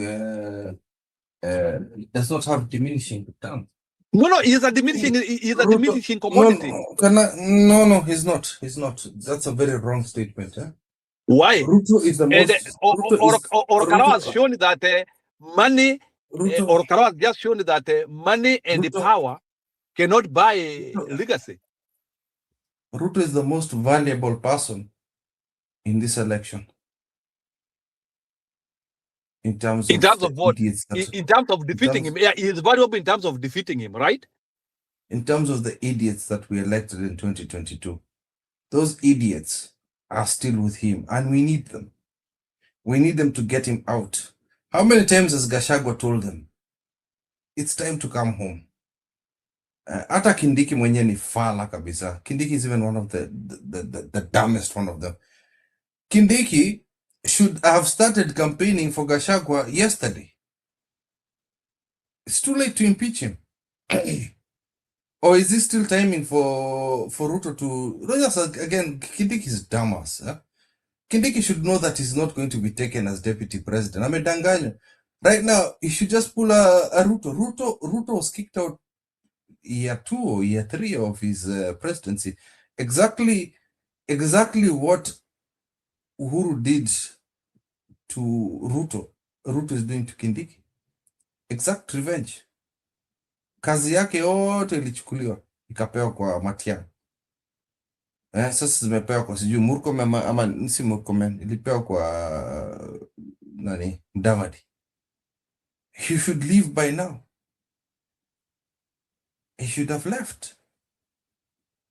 But no. I'm going to stay in case he's going to put me for deputy president.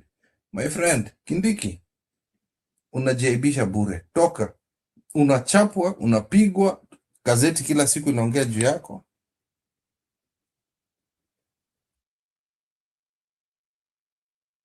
PK, you're right.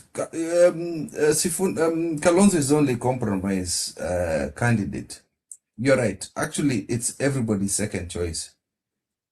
You have to convince Gachagua and the youth. I mean, not Gachagua. You have to convince Sifuna and the youth. I don't mind a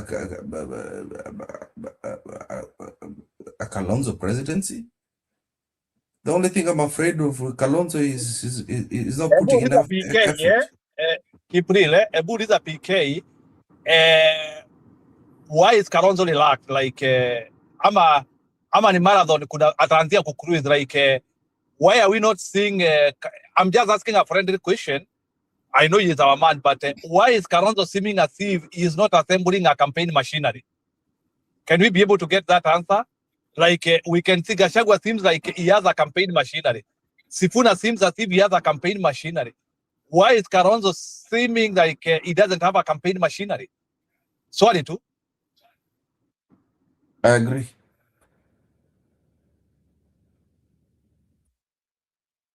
I agree on that one.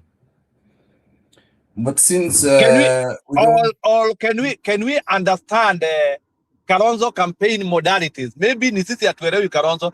Can anyone try to explain to us the working procedures ya Kalonzo? Because unajua mtu anaweza kuwa na procedure yake. Sisemi you don't need to campaign anyway.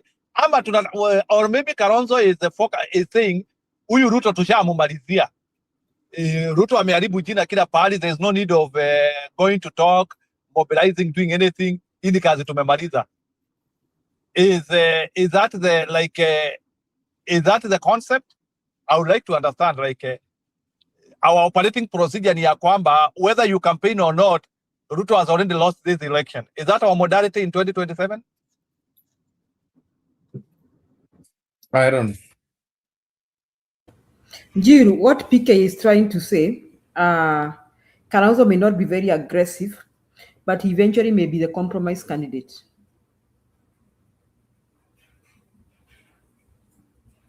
You should not be surprised because I guess I feel like it's an uphill task to have that Sifuna Medhu presidency to equal reality. Inakaa kama hiyo ni uphill task. It will be easier to announce Kalonzo Sifuna than Sifuna Medhu. That's what I think PK is trying to say.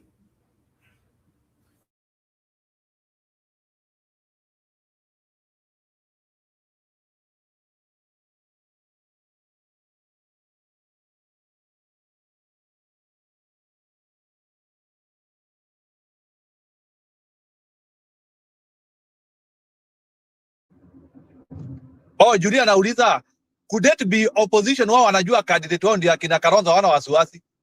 Ni sisi hatujui. Sisi ndio tunafikiria Kalonzo should be outside there talking, but he doesn't need to do that because wao washajipanga. Ni sisi hatujui.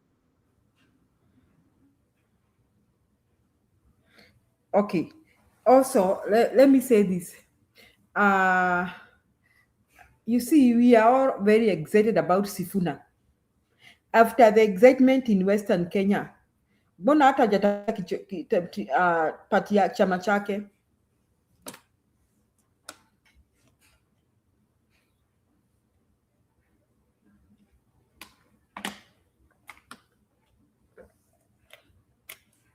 Bona na kirudi ODM utafanya? Oh, so unasema kuna hiyo there is that complexity ya Sifuna kutokuwa na chama. Is that what you mean? Sindio. And still, ni kama it's an uphill task to announce him as president. I think he's most likely to be a running mate. And if Sifuna is a running mate, ni swali nauliza, will the Luyas still embrace him as we have been seeing? Ama wataanzia, because you see, Luyas for the long time possible, they have been playing number 2. In the Kibaki moment, they were number 2. Don't you think like maybe Luyas might be like seeing like there is some fortune here for Sifuna candidate to presidency? Right now, and that you're not waiting. Watafanya aje kama atakuwa announced presidential candidate, watafanya aje?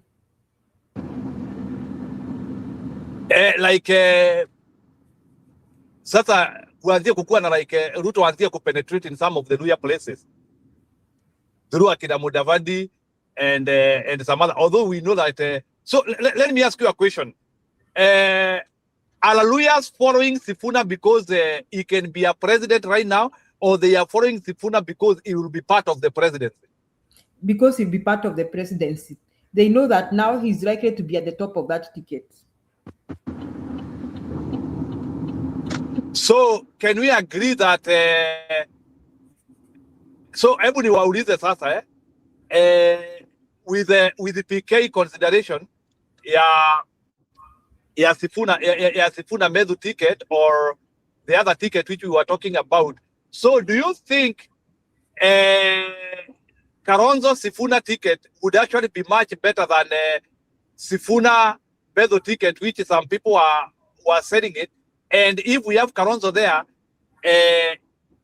and the Kikuyu community, and they have also accepted the Kamba people as part of Mount Kenya region, because there are sometimes nilisikia wakiitwa Mount Kenya South some time back. If that equation is still there, do you think actually Kalonzo can actually be presented as a Mount Kenya candidate? If that equation of Kambas being part of Gema still stands? Yes, and I can tell you why he's likely to be presented, because Gachagua, the presenter, would like to work with people like Kalonzo in power so that he can manipulate them.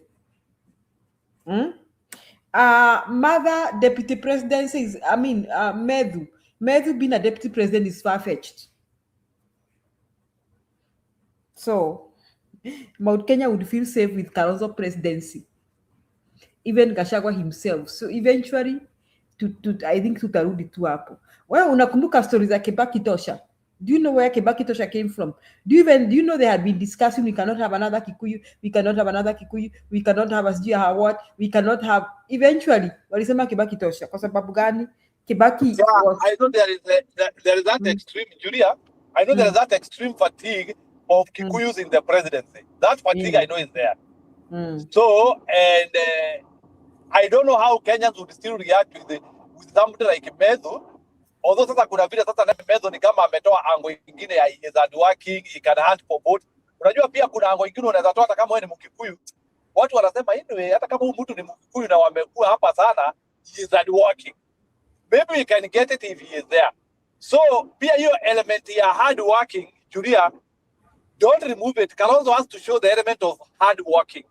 Kalonzo has to become a hard worker, frankly speaking, because I don't think Kibaki ever showed any hard working spirit. Even in case he was a Kigwe as far as when the Kikus were concerned. Then maybe you can tell me how a Kibaki moment will be created now. Try to explain it is something to do with a compromise candidate. That is what I'm trying to argue from PK's point of view. Okay, Kipril naona ni kama amekuja. Kipril, can you react on the same as well? Ama unaona aje? Najua unataka kwenda kulala anyway.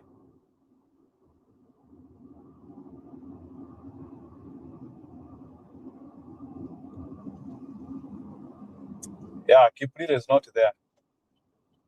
Sawa.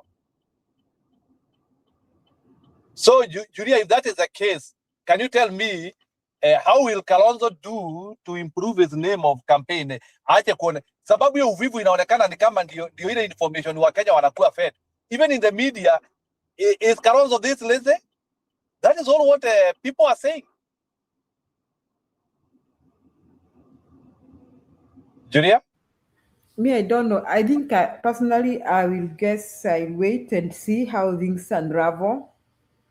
I don't want to allow myself to get carried away because we change. Mhm.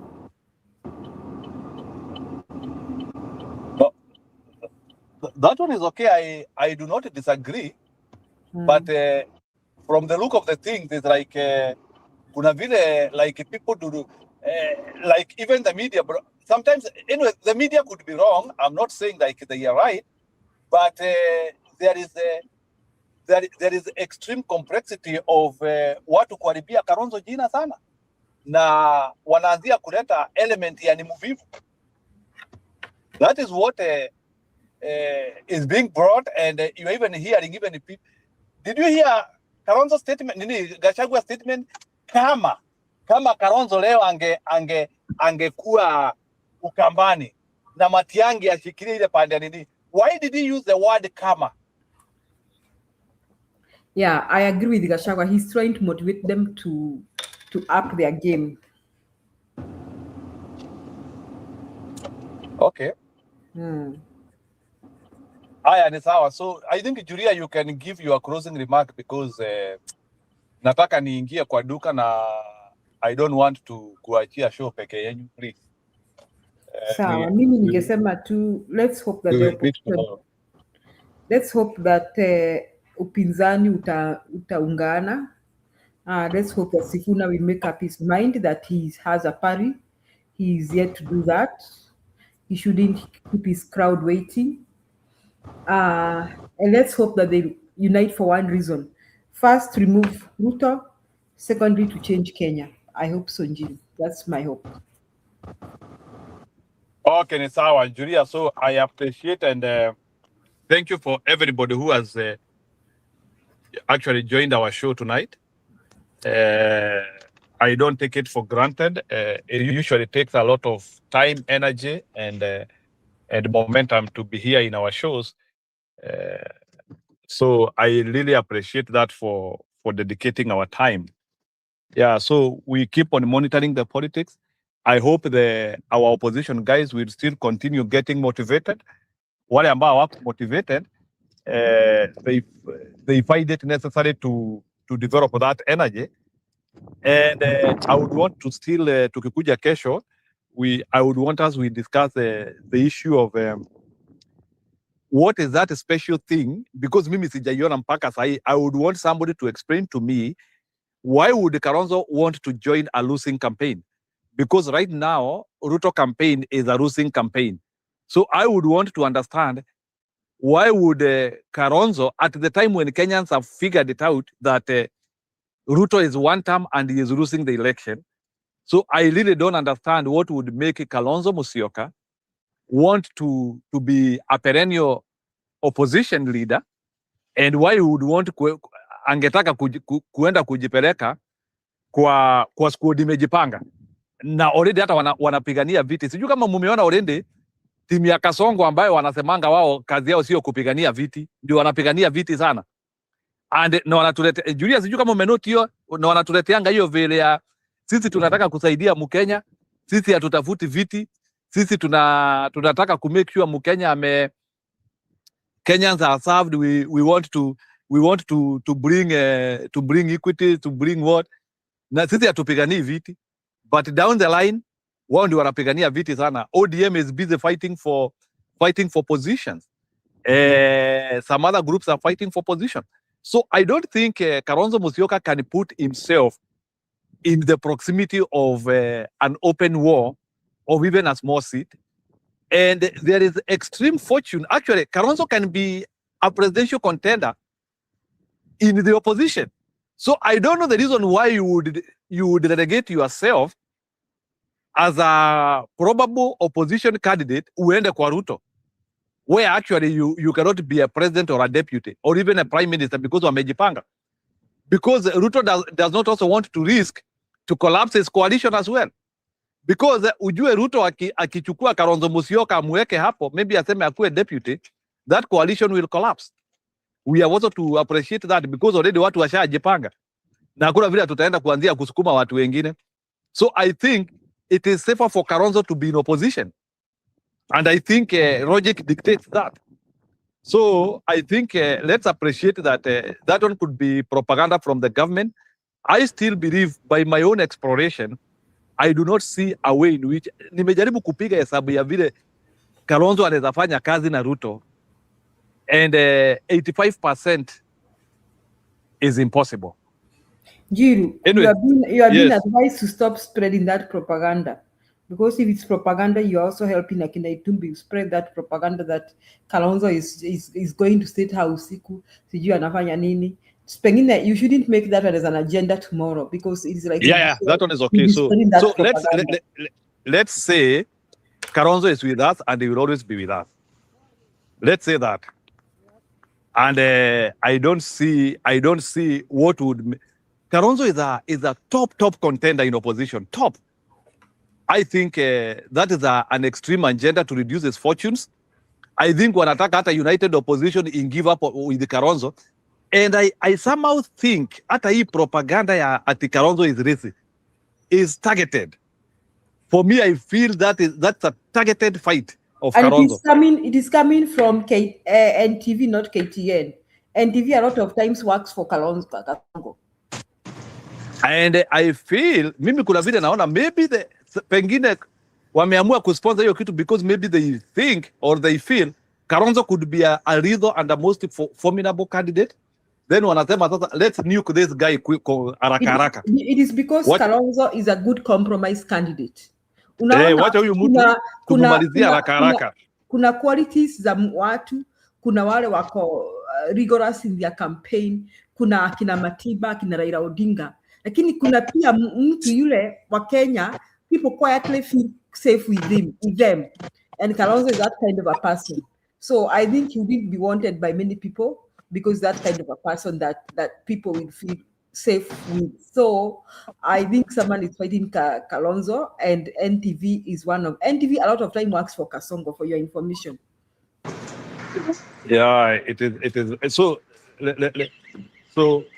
let's agree that Kalonzo is in our team, and there's no any status which has changed, and he is a good man. He stood with Raila Odinga for 15 years.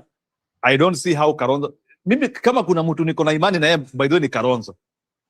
I don't know why, lakini Julia, ile imani niko nayo na Kalonzo, that guy cannot waste 15 years just to compromise with a collapsing regime. Mimi ningetaka tu mtu anielezee, like you waste 15 years to only work with a collapsing regime. I know. Anyway, Julia, thank you, and I appreciate for people who joined us. Nimeingia kwa duka kidogo, and I need to do a bit of ninunue tu vitu kidogo, so that is why we have to end the show now. But I appreciate for those people who joined. Yeah, so there's no need of nagging you with so many voices here za watu. So let's end it at there and appreciate it. Thank you, Julia, and bye for everybody. So Kiprina alikuwa ameweka video, sijui umepatiwa barua kwa ODM. Unajua mambo yako sasa ndio inaanza kuiva. Kabla hujapata barua ya ODM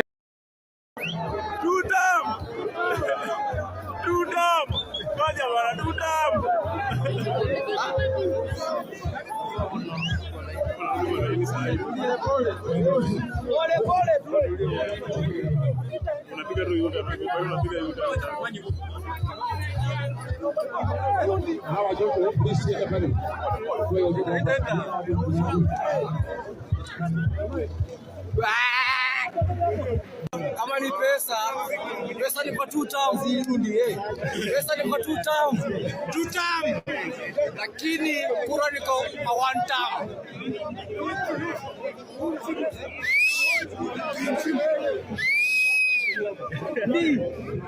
Oh,